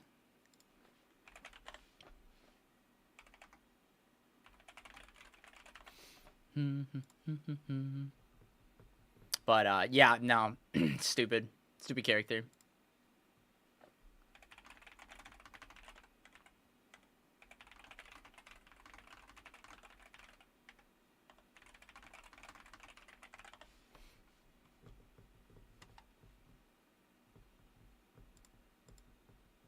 Write the manifesto. What's got to change with the Orcane? Nair bounce has to suck. It just has to suck. Unreactable, double damaging floor hug, anti-floor hug. It's stupid. It's fucking stupid. It needs to do less damage. I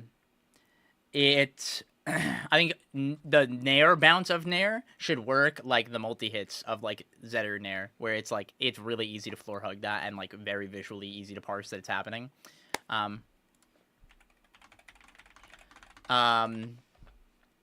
Down tilt needs to knock down way later. It's absurd what percent it knocks down. 17% on sweet spot. Insane. Insane. Offensive fucking move. Down strong needs to start up like 3 or 4 frames later. I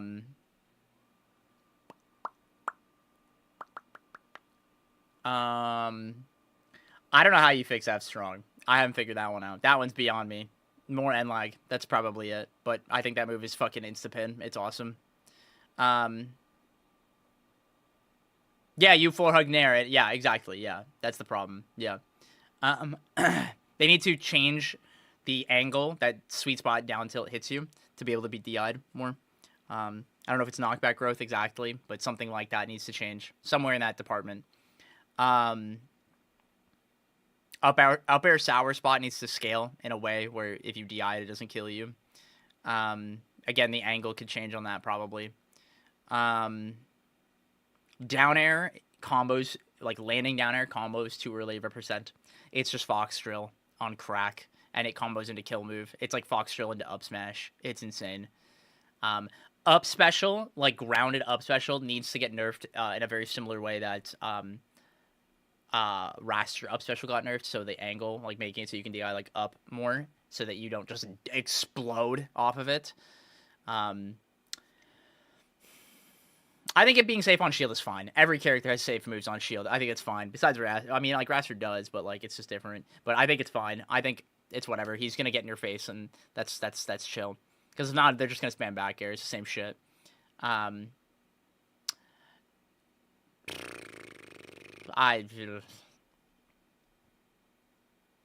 Forward throw needs more end lag. That's the secret sauce. Did you guys know that you can forward throw hydroplane back air everyone in the game at like 60 and kill them? So you like throw someone across the stage and you like combo off of it? Yeah. Yeah, it's really cool. You can like hydroplane nair too, yeah. And if you hit back air sour spot, it just combos into itself. Or into up air. Or strong. Yeah, it's evil. Forward throw is insane. Not if I smack the controller out of their hands. That's right, dosbox. Yeah. Yeah. Alright, it's time for our next coaching session, guys. Let's get dosbox in here.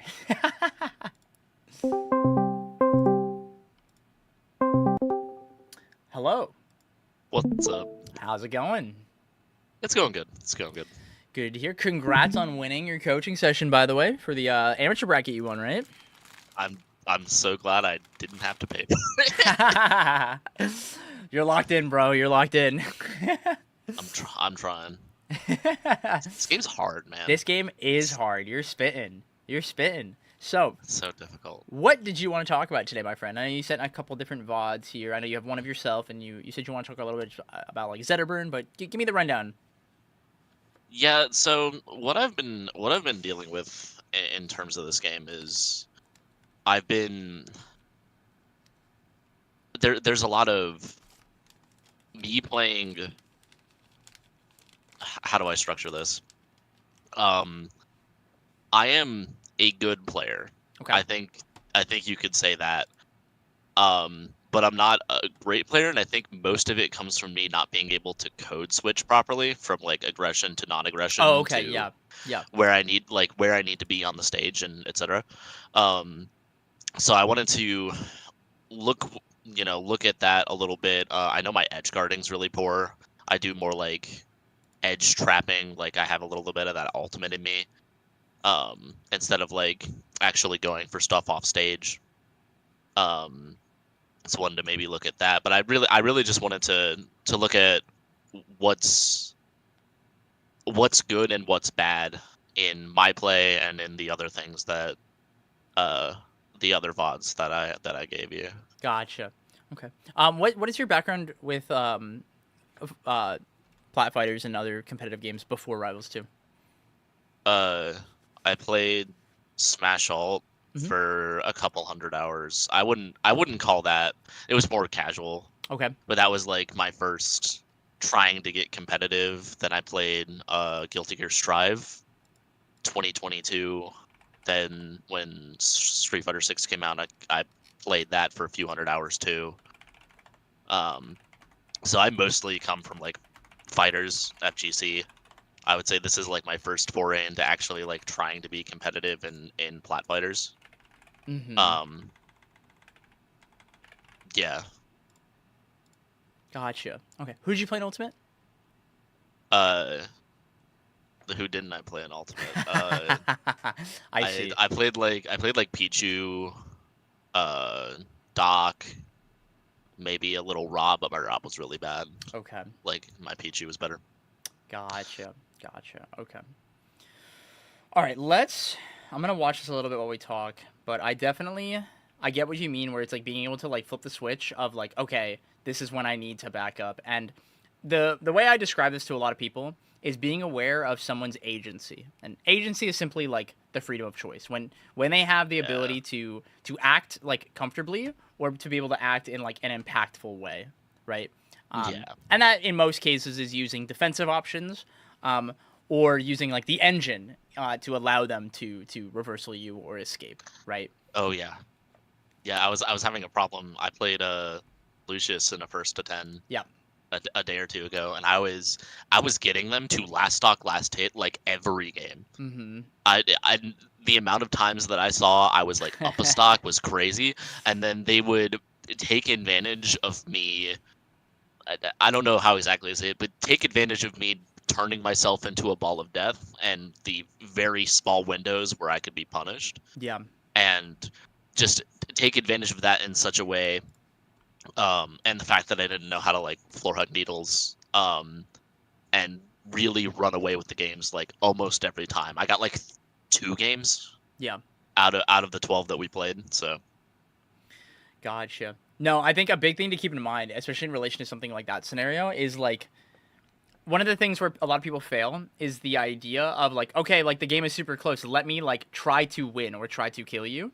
And the phrase I always tell people is like, don't fix what ain't broke. If the way you are playing is working, like keep doing that. Don't change to be like, now let me go to how do I take your stock mode, right? And instead, like keep focusing on like the act of what you are doing and like understand why is this close and like defining that. Does that make sense? Yeah, I agree. This is a really hard skill to grow because it's really tempting to be like, oh my god, they're like 140. It's their last stock. It's the last game. Blah blah blah, and just like try to force something, and that is like our ultimate demise as like a player is to be able to just like adapt for them by changing that. Does that make sense? Yes, that absolutely makes sense, and that was a lot of what was happening. Yeah. In that set, I had a set with spades. That was Nice. the same thing. Mm-hmm. Where again, I got a few games, but I feel like I was really trying too hard, like at a point, and I could have just kept doing the same thing or kept myself like cognizant of what's going on. Yeah, that is really exactly what it is. It's like you need to be in the moment. Yeah, I need to like know what my opponent is going to try to do to me. And well, I not feel even like just I like fail that. at that skill sometimes. But like what Or you what want to my be able opponent- to do is doing right in the moment, right? Mhm. That's what's more important, especially at those like last hit scenarios where it's like, you know, Rano and Zetter, you guys hit each other one more time at like 150, someone's probably gonna die, right? Yeah. And it's like, okay, like we just what you have to do is not be like, oh my god, like how do I not die here? Or like, oh my god, how do I find this kill? It's like, what are you doing and how do I make your job harder? And like that being like the game plan in more scenarios is like, how do I actively make someone's job harder? And especially like their character. Like, how do I avoid like certain specific things where it's like when you're fighting Rano, you're at the high percent. How do I not get grabbed? What do I do intentionally to not get myself grabbed? Right. Yeah, and I guess I can think about that after the set's done. Yes. Or at least I can be guided to that. But it's being conscious of it while you're playing, right? Yeah, like in a best of 5 set, Yep. like making sure when it's 2-2, being able to actually go to that place in my brain, it's really hard. Yeah, the thing that I teach a lot of players is the idea of narration, which is it's very literal. We're like in this moment, we're just gonna narrate like what the Forsburn is doing, not analyzing in any way. So it's like they F tilt, they wave dash forward, they F strong, they DI'd out, they tech rolled out, clone, jump, up special, neutral get up, cool, boom, awesome, we found it. And it's like you just had to sit there and just like watch it, and like that was cool. And it's like in those moments, like imagine if this was last hit, you might have like scrambled and tried to move more and do more, and it's like, but look at you just stood there and watched and you found it. Yeah, I was in a comfortable position. And Exactly. And like being- being able being to like comfortable made me play dissociate the better. like it is last hit or like it is game 5 and like not worrying about that, but focusing more on like experiencing the game. Because it's really easy to, look at all these details of like, oh man, what's the game count and what round is it and how much time is left and all this other blah blah blah. None of this matters. Like none of it matters at all. And who this person is really, especially at your skill level, like it doesn't matter. Like all that matters is like what are the buttons they're pressing, what is happening right now, and like getting better at like prioritizing that. Because what you need to do is like when you feel like you start getting like overwhelmed or you feel like you're struggling to like close out these moments, that's when you need to narrate. You need to redirect your focus on like the act of playing. And like the way I always describe it to people is like when you're gonna sit down and like play like a real set, whether it be like in tournament or like at home online bracket, whatever, it's like look at your monitor and just like draw a little box, okay? Like literally around it. That's the whole world. Like that's literally it. Like nothing else matters. Yeah. And it's like being able to do that is really hard. Yeah, that is a problem I've been dealing with too. Is getting starstruck. Yeah. Like having to play against high seeds. I played against Shadow and Shiv Mm-hmm. at CEO. Yep. And they're good players. Don't get me wrong. I can beat them, and I know I can. Yeah, no, I think that's totally But- fair. But it's like being able to dissociate who they are while you play. Yeah, but then I got into the game and I was so shaky and nervous and concerned that I Mhm. wasn't gonna play well. Yep. That I ended up just playing like shit. Yep. So And that's really the big thing, and that's where like being able to redirect your focus on like the act of playing is what we need to do. Because what we need to be able to the skill to grow is to take that confidence and like being your pride, right, of your awareness of like what you are capable of, your skill ceiling, and be able to channel that confidence into you actually playing. And not in like a disrespectful way, because that's where the ego is. And that's like it's a scale, right? You have to balance it, because if you go in and you're like, I got this shit easy, you're not respecting them, right? And then that is a slippery slope. And then if you go in and you're like, oh my god, like I'm really good, but they're really, really good, then you're setting yourself up for failure because you're scared. You're over respecting them. And so it's all about balance. 100%. Yeah. The skill you want to grow is what's called justified confidence. And it's like as you are playing the game, the act of playing, you are growing your confidence during the set. And it's like it's okay to be nervous, but it's like how do we cope with it? How do we work through those nerves, right? How do we find our opportunity to be like, yeah, you know what? I can win this. And what's good is like right now, you're like, yeah, I can do that. But in the moment, maybe you didn't actually feel that way. No, especially versus Shiv, because Shiv had just come off a decently close set with Cheesy Potatoes, who is a player I've also played, and they've kicked my butt. So I was like, yeah, I don't know if I can do this. And then I went to Harbor and SD'd 3 times, and rest is history. It's tough. It's tough. And it's like you have to not let external factors like that. And you're human, and like I said, it's like it's all coping. And that's where like taking a step back is really important, because you have to like sometimes you have to like fail to then rebuild your confidence back up. Yeah. I talked about this in an earlier session, and I talk about this a lot, the idea of like your skill floor and your skill ceiling. And I think you are somebody that like your skill ceiling is like above average, but your skill floor is still like you have a long way to go. You have some really bad habits as a player, and like the mindset side of that is important too. And it's like this is a pretty big gap. And like the part where a lot of people fail around your skill level is like being like, how do I just keep raising my skill ceiling? But if you do that and it just gets higher and higher and higher and higher and higher, the days when you're not playing good or you get nervous, like, in quotations, you're hitting this floor so hard, you're gonna feel like everything is unwinnable. And it's like what we need to do is we gotta own this skill floor. This is you.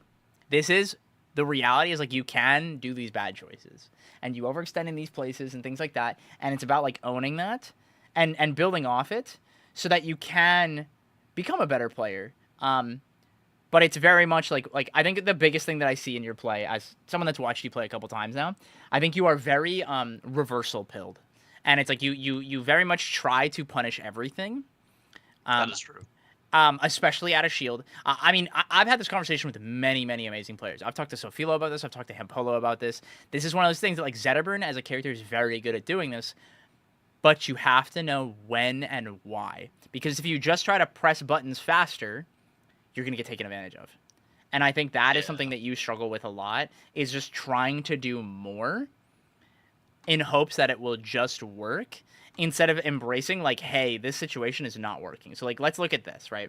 Where it's like, okay, we hit this, boom, and we drop this here, and it's like, okay, but we find it, and that's cool. And then we whiff this grab. You now need to be on, like, I'm potentially getting reversaled in this scenario now. Now I have fumbled, right? Because we didn't play around their tech. We tried to read it, right?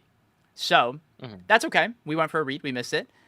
But upon you missing this, you try to just force another punish. And it's like, sometimes what we got to use is, let me get you this little acronym that I really like.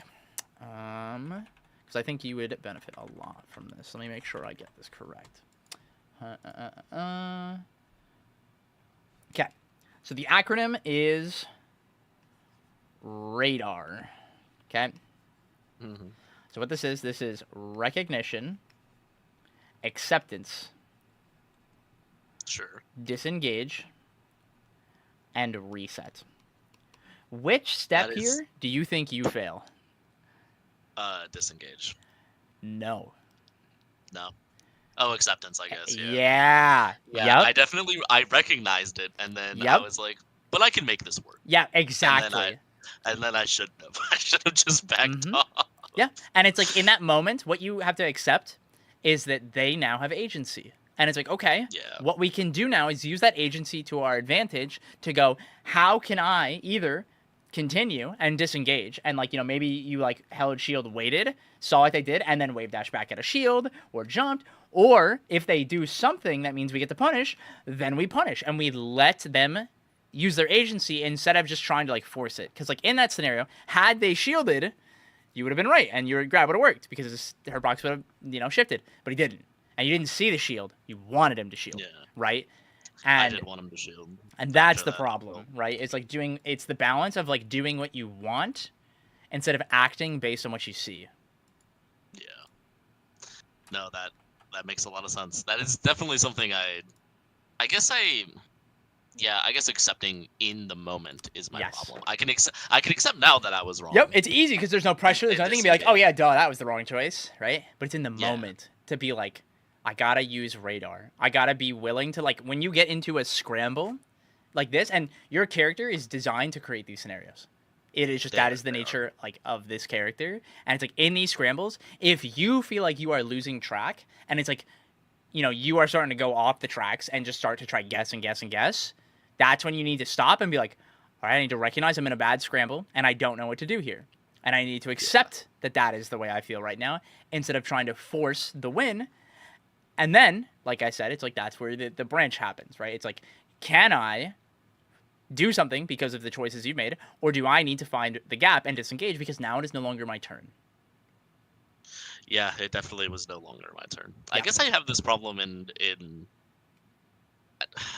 I don't know if I can blame this on Guilty Gear, but I feel like Guilty Gear is actually really big about this because of the way, like, blockchains work and meter and things like that. Well, I played chip in that game, right? So you cheated. So, yeah. Yes, so I basically cheat the system in regards to that. Yeah. Where that makes if sense. my opponent, like, presses a projectile, then I can teleport across and you screens and beat the hell out of them. Yep. And I can't do that with everything and everything. Well, you could parry. Well, that becomes more difficult, right? A little bit. Read on them too in this game. Yeah. So. Yep.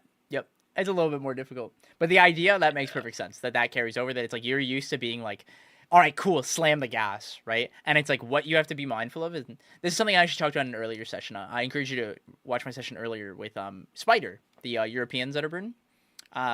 Is this idea of, like, this game has so many, like, gears. There's so many mechanics, and characters are so strong in this game that it's like, you have to respect their turn. And it's being aware of when you can use the engine, right, to, like, punish their turn, right? Where it's like, the game says this works, so I will do it.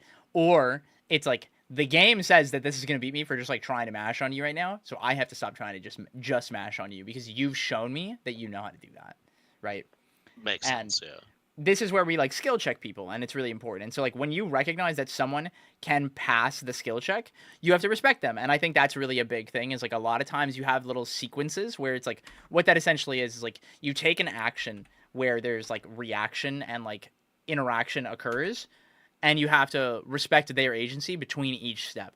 So something like this fireball where you like run up and you sequence off of your fireball a lot, as well as off of your shine. I think you guess what to do a lot instead of reacting to like, how did they DI it, or did it hit? And I think you kind of get caught up in just trying to cover more options instead of like, you know, a That's fireball like true, this where it's like, when we hit this fireball, it's not really easy to get anything off this fireball. But what we could have done is wave dash back after the shine. Yeah, and then they try to hit me, And then you just F you know, like, smash. F tilt or F smash, And they then just die. They get they get put in a terrible. Yep. position. Yep. And it's like there's a lot of opportunity there. And it's one of the things I think a lot of players, again, it's like this is very common around your skill level especially, is the desire for instant gratification. I want this to work now. But because of the amount of agency and all the gears and all the knobs that we all have, it's really hard to get sometimes. And so being fully aware of the context is really important. So it's not just you trying to do more. Because like this is a great example of like you are now in the like I want to kill you mode. You lose this stock here, and it's like, okay, watch. You're gonna land, you go drop, jump, aerial. Drop, jump, aerial, drop, jump, aerial. Up, and then we're just going for it. And it's like trying to read what they're doing. Not a single reaction occurred there besides that they were moving left. And that's it. And it's like right now you are so fixated on the like, how do I hit you as hard as possible right now? And try to like force in. Even like little things like when you go for like this up air, it's like you messed up wave landing on the plat. And it's like you're trying to always like fix every scenario to be like, oh shoot, how do I get this? And it's like, it's too late. Yeah, if I mess something like that, then yeah, I just need to hold it, right? Yeah, you have to react to your own hesitation or mistakes. If you don't, you're chasing a situation that has already passed. This game is so fast.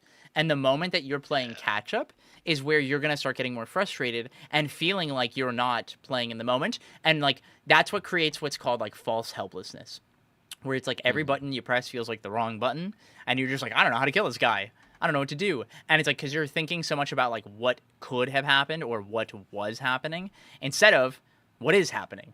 And that's why I was saying like the narration is so valuable. It was right there too. Yep. Damn it. Yep. And you see how much you're doing it now, where you're just like forcing a lot of sequences, where it's like I like knowing this information, but I don't like knowing this information at the same time. It's tough because like this is what I mean, where it's like, remember that skill floor, right? It's you. It's you. This is you. It is and me. it's like we can, when we're watching this, we can look at this objectively and be like, oh, that's not the percent that works for Zetterburn, right? Like you can't just get the dash jump off that up strong there in combo, but you really wanted to. Yeah. And it's like, oh, you missed this, and then you didn't respect. They get to press the funny move, and they got two of them. Yeah. Like DI out, definitely. If they don't DI out, I get it. Yep, then but you I get didn't have a react to combo. it. But I didn't react to. Yes. Not it. Even if you just leave it there, if I leave it at one up air and then I like again shield or wave dash back, You then just I'm let able, them choose. Yeah. Yeah, I need to respect let their agency. them choose an option. And of course, there's layers to this. Exactly. There's, you know, at a point where there is layers to where I can make a read in that situation. Yes. But that's it's not the the place balance for it. of like reads versus like what just works. Because what happened here is like you going for that up air wasn't the worst. It's what you did after, where you kept moving forward, right? Where it's like here, I can't be trying to go for another up air here. Yep, right here, this was good, but it's like now he's got so much agency. He's got a lot of mix-ups. He clone is up. There's a lot of things that can happen here. Let them choose. Imagine if you baited this, freest parry of your life. Yeah. And it's like you absolutely have the power to do that, and you're a good enough of a player to do that. But you have to respect, hey, they get to press a button, and it's okay that they press a button, and like. Finding peace with that is big, because I think this is what happens with you, where you are always just trying to force more. And it's like what we have to do is the moment it's like it doesn't work, foot off the gas, narrate. Yeah. What are you doing? And it's like we have to really hard stop yourself more, because you need to spend more time looking at the game instead of spending so much time trying to do more than they can process. Because this person is showing you they are not scared of you. Does that make sense? In those scenarios, they're respecting like the scenario, but they're not scared. They're like, oh, cool, I can come down my back here now. I'm not scared. And it's like when you get control and you get these hard confirms, you're doing really good. But it's like you need to let those happen organically. It's not up to you. Yeah, I do definitely push the envelope, and it makes it so Yes. if a player is better than me, they know, Yep. and they take advantage of me very, very badly. Someone who struggled with this for a while was Acorn, where it's like he would try to really get every little drop out of a hit, and it's like you got to build your way up to being able to get that insane value, and it's hard, and you're not always gonna get it either.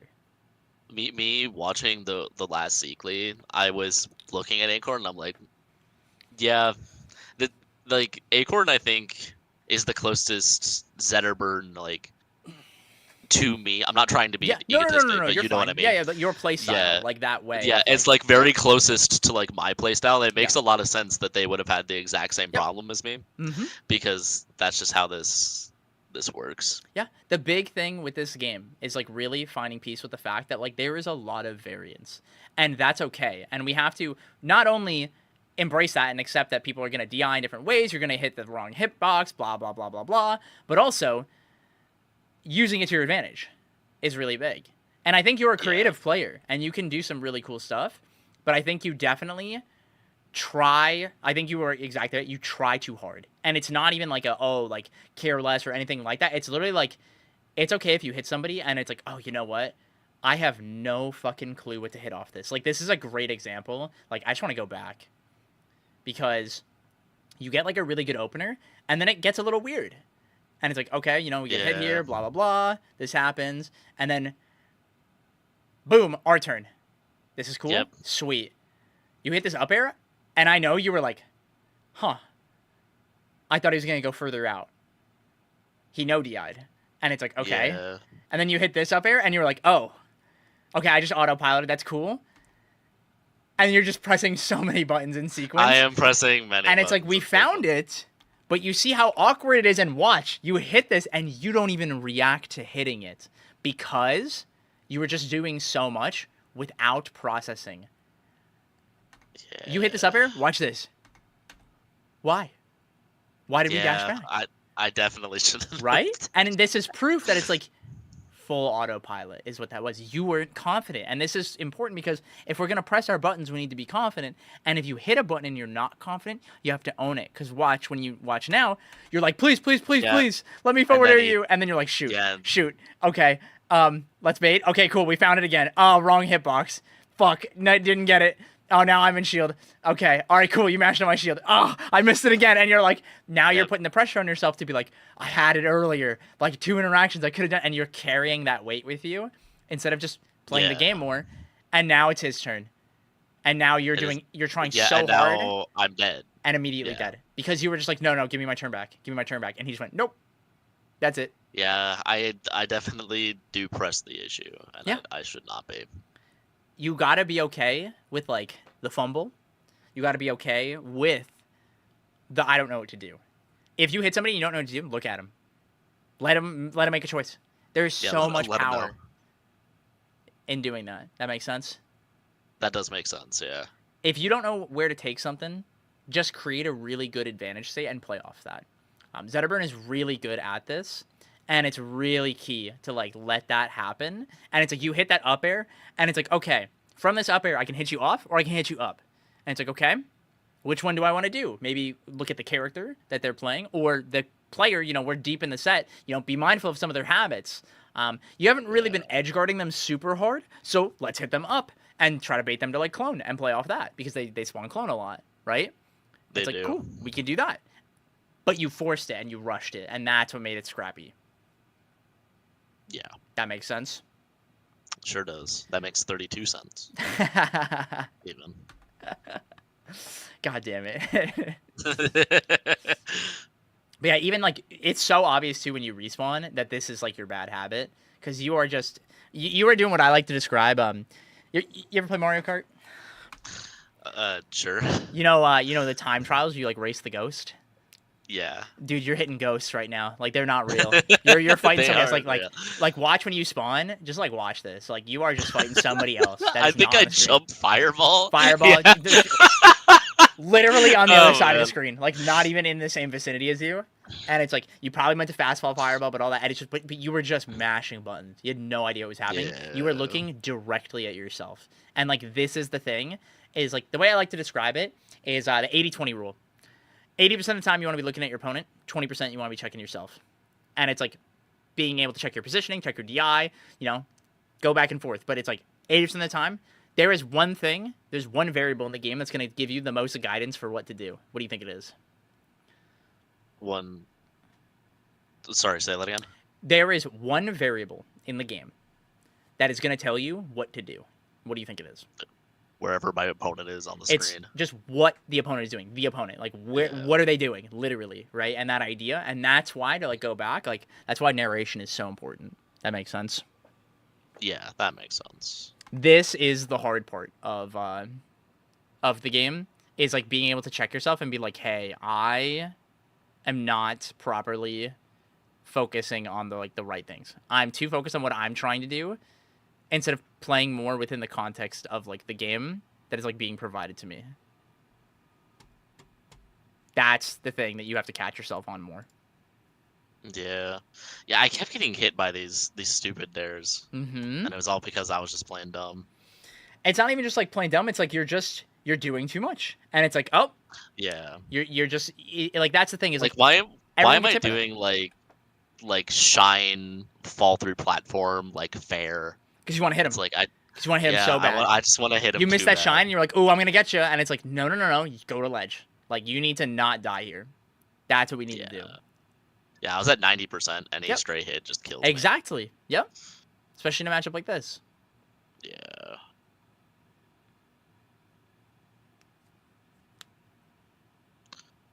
Nice. And see, this is another thing too, where like Yep. you need to be more cognizant of like the different percent windows on like different characters' weight and fall speed. I think you definitely default to up throw a lot, which can be good, but providing that mix up of up throw and down throw has a ton of value, as well as like even like if you ever notice like Beastly and like Sango, they use back throw a lot to catch people and just put them in like a really bad game state. Like I said, right? It's like if you don't know how to take something in a really good way, create the good advantage state and play it out, right? Because we have the tools to play off that. I think something else that you would benefit a lot from is the tumble percents on drag down. Are you familiar with that? No. So something like your shine here, right? If you go down here, you'll see the show stats for nerds.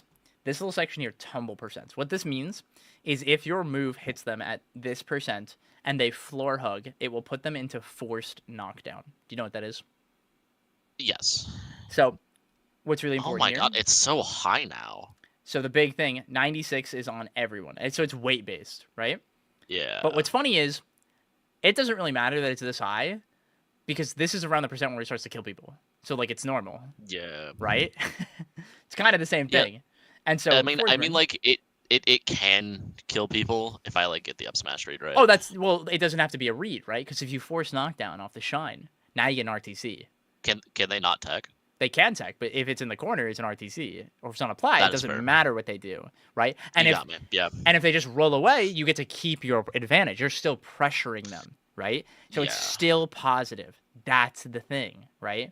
So Makes sense. the magic number for your shine is 96, but it's pretty varied because of the way omnidirectional and weight based and all that stuff. So on Raster, it starts as early as 78, but on Forgeman, 89. And it's like, we were really close. It was just a couple percent off that you tried to start doing this, but it's like, imagine if we waited to do like this shine here at a higher percent to do that scenario, right? And so this is one of those things that we have to internally respect. It's like we don't get to do that raw shine until that percent, unless they are in the air. That makes sense. Yeah, I think a lot of my problem, and I think this kind of goes back to the free the floor hug change. Yeah. Because Shiny's always been auto floor hug, but Yeah. floor hug in general has become so much better. Yeah. that I will try to force whatever I think my best option is Yeah, at any exactly. given time. And in this scenario, right, in this case, I need to think, well, Shine on paper, if they don't floor hug, gets me the entire world and more. Yep. But I have to be realistic, and again with the tumble percent, which they Mhm. also changed in the patch. I Yeah. don't know how. Yeah, Like I don't the remember cool how part I will exactly. tell you is every single move is on this site, and I encourage you to like. You don't have to I need memorize that. every single move. The way I like to do it, yeah, huge shout outs to Lynn Petals. She did all this testing as far as I know. Are like really impactful moves where you want to know them, right? And like the different hitboxes. So like Yeah. your F tilt, right? 41, magic number. I was talking about this earlier. Like dash attack is a really big one because look how early this shit starts knocking down. 43 on everyone in the game. What the hell? And that's the early hit. And then late hit, 74, but you know, some of them are early. 66 on or 69 on Forsgren. That's not hard to get to. That's 2 combos. And he's there. Yeah. And now you get to just rip a dash attack in neutral and he has to tech. That sucks. That sucks for him. That does suck really bad. Yep. And it's like being aware that it's like now I can use this move safer is so big. And that's something that like familiarize yourself with this because it also goes on the flip side of like how to then use your floor hug aggressively. You know, let's look at like Forsgren down tilts. Let's go all the way back here. Like all this stuff is right here. And you can learn these little numbers of like when you get to mash on them and not. I guess I need to, yeah. Hey, 'cause Numbers, it's important. numbers in gameplay have always been a little at odds in my brain, but Mhm. I probably should learn at least this much. Even if you just learn a couple of them, like for me, I'll give you like a great example of them.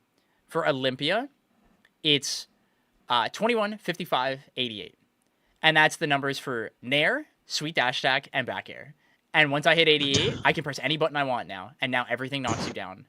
Nair is 21. It's That's 21. Yeah, it's crazy. fucked up. Yeah, and specifically Nair That's 2. fucked up. It's because Nair 1 never knocks down. So I have Yeah. to. So it's only Nair 2. That's like the trick with At that. least. Yeah. Yeah. So you can always floor hug shield if I do like Rising Nair on top of you. Yeah. Sure, yeah. That's why it works. But it's early. It's fucked up. Yeah. But like something. 52% Yep. is low. Yep. 51. That- Yeah, so that's- it's 51. Yeah, that's his magic number for sweet spot. But sour spot 56. So yeah, 56 is like the magic number of like, okay, I have to fully respect down tilt now. Yeah. And that's a big thing, Huh. right? That's just like that's a big one. Where like his dash attack is another really good example of this. Like, it's got 3 hits.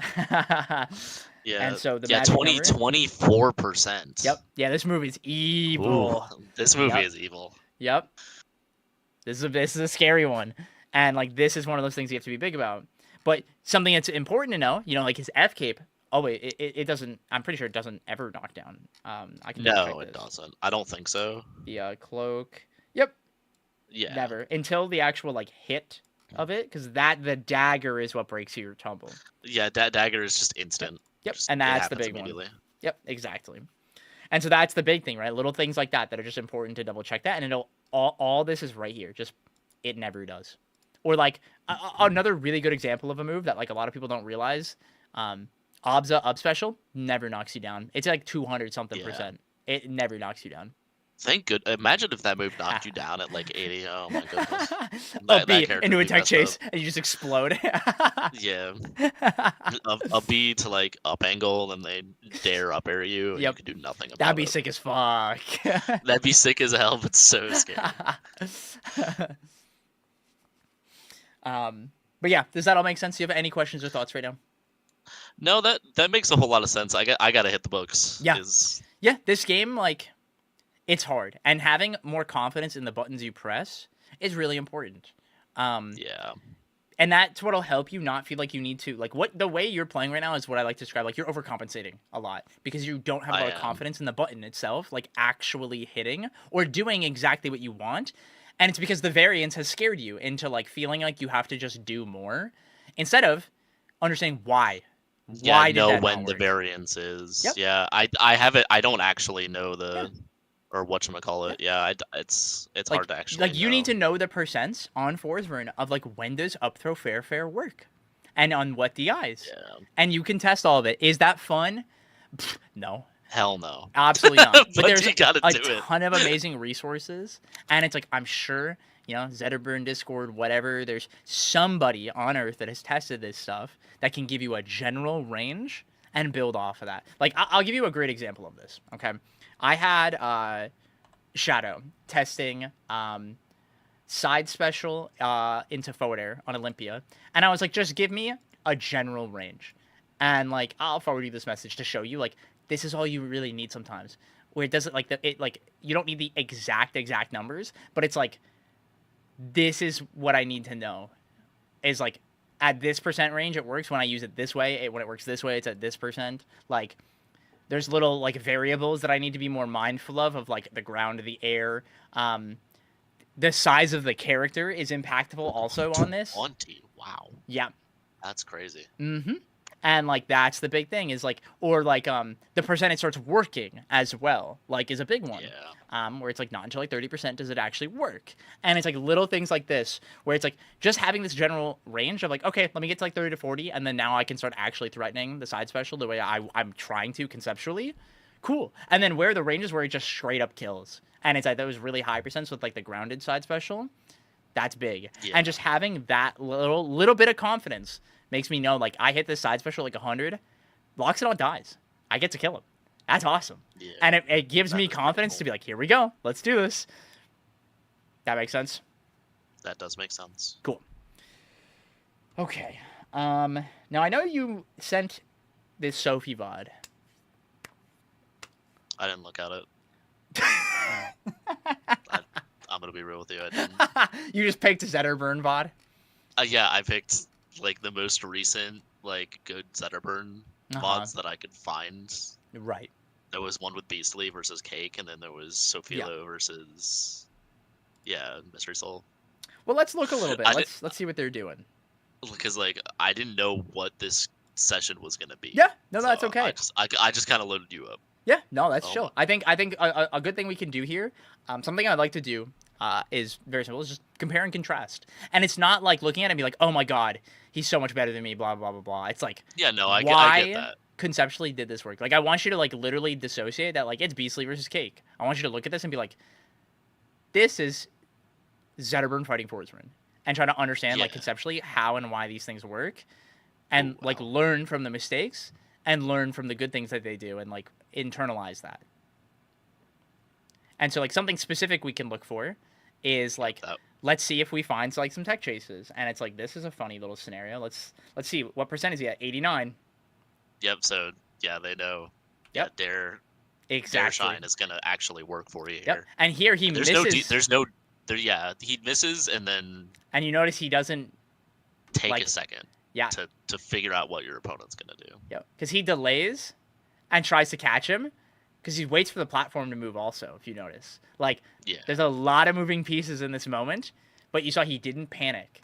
He found it very much on reaction and hit confirmed throughout the entire process of whether something hit or didn't.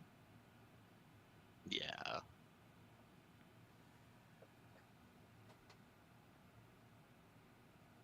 Yep. Now, this is a Yeah, funny thing that he did nothing- here, actually, and I want to talk Sure. about this. So, this shine actually hit him up, right? If you notice, popped him up. Why did it Yep. pop him up? They weren't in the starting percents for it yet. No. No? What? What move did he hit him with just before it? Let's watch it one more time. Oh, Dare flinch state. I'm stupid. Correct. Yes. Yes. Good. Yeah. gotta This is remember another flinch state. important time where it's like when we can hit somebody with something and they have less agency, right? So this is a big thing where it's Yeah. like creating a game state where we get more agency than them. And so something like this down air guarantees that this shine is going to hit. And if you notice, he like Yeah, and then turns you- himself around as he does it to hit him this way. Yeah, so can hit them exactly like Because that. he can't floor hug it. And then notices DI out and then doesn't Yep. do anything. Well, he DI'd in 'Cause you- actually. He DI'd down and in because he tried to floor hug it. See, you saw the Yeah. arrows, Yeah. and that's but the thing is like, it's far enough away to where you can't Yep. do anything about it. and he respects it. Where it's like he hits this, and it's like, oh, he DI'd out in the up throw, and then it's like, okay, cool. And now he's just waiting. And it's like, all right. And you see there, it's like very aware of like his own defensive option and observes what does the Forsburn do after hitting me with that down air, knowing that he wasn't gonna get knocked down at that percent. Ooh. Undershine, almost enough. Yep. Almost. Yep. Just let's cake, dude. It is all about forcing, huh? Yeah, the big thing is like you see there are times where it's like what I want you to think about is a concept called start stop, where it's like there are times where you can just like keep going and try to overwhelm somebody, but there's so much value in the like start stop, like off beat and being like, what do you want to do, and then finding an opportunity off that offbeat and like taking advantage of like what you see instead of trying to just guess. You don't have to guess. That's the cool part about the game. You really don't have to. Thank you for the sub. But yeah, that is really the biggest thing, is being aware of like you respect that they do have the choice there and how to use that to your advantage. That makes a lot of sense. Because why guess? Guessing is random. We're playing Guessing good enough is character. random. You don't have to guess. That was kind of fucked up. Yeah. But Yeah. Yeah. He hit the funny hit.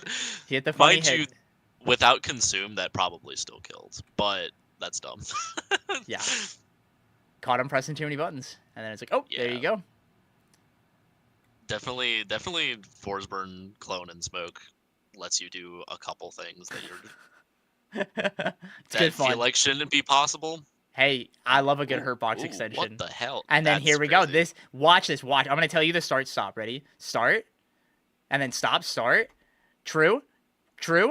Wait. Stop. And then catches him. everything's true. Catches him again. And it's like in those moments where he's reacting to the DI, reacts to DI, catches him over and over. Each step of the way, he reacts to the hit. This is a magical stock where he just annihilates him. That was a good stock. Yeah. That's the kind of stuff I want. Yep. And this upstrong is actually really good too here, because at this low percent, it'll always just beat floor hug, and the consume makes it even easier. So he gets so much percent and puts him in a really favorable position off of it too. Man, going for the second up smash there was a really, really smart idea. Yep.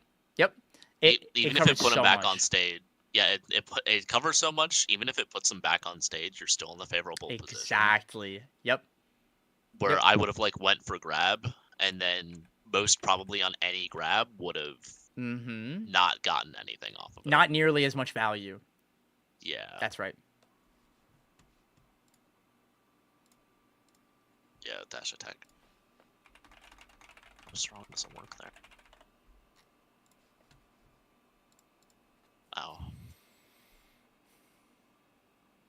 And there you go. Yep. This matchup is very, very swingy in that way, where like you can get hit off stage and just lose your stock so quickly. I feel like Zinnerburn got a few of those matchups Yeah. post patch. I feel like they existed, but now you could feel They're it more. worse. Yeah. Yeah, you could it's, feel it now. especially like I was playing Lucius, and I haven't played a Rado since the patch, right? Yeah. Yep. Like a good one anyway, Mhm. and it was just like, oh wow, I do actually just die for one mistake. Yeah, or you one have to be grab. really careful. Like the mistakes or like the opportunities that you like give them, the risks you take, you have to be very, very calculated on, because it's like you pick a bad fight off stage, you are literally just dead. Yeah. Yeah, maybe you have to get rid of that smoke at some point. Yep. See, and I don't even have to tell you this. You're recognizing this now. Like there are lots of little mistakes. It's like, oh wow, like I need to Yeah. internalize that. I should be doing that, right? Like yeah, Cake would have straight up gotten that stock deleted like Mm-hmm. 30 seconds earlier Yep. if that smoke wasn't there. That's right. Exactly right. And like this Yeah, is no, what I that's- mean, where it's like what we want to do is like really look at these things, and there's lots of good to take, and you can learn from their mistakes, like especially when it comes to like character, like Yeah. matchup stuff. This is a really big one. And this is the cool part, is like we play a game where a lot of people are really good with a lot of different characters, and so there's a lot of resources to use here. Yeah, it's nice It's to be so able to sick. just watch good people play. I love me some good rivals. It is good. What region are you from again? I'm Ohio. Yes. You are you're from the same region as Echoes, right? That is correct. Right. Got it. Yeah, I am. Yeah, I'm a good player here. I don't. Everyone else that was good retired, so Gotcha. I'm automatically Now we take the those. That's best cool. by proxy. Yeah, Heels retired. I think Judge retired. Lily moved out of state, Gotcha. so Now you've been handed the mantle. yep. So I can go lose to Revilo Yep. in the RTCS. Yep. Yep. just like Hey, Ohio has Rev done is good. for centuries. Rev Yeah, is good, no man. Rev, no Rev. I know Rev is good. I'm just,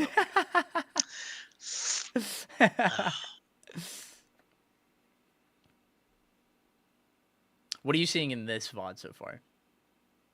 I haven't been. That's okay. Extremely Take a much. second and watch. Yeah, tell me what you see. Oh wow. Definitely get. I think Sofilo is getting put in positions that no one would want to be put in, but also putting herself in those positions. Yes. Yep, that's right. Just not doing things exactly. Pick like correct. what's an example of like a position that's really scary that she's putting herself into a lot. Great question. Let's go back. Let's like go back. Yeah, right? yeah. Go back and I can pick something out. Mhm.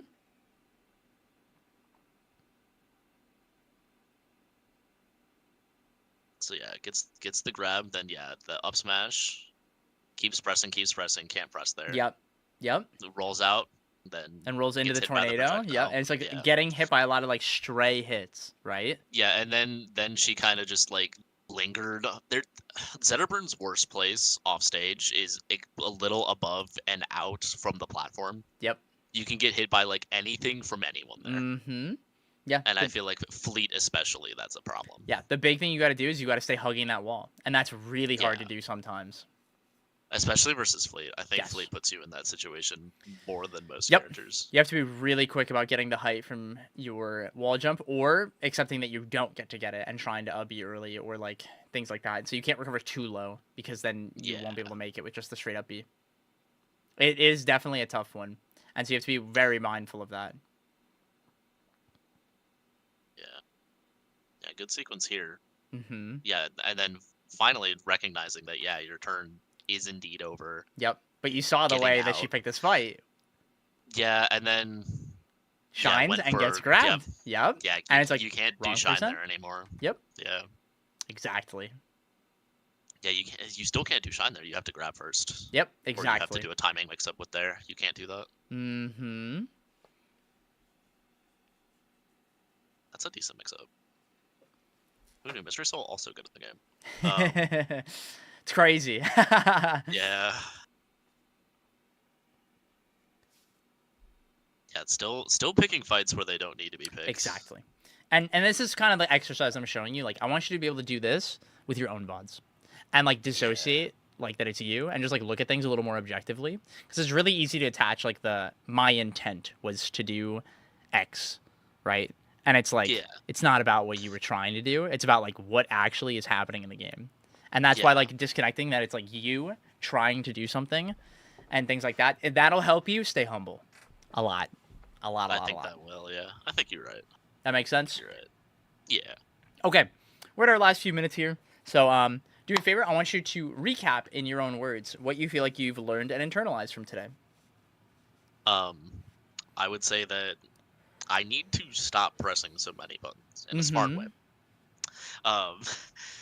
Really, what it comes down to, especially watching back that Triforce set, which was a set that I got very scared in, and I thought that there was no way that I was going to be able to win the set.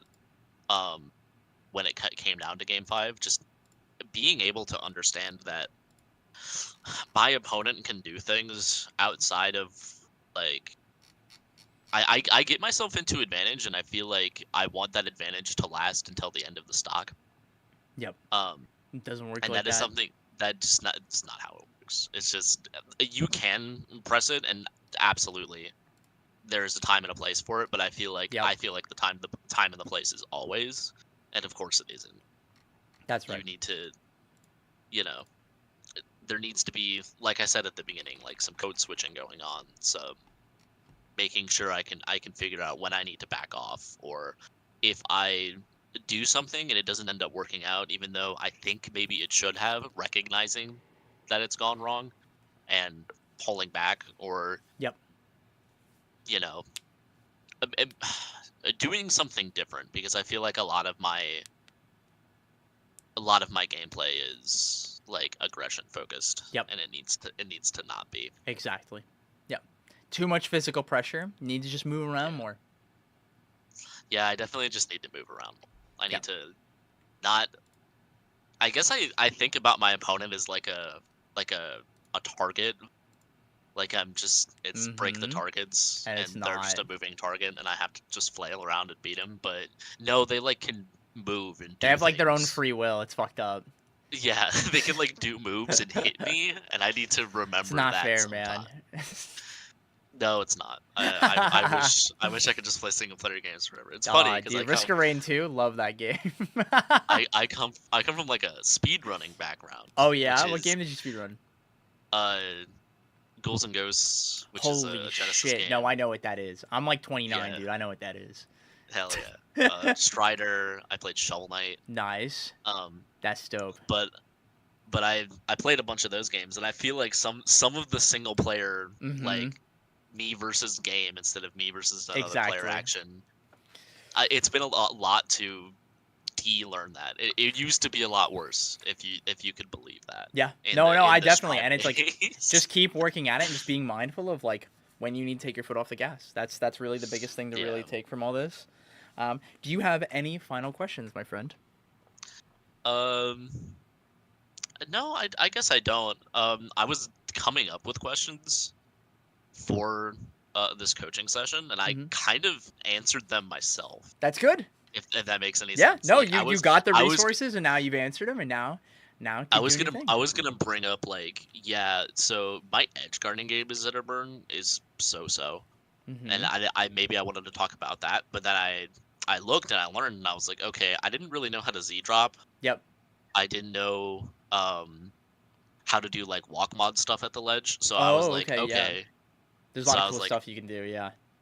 yeah, so I was like, okay, then I'm just gonna learn that then, and I don't have to bring it up, and I can focus more, like, not high level but less specific. Mhm. Yeah. In the coaching session itself, Makes because I feel sense. like this was a really good like mentality, like coaching session, if that Hell makes yeah. any sense. Awesome. Well, if you ever have any other questions, feel free to shoot me a DM. As well as don't forget in the Discord, we've got the advice channel. I encourage you to Yep. use that and talk with all the lovely players we've got in the community. And thank you again for entering the Zeke League, and congrats on winning your amateur series. Hopefully, get to see you win a full one at some point. Oh, we'll see about that. If players like Rungunchu and Acorn keep showing up, who knows? Lock in, But bro. Lock in. we'll try our best. We'll try our best. All right, good stuff today. I will talk to you later. Yep, absolutely. Thank you so much. Peace. Woohoo! All right, we got one more. Unamas. All right, where we at? Pyronic.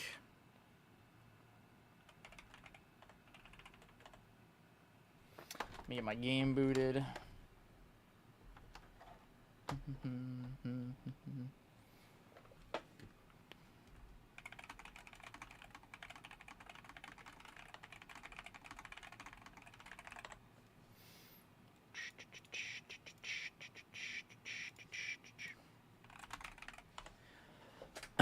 All right, one more session.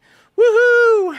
I was like, thank you. Of course, my pleasure. And I encourage you, man, take some time working on this. If you ever want some more coaching, be sure to sign up on my website. Kind of a Giga Chad. Thanks, man. I appreciate it. Oh. Okay. Ooh, let's get comfy. We got one more. Almost there. Then I got some off stream, but we're chilling.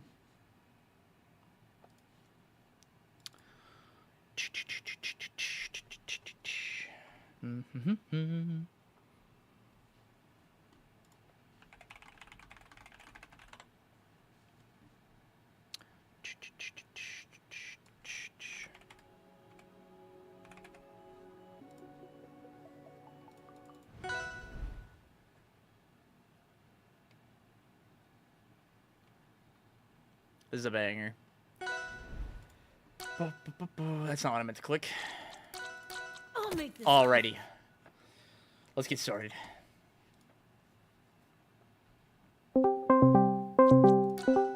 Hello. Yo, How's it going? good. How are you? I'm doing good. I'm doing good. You are the last one for today on stream. Congratulations. Thank you again for signing up, by the way. Super appreciated. This is our first session, Yeah. right? Mhm. Cool. I've been debating signing up. I want to do well at Supernova, and I'm just stressed. I could tell by the message when the way you filled it out. Zap, thank you for the raid. Hi, everybody. We're just doing some coaching. Yeah, I could definitely tell. Tell me about you, my friend. Give me your background on Okay. competing, all that cool stuff. All right. So, I first started with competitive platform fighters with Smash Ultimate. I was on my high school esports team for the past 4 years. I graduated this year. Oh, And okay. I played Steve, everyone's favorite character. Hell yeah, So, love it. Roughly 2 years ago, I started playing Rivals 1, mainly casually. I played Malo in that game. I'm still waiting for him to be in Rivals 2. But since the launch of Rivals 2, I played Forsburn, by far the character I played those hours on. And then roughly 2 months ago, I just stopped having fun with him and then switched to Daedalus. So, Okay. Hey, I Yeah. did the same thing. I ended up continuing further, but I was the same way. I played Forsburn all the way. Daedalus came out, and I was like, this is the coolest character ever. I love this guy. This funny little bear. But that's dope. What region are you from? yeah. Northern Virginia. So I have a 20-minute drive to SmashCon. Oh, hell damn. Wish that Yeah. was me. Phew. Sorry, I'm just reading chat. I played against God. Space Mario, Zab's partner, on ranked the other night. And I'm currently getting flamed for the way I played it to win. All right, let's boot us into Ashford here. Okay. Okay. What do you feel like you struggle with in this game? Okay.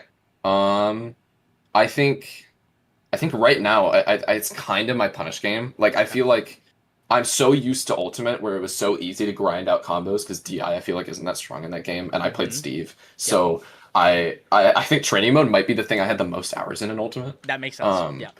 And like this game is such a drastic it's so different at how the combos feel, especially because of floor hug. Yep. It took forever to at least get kind of used to it. So Yep. like I don't know. I think especially punish game and then picking my approaches. It's funny because in Ultimate with Steve, I actually played fairly aggressive, but it was still Steve, and it's really easy to get in hits with that character. Yes. No, you're good. I speak Ultimate. You're good. I get it. I know. That he was a goober.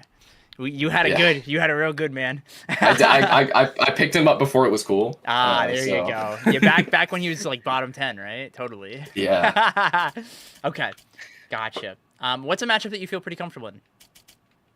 I think I struggle with most of the matchups in this game. I see. It for a while it was Crag, just because all of my friends who play this game with me all play Crag. I literally all of my friends that I've gotten in this game, they either play Crag or Olympia, and that's it. No one plays any cool thing. No one plays any cool characters, at least to me.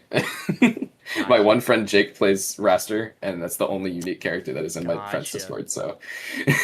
Gotcha. Yeah. Okay. All right, let's play game or two. See what you're doing. Okay. And then we'll go from there. Cool.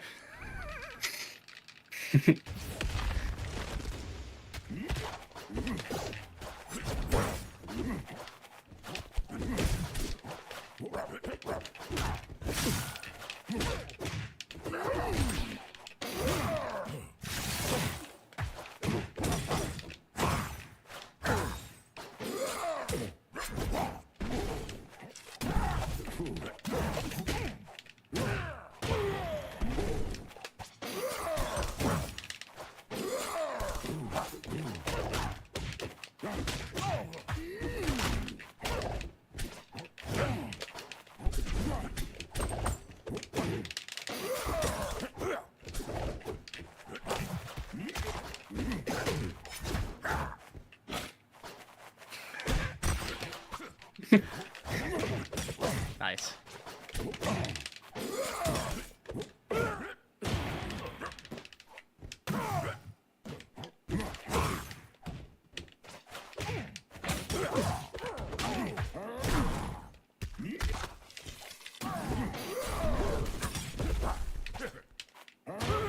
Oh.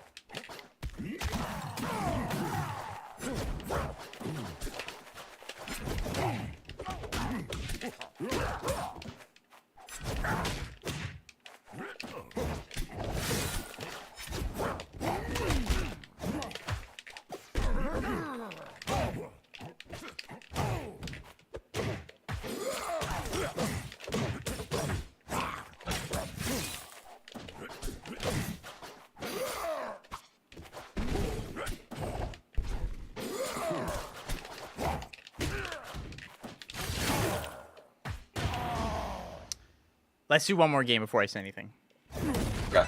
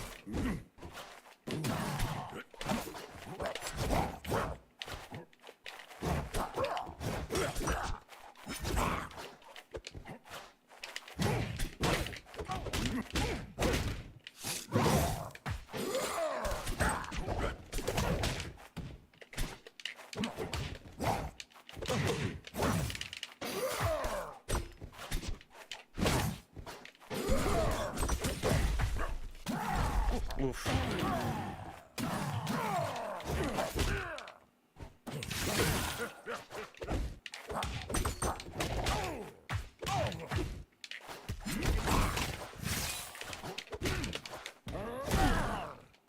Oh, straight up, damn. Yeah. I got you with the funny hit. Okay, how do those games feel for you? Okay. I think like I don't know. What are your I think medium my punch game was more off than normal. I think that game. Yeah. I think I'm normally a little bit better. What do you feel like you were struggling with in specific about the way I was playing? I feel like this is a problem I think with every character I play against. I am really good at getting hit during a tech chase. I think you hit me with 5 downers in a row. Yeah. No, yeah. that scenario, that was very much a case where it's like, Yeah. you are somebody, and a lot of people who play ult actually struggle with this a lot, where you, when getting comboed, you pick a DI and like hold it. And in that scenario, you just keep holding down. Yeah. 1 second. I'm Yep. sorry.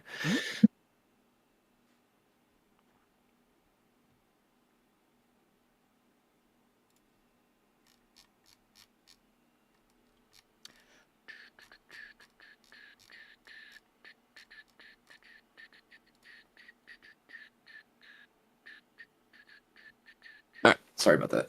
No worries.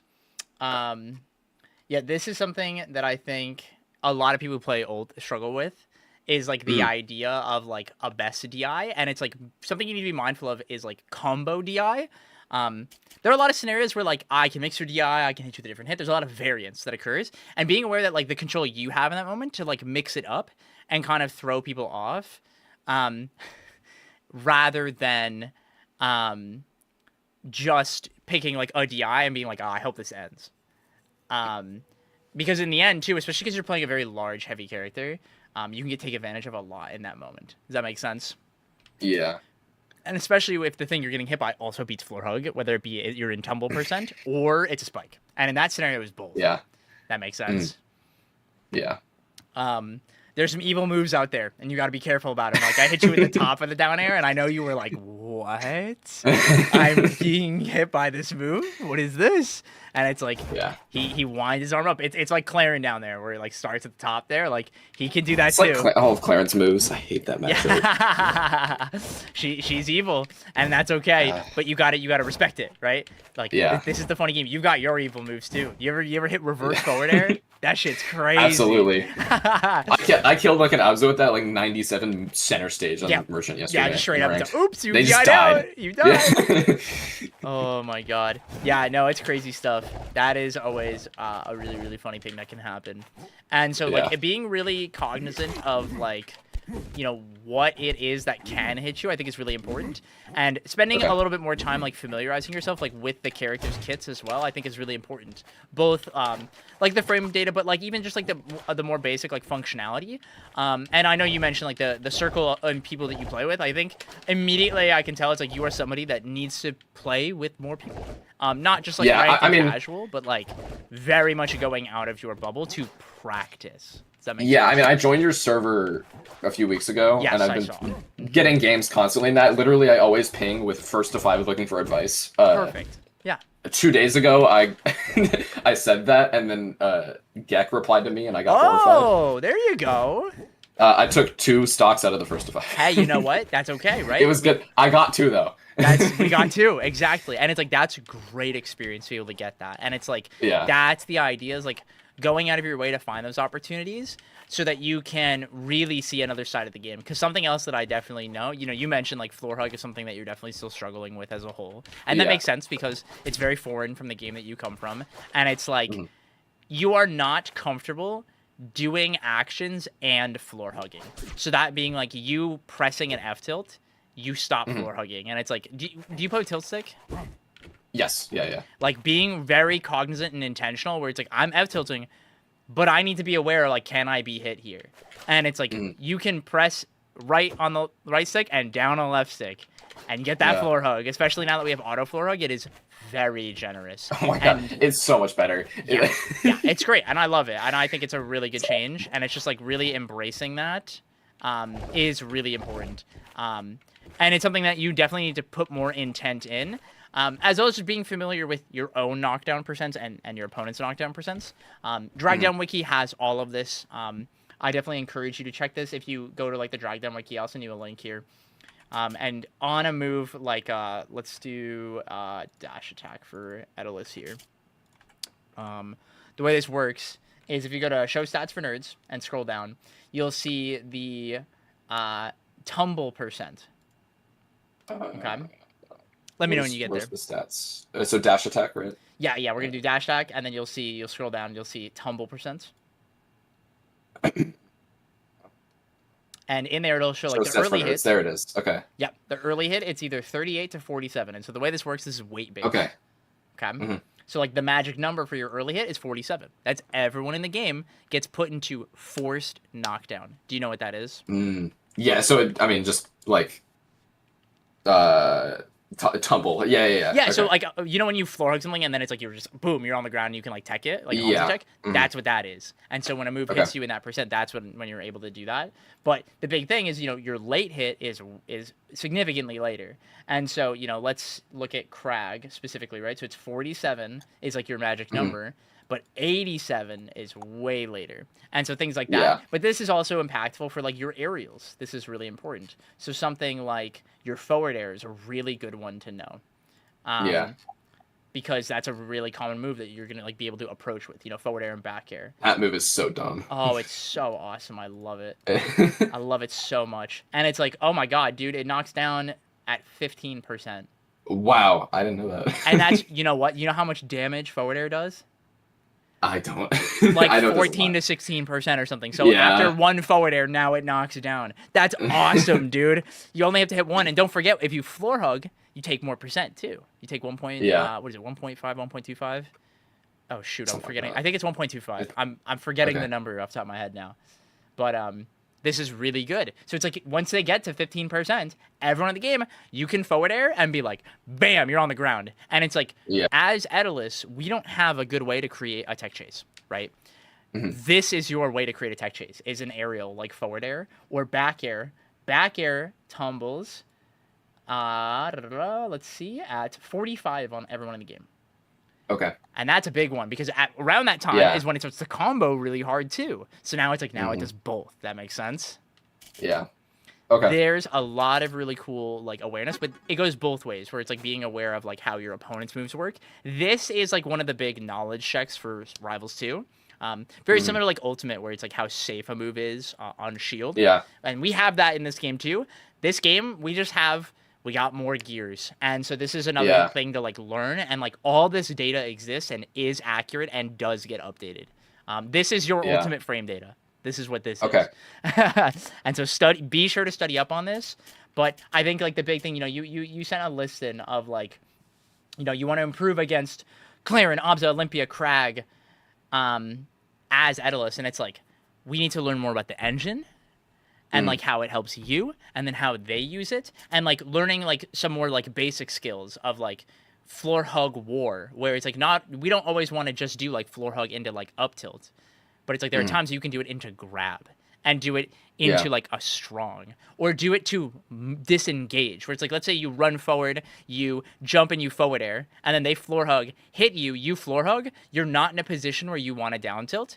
Now you can just dash back or wave dash back and leave the scenario completely. And it's like being aware that it's not just you have to fight. That makes sense. Yeah. There are some other basic like random little tidbits that I want to go over with you that are really important. You cannot buffer shield grab when your shield is hit. Okay. This is one of the this is the only thing you cannot buffer out of shield when it is hit. And so this means every move, this is one of the more convoluted things with the game. Unlike Ultimate, where it's like you just have to react to the hit lag and then you're good. With this, it's you have to react to the hit lag and then time the grab. Okay. Because if you mash it, it can eat the input and you'll be late. So be really mindful about that. Shield release is even worse than it is in Ultimate. So that's letting go of shield.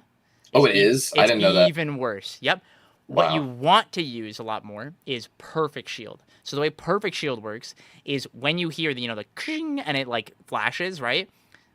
That means you can do any grounded move to cancel your shield. So that being any tilt, any strong, dash attack, any of that stuff. But if you jump, you still get the frames.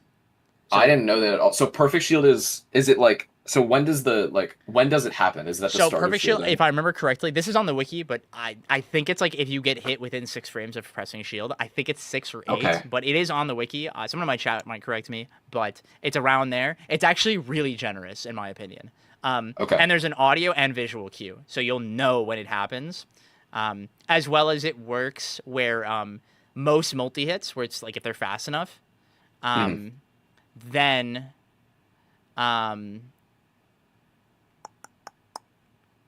sorry, my brain, I'm reading chat at the same time.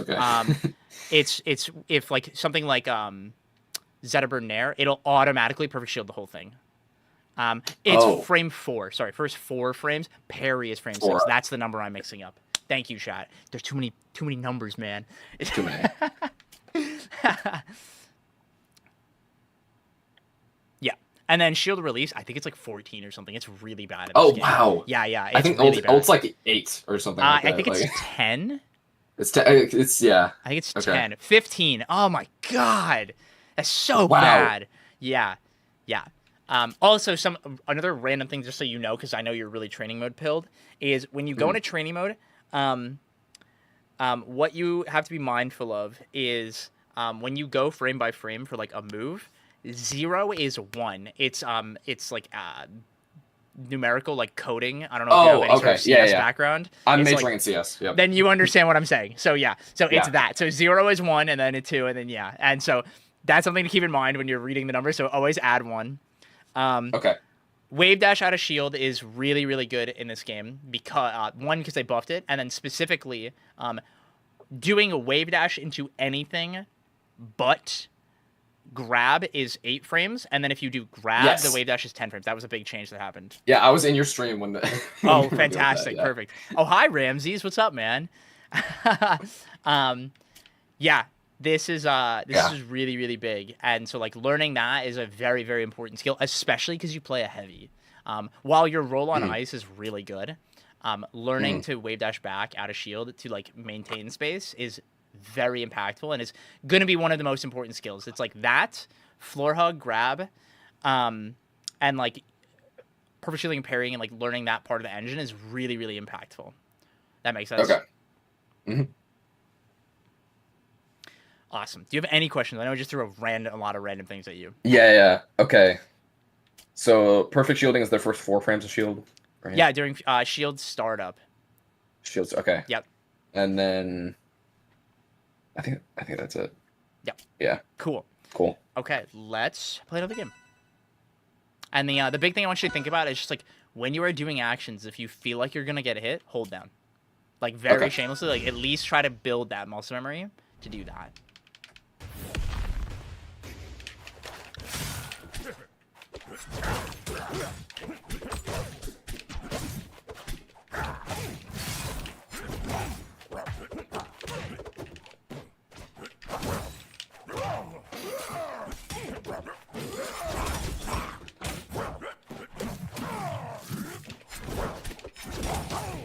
Nice.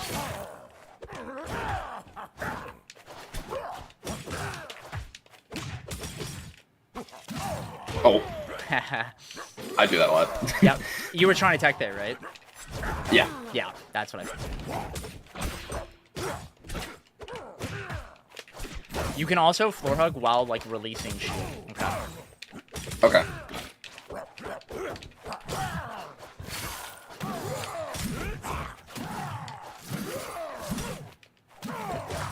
Nice.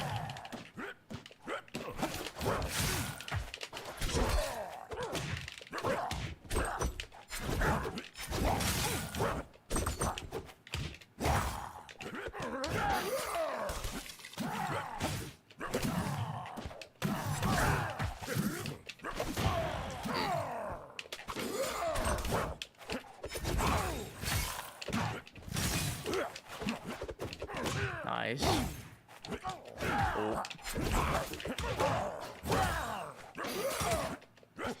Good bait.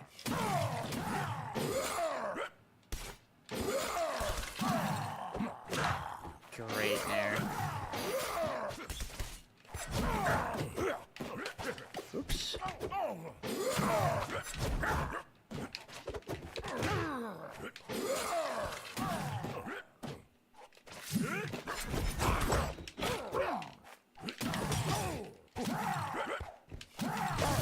Right back here.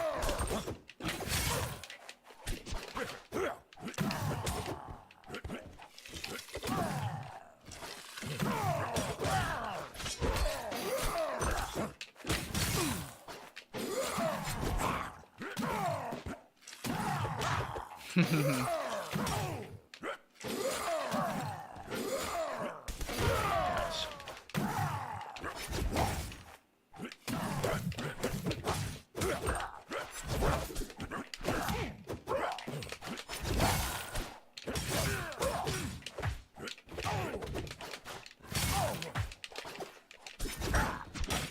See there, you try to drop shield, right? Yeah. That's a big habit we gotta break. Okay. All right. Especially when it's something like our forward air, right? Which is like very, very aggressively safe. Our forward air is like basically cloud back air. Okay. Yeah. Almost.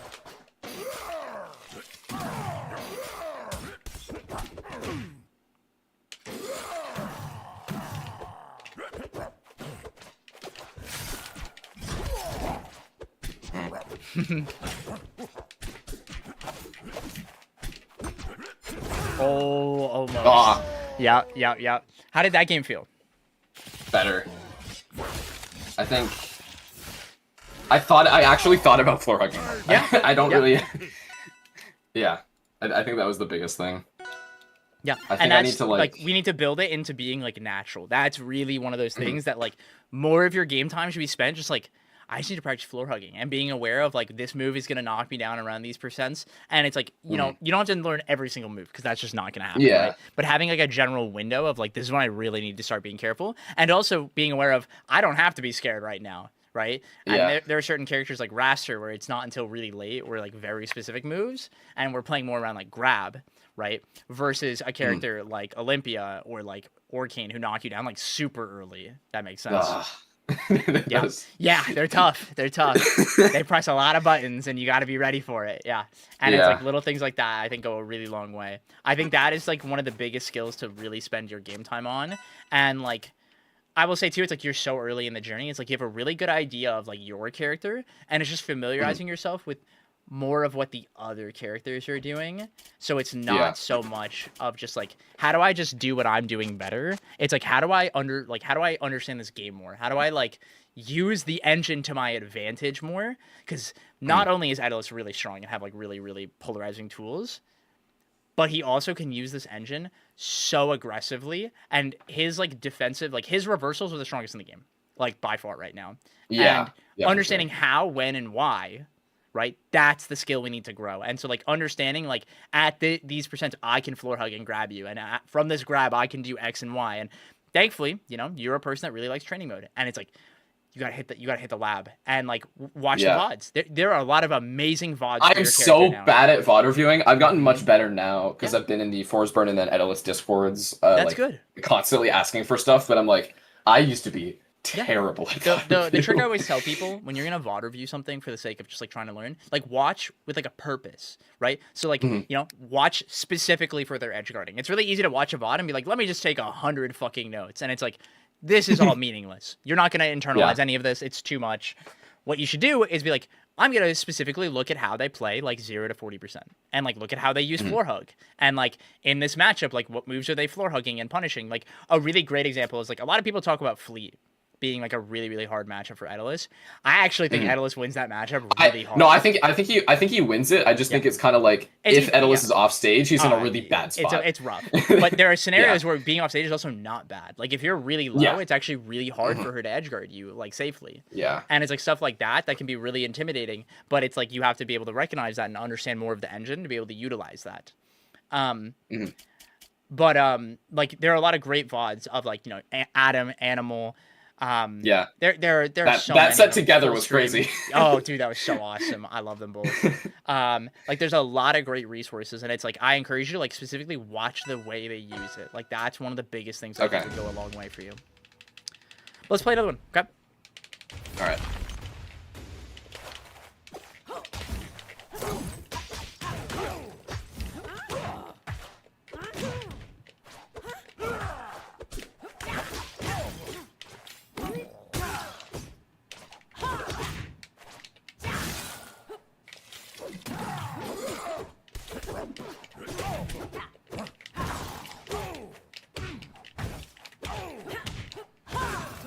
Oh wow.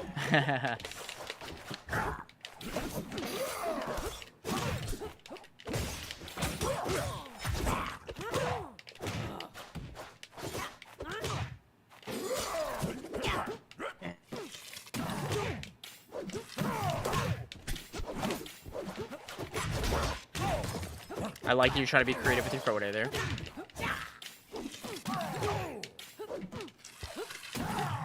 Good drift. We're having ourselves baby.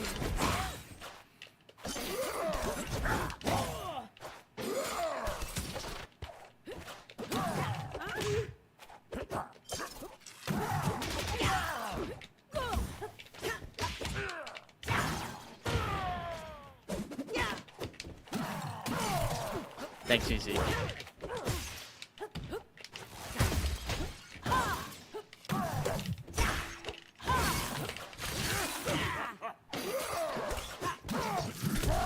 Ooh. Tried to get the read.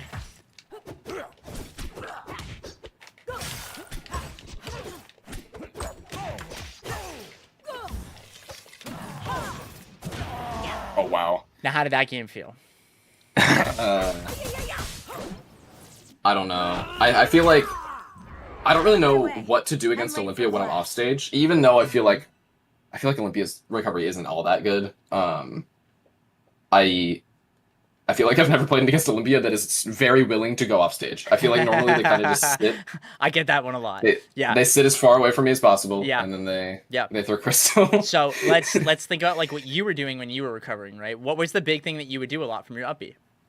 Turn it around to do back air. Yeah, try to hit me, right? That was the big thing. It's Yeah. like you were trying to reversal me, right? And it's like, what did you not do enough? Just drift away. I did the one drift away, That's and that one. was good. And then what's something else that you can do? Like when you're recovering, where are we usually trying to go? The wall. The wall and the ledge, right? And Yeah. so a lot of times I was able to hit you and fight you because you weren't up against the wall. Because if you were hugging the wall, what could you do? Tech and then something. Tech and then it gets scary. Yes, exactly. Yeah. Right? And that's the thing. It's like, but you not doing that means I get to threaten you way more like that. And I think that is something really important. Like what I want you to think about is the wall is your safety net. That is like you can tech basically everything in this game. As long as that light hits done, which is very rare off stage, you can tech it. Yeah. Even like the multi hits of my up B, you can literally tech. Like it's crazy. Oh, okay. Yeah, and then you can just the thing you have to practice is tech in place on the wall into like up air or back air. Up air, yeah. Things like that, right? In nair. And being mindful of that, where it's like you hold in, and then as you tech, release the stick, and then you tech in place. That makes sense? Okay. Do you play with jump wall jump or the stick wall jump? Jump wall jump. Okay, good. Yeah. Good. I have so many Smash players. I'm like, guys, grow up. It's so much easier. Yeah, please. Please. They're missing out. They're like, I missed my wall jump. Yeah. I'm like, because you pressed away from the stage. The game is punishing you. You got to move on. But yeah, no, that's super good. Yeah, this idea of like what I want you to think about is like, don't think so hard about the idea of just like, how do I reversal you? I want you to be like, how do I live longer? And if that means you have to go to ledge and mix up from there, that's okay. Like if you notice there were a lot of times where I'd be in a bad position or you'd hit me off stage, I would just go to ledge.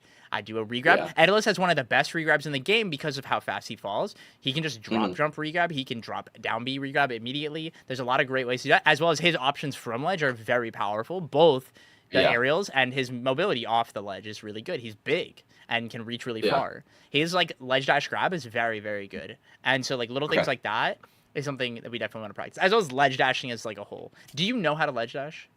Yes. Yeah. I mean, I just do the like just hitting jump and then just wave dashing off. So no, actually, you don't want to do that because you don't get invincibility if you do that. So let me show you. Okay. Okay. So that is what we call like the tourney winner ledge dash or Yeah, the tourney winner. Yeah. yeah. And while this is, I like to call this the like baby's first ledge dash. You can just do this in place, right? And you can like do it like and hold forward, right, and do that, right? But what you can do is drop jump. And the reason for this is as you grab ledge, you see, as I land, if I do this correctly, I will be able to shield completely invincibly. As well as... I didn't know that. Yep. But these are the only things. And you see, like, my nair, like, it's invincible. Look at this giant invincible forward air. You ever, like, try to do the thing where you're like, I'm going to ledge trap Zetterburn, and then they just forward air you, and you're like, what? That's why. Oh, it's like, yeah. your I get hit by that every day. Yep. Like, you see, like, when I'm glowing, I'm invincible. But the moment it goes away, I'm no longer invincible. And so when you, if you notice when we do the tourney winner, there's none of that. And that's intentional. So that it's not just an easy macro. That makes sense? Okay. This is fine to do. So, like, for example, let's say you hit somebody back and then you grab the ledge. You could do the tourney winner and get on stage really quick, and that's totally fine. Yeah. But it's like if I'm sitting right here and you are on the ledge, you better do the real ledge dash. And if you need to do one of these and then do it, that's fine because it's better than you doing the tourney winner and just getting hit. Because if someone notices you're doing the tourney winner, they're gonna go like this and they're gonna kill you, and it's gonna hurt really bad because you're gonna hold straight in and explode. That makes sense. Okay. But there's lots of ways that you can use this in like creative ways, and it is like you see I'm not pressing the stick at all, so I'm just jumping and pressing shield. Like you can use this in like a really creative way where you can get actions off of it, but it's not something you want to rely on. That's the whole idea. Okay. If you're using it to get back on, like as a defensive tool or a potential reversal, the action you do off of it will never be invincible. And this is for everyone in the game. It's designed that way. Besides shield, you can shield fast enough if you are fast. Like if you do it frame perfectly. Someone in chat just asked me, if you press jump and then press shield, you'll do this, guys. And then if you press a direction, you'll do this. So you'll like hold forward and do it, or you can like do like, and like there are certain characters that can like do like the easy like hack slash. You know what this is? I do. I'm really bad at it. Yeah, Edalus's is a little weird, but it's worth learning. Because if you are in a scenario where you do like the 3 and then you want to grab again, he's a fast faller, so it's pretty generous. It's something worth just practicing. It's just execution. But yeah, that all makes sense. Okay. Yeah. Okay. There was something else I was gonna tell you. Fuck, what was it? Give me a second. There's that. Don't forget your dash attack. You don't have to do an aerial after it. So go to my left side really quick. Right. You can completely like just wave. Yes. Okay. And that's only on hit, right? Yes, only on hit or like late enough, because like then you do this. But what you can do is if you don't hit, you can do this. Oh. Whoa. On every plat in the game, you can do this and it moves seamlessly. So I really like this because if I put ice on both of these, it's very fast. Yeah. As well as from this, at any point, you can also jump and turn around. So for example, like hold your shield.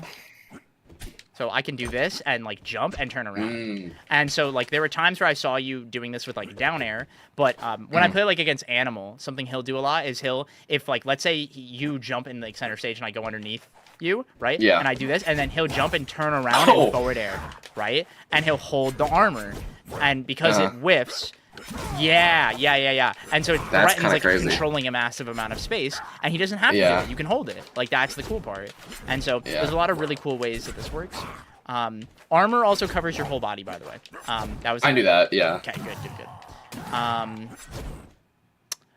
What else? If you free somebody, they can never get up attack. Yeah, they can't get up attack. That's cool.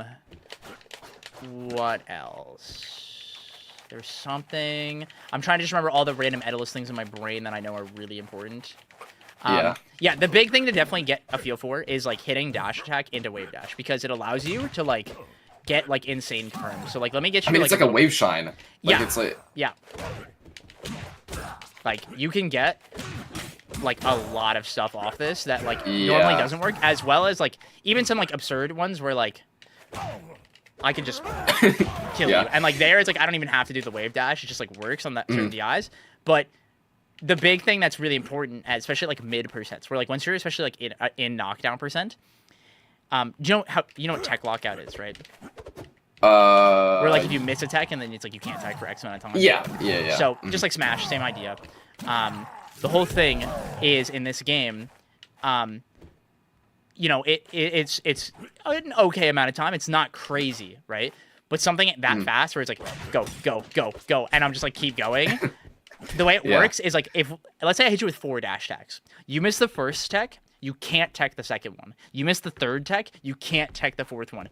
Most characters in the game, you will carry them across the entire stage in 4 dash attacks. And that's why I use the number 4 for that. Because if they miss those, then that fourth one most likely is going to go, goodbye, and you up air them and they die. And like that is a skill check that you can use on somebody, where like if somebody misses that first tech, you get a guaranteed second one now. And that means you can get insane confirms. That makes sense. The one thing I have done with like dash tech and wave dash is grab. Yes. Yep. Like that. But I find myself like doing anything else, I feel like out of dash attack. Yes. Or at least or like dash attack into itself. I find I have a hard time reading DI. I don't. And that's the thing that like really that's fast. What takes practice is like Yeah. What's funny is like, you know, you equate it to like wave shining, and that's exactly what it is. Yeah. And so like getting that feel for like it's something that you need to practice and like pick a percent and have them random DI so that you know which hit they're gonna get hit by. Because dude, you can like straight up wobble people with it. I'm not even gonna lie. Like Yeah. it might be one of, if not the most broken things in the game right now. And I don't know how they fix it. Clarin up tilt. It's up there. It's definitely up there, bud. And like this is one of those things that like I really want you to like spend the time learning, because this was something that when I taught Adam this, because me and Stango were really like, this is the future of the character, and it was just like everyone had to unlearn the habit of like doing this, right? It's so tempting. Into the nair, right? Because it's good to do that with that first little percent, but if you catch that no floor hug or you catch them at those knockdown percents, you're getting a tech chase now. And it's like, you know, we talked about like creating that tech chase off of forward air. Well, now you're doing it and you're moving with them, and that is so insane. Like, I'll show you one of my favorite combos is, let me get you to a higher percent here. You can combo into down special off of dash attack on everyone in the game. Off of dash attack? Yeah, so just come like right here. Actually, don't hold anything. Okay. If you get this at the correct percent, wait, you can get the scoop. Let me get you with the correct hit here. Bear with me.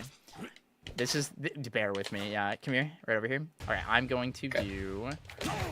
There we go. Whoa! And so against lighter characters, shit. there are percents for this. At like it's gonna be earlier, yeah. Yeah, like you can do this to Raster at like 50, and if he DIs out on like Aramata, he just dies. Like he just My straight friend up Jake dies. is gonna fucking hate me. Yeah, and like there's stuff like that, or like a fast follower, you know, like Maple, you can do this too. Yeah. Huge thing, because you know what? This move, they won't fall out of the scoop.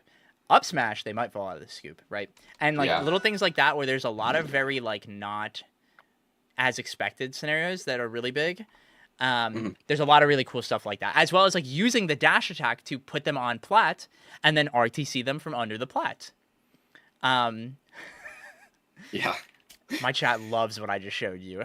That one has been in the minds for a little bit. I've taught people that, but I don't talk about it a lot. There's a lot of really cool stuff. Is it literally just like it's dash attack, wave dash, and then down dash attack, wave dash still forward, okay. grounded down special. Yeah. Okay. There are DIs also where if they DI like straight up, like or like in, right, where you can jump and then just hit it too, where you like wave dash on the ice forward, jump and do it, like on like the fast followers that you can do that and mix their DI and stuff like that. Like there's a lot of ways to use that move. Because you can do routes like that where it's like immediately kill them, or you have things like forward air to forward air, back air to forward air, reverse back air into forward air, or like one of my favorite combos right now is you can do like dash attack, reverse back air onto plat, waveland down strong on everyone in the game. Like, can you say that again? Dash attack, reverse back air, down strong. And it's like if you hit them onto the plat, and Adam hit it in the coin box thing. You can watch some of his VODs. He's really good at that combo, and it's one of the ones that like he very much like mastered. That is like his combo. It's evil. I'll have to find that. Yeah, so there's a lot of really cool stuff that's available with this, but it's like the first thing we got to do is like get comfortable, like actually hit confirming just straight up dash attack and like learning those knockdown percents. That makes sense? Mm-hmm. Okay. Do you have any questions or thoughts so far? Okay. I don't think so. I think I got it. I will I'll give you the number 2 that I want you to think about. So, your dash attack, I want you to think about 47 and 88. Those are your 2 numbers, okay? Okay. 88 is pretty much like all your moves pretty much put in a tumble now. That's a really big one. And then, 15. So it's 15, 47, and then let's do F tilt. F tilt, I forget the number is... I don't use F tilt enough. I already it's a know sword, that. man. 51. Yeah. So there you go. Those are really good numbers. So it's 15... which is forward air. Yep, right. That's forward air. Then dash attack, 47. Is 47. Yeah. Yep.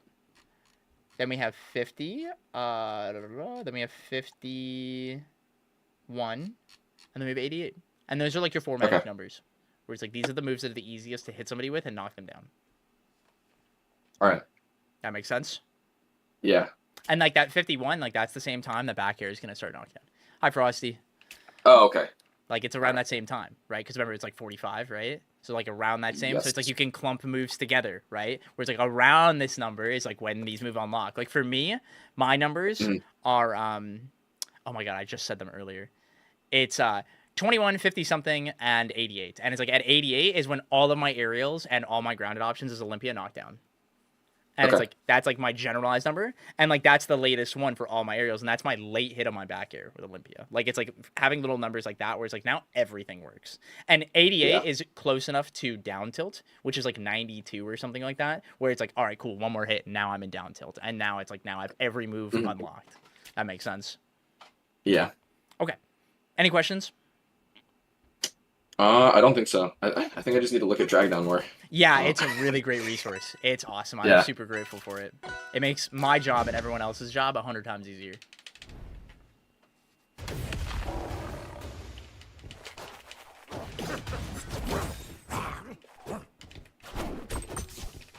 This is one of the matchups I considered keeping Forsburn for. I think I'm better at it. I think a little bit but now that I play Edalus, but that matchup I feel like is so good for Force. Like I think both your If- characters do really well into Zetterburn, and it's just about like Okay. building that comfort. Because if you're having more fun with Edalus, I encourage you to just play him. He's really good. I don't think you Yeah. need to play two characters, especially at your level. You'll get better just playing one character. Very nice. Nice. Yeah. I'm also just like it's a little weird because like for Ultimate when I started competing I immediately had a character I liked in Steve. Yeah. Now I play a bit more Pika. I'm gonna be doing a solo Pika run at Supernova, but like I feel like it's interesting for me because I'm essentially just waiting for either Malo or a character that I click with, like a new one. So I kind of have the freedom to play whoever. Yeah, and that's the thing is like whoever you have the most fun with, just play. For me, I'm sitting here waiting for Sylvanos. That's where I'm at. Rio, That's my favorite character from Rivals 1. he's cool. Oh, I have no idea what he's supposed to do in Rivals 1. Be evil. I play this character and I'm like, I don't know what's happening. He is incredibly evil, and I love him. Great Nair. Yeah, like, see there, I want you to be mindful to not just, like, autopilot your dash back. Like, treat each action as, like, a singular action, okay? Make sure you're Okay. seeing what I'm doing. It's like, you hit that forward air, dash back. What do I do? Like, if you need to, like, respect my agency, that's where we need to be looking for it, and not just trying to be faster with your buttons. Don't try to cover options. Try to react and use the tools that your character has effectively, because we can react and find opportunities to have more value instead of just like there where it's like that jab, that's you sequencing, thinking I'm gonna keep holding shield, right? Yeah. And that's what we want to get away from. That is a big issue of mine because for some reason I got the habit of starting playing fours that forward cape into jab was a good idea and I just could not get rid of it. Unfortunate. Yeah, the big thing I want you to think about is like the idea. It's like each step has a reaction point, right? And so that means we have to react to what our opponent does, or we're gonna get taken advantage of for overextending. Oh.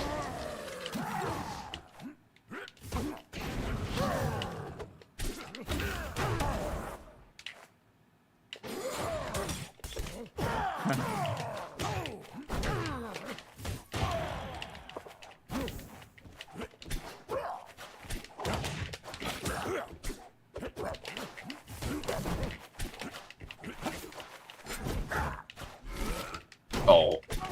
I like accidentally pressing that. Yeah, I figured. Oh.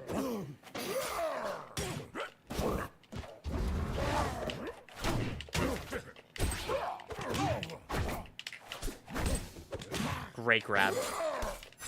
Almost. And you got me. Nice. There you go. There we go. There you go. And you see, like, there was a little delay before you up aired there. Like, you looked at me in that moment to go, oh, there it is. And, like, you found the answer. And it's like, you didn't just, like, be as fast as possible into up air. There was, like, that little offbeat. And, like, that's something we need to be more willing to add into your play. Because you have to respect my agency. Where it's like, I can press a button. And let that be, like, what tells you the answer. Instead of trying to read what I'm doing at a shield, reading what I'm going to do to recover every single time, put yourself in a position to see it, and then go, can I actually hit that? And if not, you have to play it out more organically. Because we can't we can't just invalidate like all of our opponent's options. The hardest part about this game, that I'll tell you to be blunt, every character's good, and that means you can't just like completely oppress anybody really. But what you can do is make their job a lot harder. That makes sense. Yeah. One of the best things I can tell you too is like playing to not get hit to then find hits. That's like the process that we want to be going through instead of just actively always trying to fight. It's like, how do I make it harder to get hit by Zedibird? How do I make it harder for this Olympia to grab me? Like being really direct with that and like looking at these like interactions more objectively instead of just how do I hit you more than you hit me. Okay. That makes sense. Yeah. Cool. Want to try the Crag again? Sure. Okay.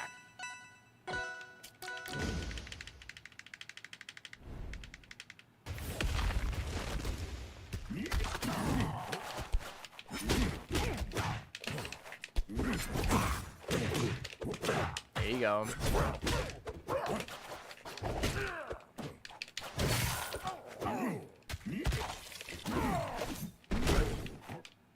Oh.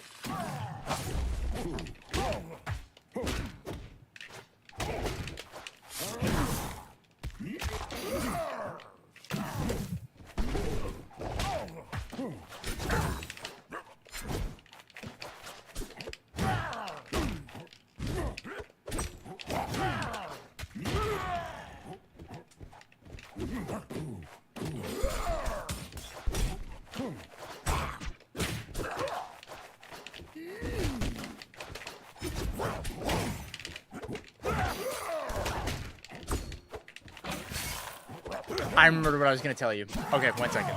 Yeah. So we can't shield angle in this game, but you can shield DI. Okay. So Okay. you know the same input for angling your shield. What that means is like I want you to like forward air my shield. Okay. So like this pushes me off, right? Let me Oh, hit you really okay. quick, right? But if I shield DI, it won't push me off. Ready? Okay. Oh, wait, Oh, now my wait, shield's sorry. low. 1 second. Let me hit you. Yeah. Okay, we're good. Oh my. One more I hate time, one more this time. You got this, you got this. Don't be scared, don't be scared. You can do it, you can do it. Ready? Ready? Ready? Okay, well, it didn't push me off, but it broke my It shield. didn't push you off. Yeah. Yeah. But that idea, and so you can do this with every move, and this is especially good with like multi-hits. So go ahead and hold shield on the plat really quick, actually. And like hold. Look on the edge. Yeah, just right there is good. Yep. Oh. Oh. Yeah, you're good, you're good. And so, like, I want you to angle it, like, to the side, and, like, I'm gonna hit you with all the hits. Ready? Just, like, in place. So, you see, you moved, like, very noticeably, right? So, if someone hits your shield, like, on the ledge there, it won't, like, pratfall you then. That makes sense? Mm-hmm. Okay. That's something really important, because you could do this intentionally to get pushed off, or make sure you don't get pushed off is important, too. Because if a single hit hits you, and then it's, like, you know, like, an up air pushes you off, and then they combo you into, like, a tilt that kills you, like, that's really important. Yeah. That makes sense? Mm-hmm. Okay, let's start up.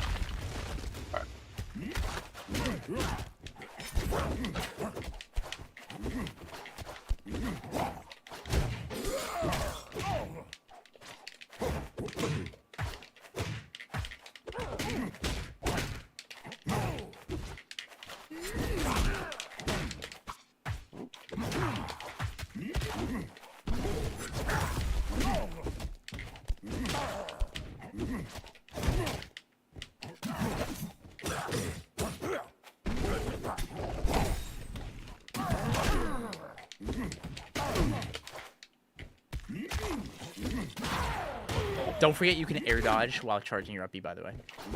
Okay. No. I hate armor. Yeah, me too. They gotta do something with You it. just gotta delete it.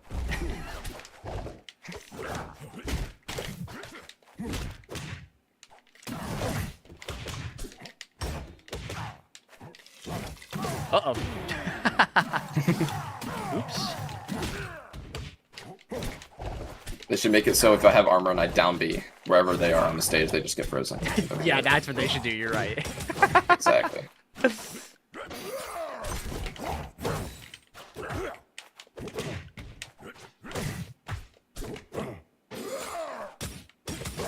Nice. Very nice edge guard.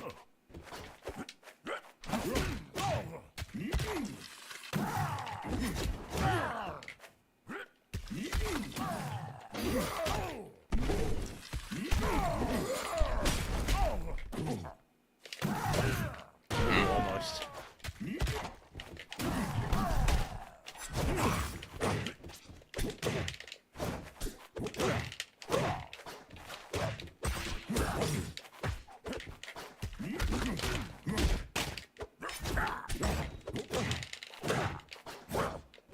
Oh, there you go. Oh, almost. There you go. Oh, no, you had the up air.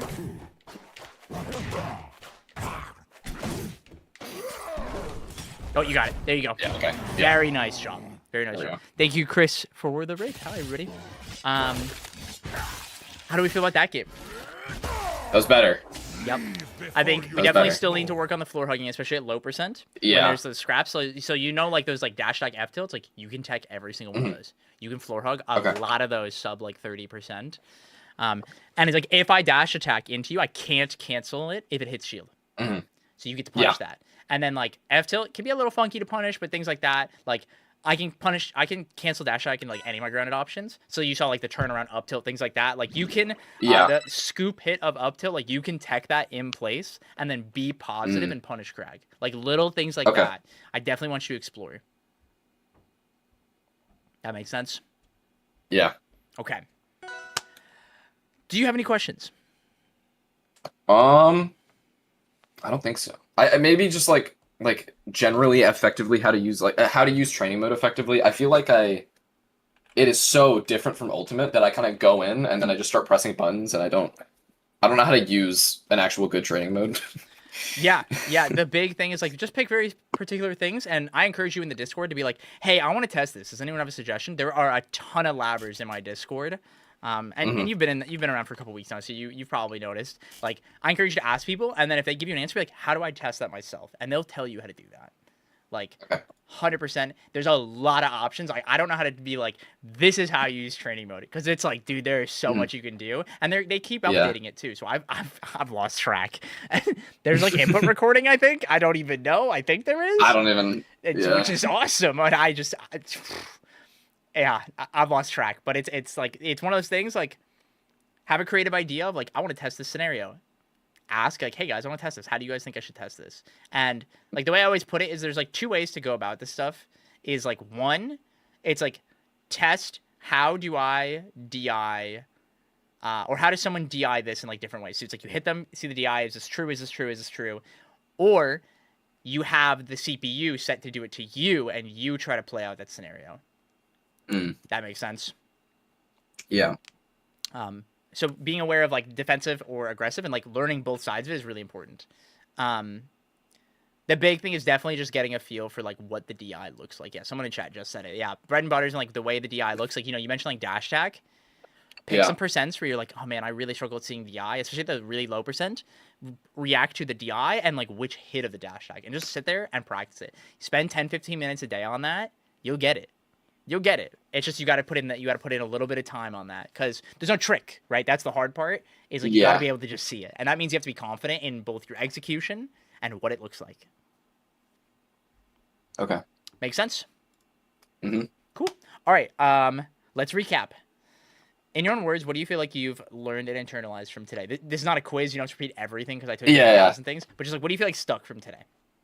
Okay. I think there was just a lot of like little knowledge check stuff that I just did not know before this. Or I guess understand perfect shielding. Mm-hmm. I didn't realize that ledge dashing from tourney winner was bad, I guess. Yep.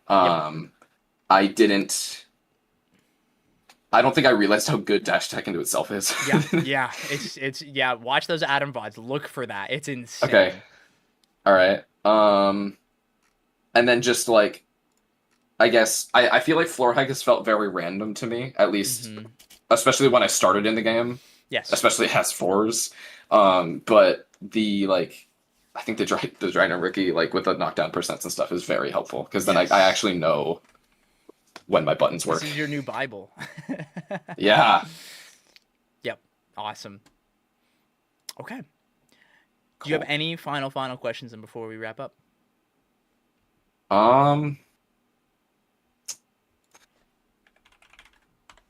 Are you competing at Supernova? Yes. Yeah, I'm playing both Nice. Rivals and Smash 4. Oh, that game. Yeah. Bro, see my corn. I'll cook you. The All kids right, don't know. I don't play the you game. kids don't know. My 8-year-old Bowser was really cool in that game. So. That's awesome. I love that for you, Dad. All right. All right, man. Well, thank you again for signing up. Did you sign up the single session or the membership? Singles. Okay, cool. In the future, if you Yeah, end up yeah. wanting to get more coaching, I encourage you to do Twitch sub plus the membership. It's actually cheaper. It is. So how does that? How does it work?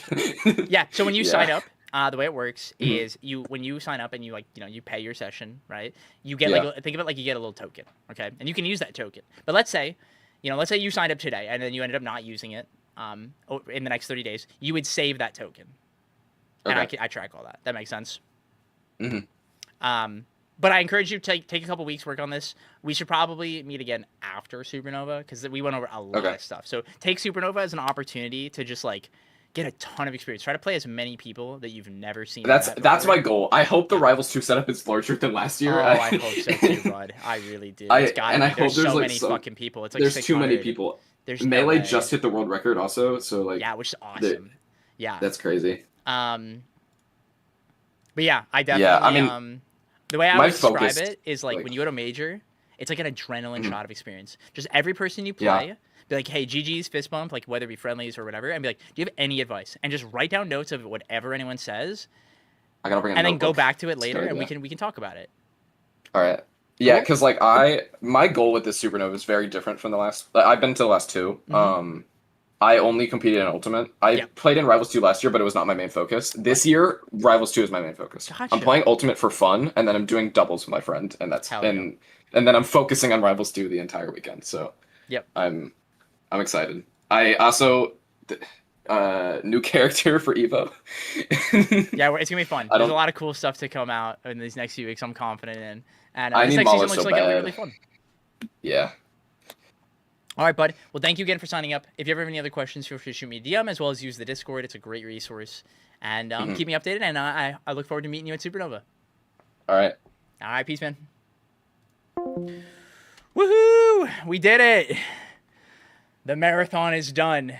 Yippee! I am Coach Zeke. Hello, Zeepo. Welcome. Thank you, Chris X Topher, Christopher, for the raid. Again, Zap, thank you for the raid earlier. I hope you have fun at your local. Musique, thank you for the sub. Mortal Ape Man, thank you for the prime. Appreciate it. Normal Punch, thank you for the follow. I did not get to thank that one earlier. Thank you all. I hope you all are having a lovely, lovely time today. The rest of my sessions are going to be off stream today. So, no one is fucking live today, which is insane. I literally am DMing people to be like, who do I want to raid? Who do I want to raid? Somebody's got to go live. Someone's got to fucking go live, dude. I don't see anyone in the Rivals directory. I've never seen any of these people. Can we berate those top players for wanting offline coaching? Nah, Evo prep is legit shit. I will say, you guys always have the option to have off stream, but sometimes I have certain hours where it's not convenient, so you might have to schedule at a different time. There are literally 3 people live. Yeah, it's one of those days. I'm gonna fucking DM somebody to be like, dude, somebody go live. This is crazy. I want to raid somebody. Dude, there's nobody. Who are these? That person is French. That's Quebec. World's silliest. It's okay. Everyone's just chilling before Evo. That's all it is. The fun is about to be had. Random furry. I am not going to rival Evo. Let's raid this random fucking person. Surely nothing goes wrong. Furry VTuber. What could go wrong? Let's do it.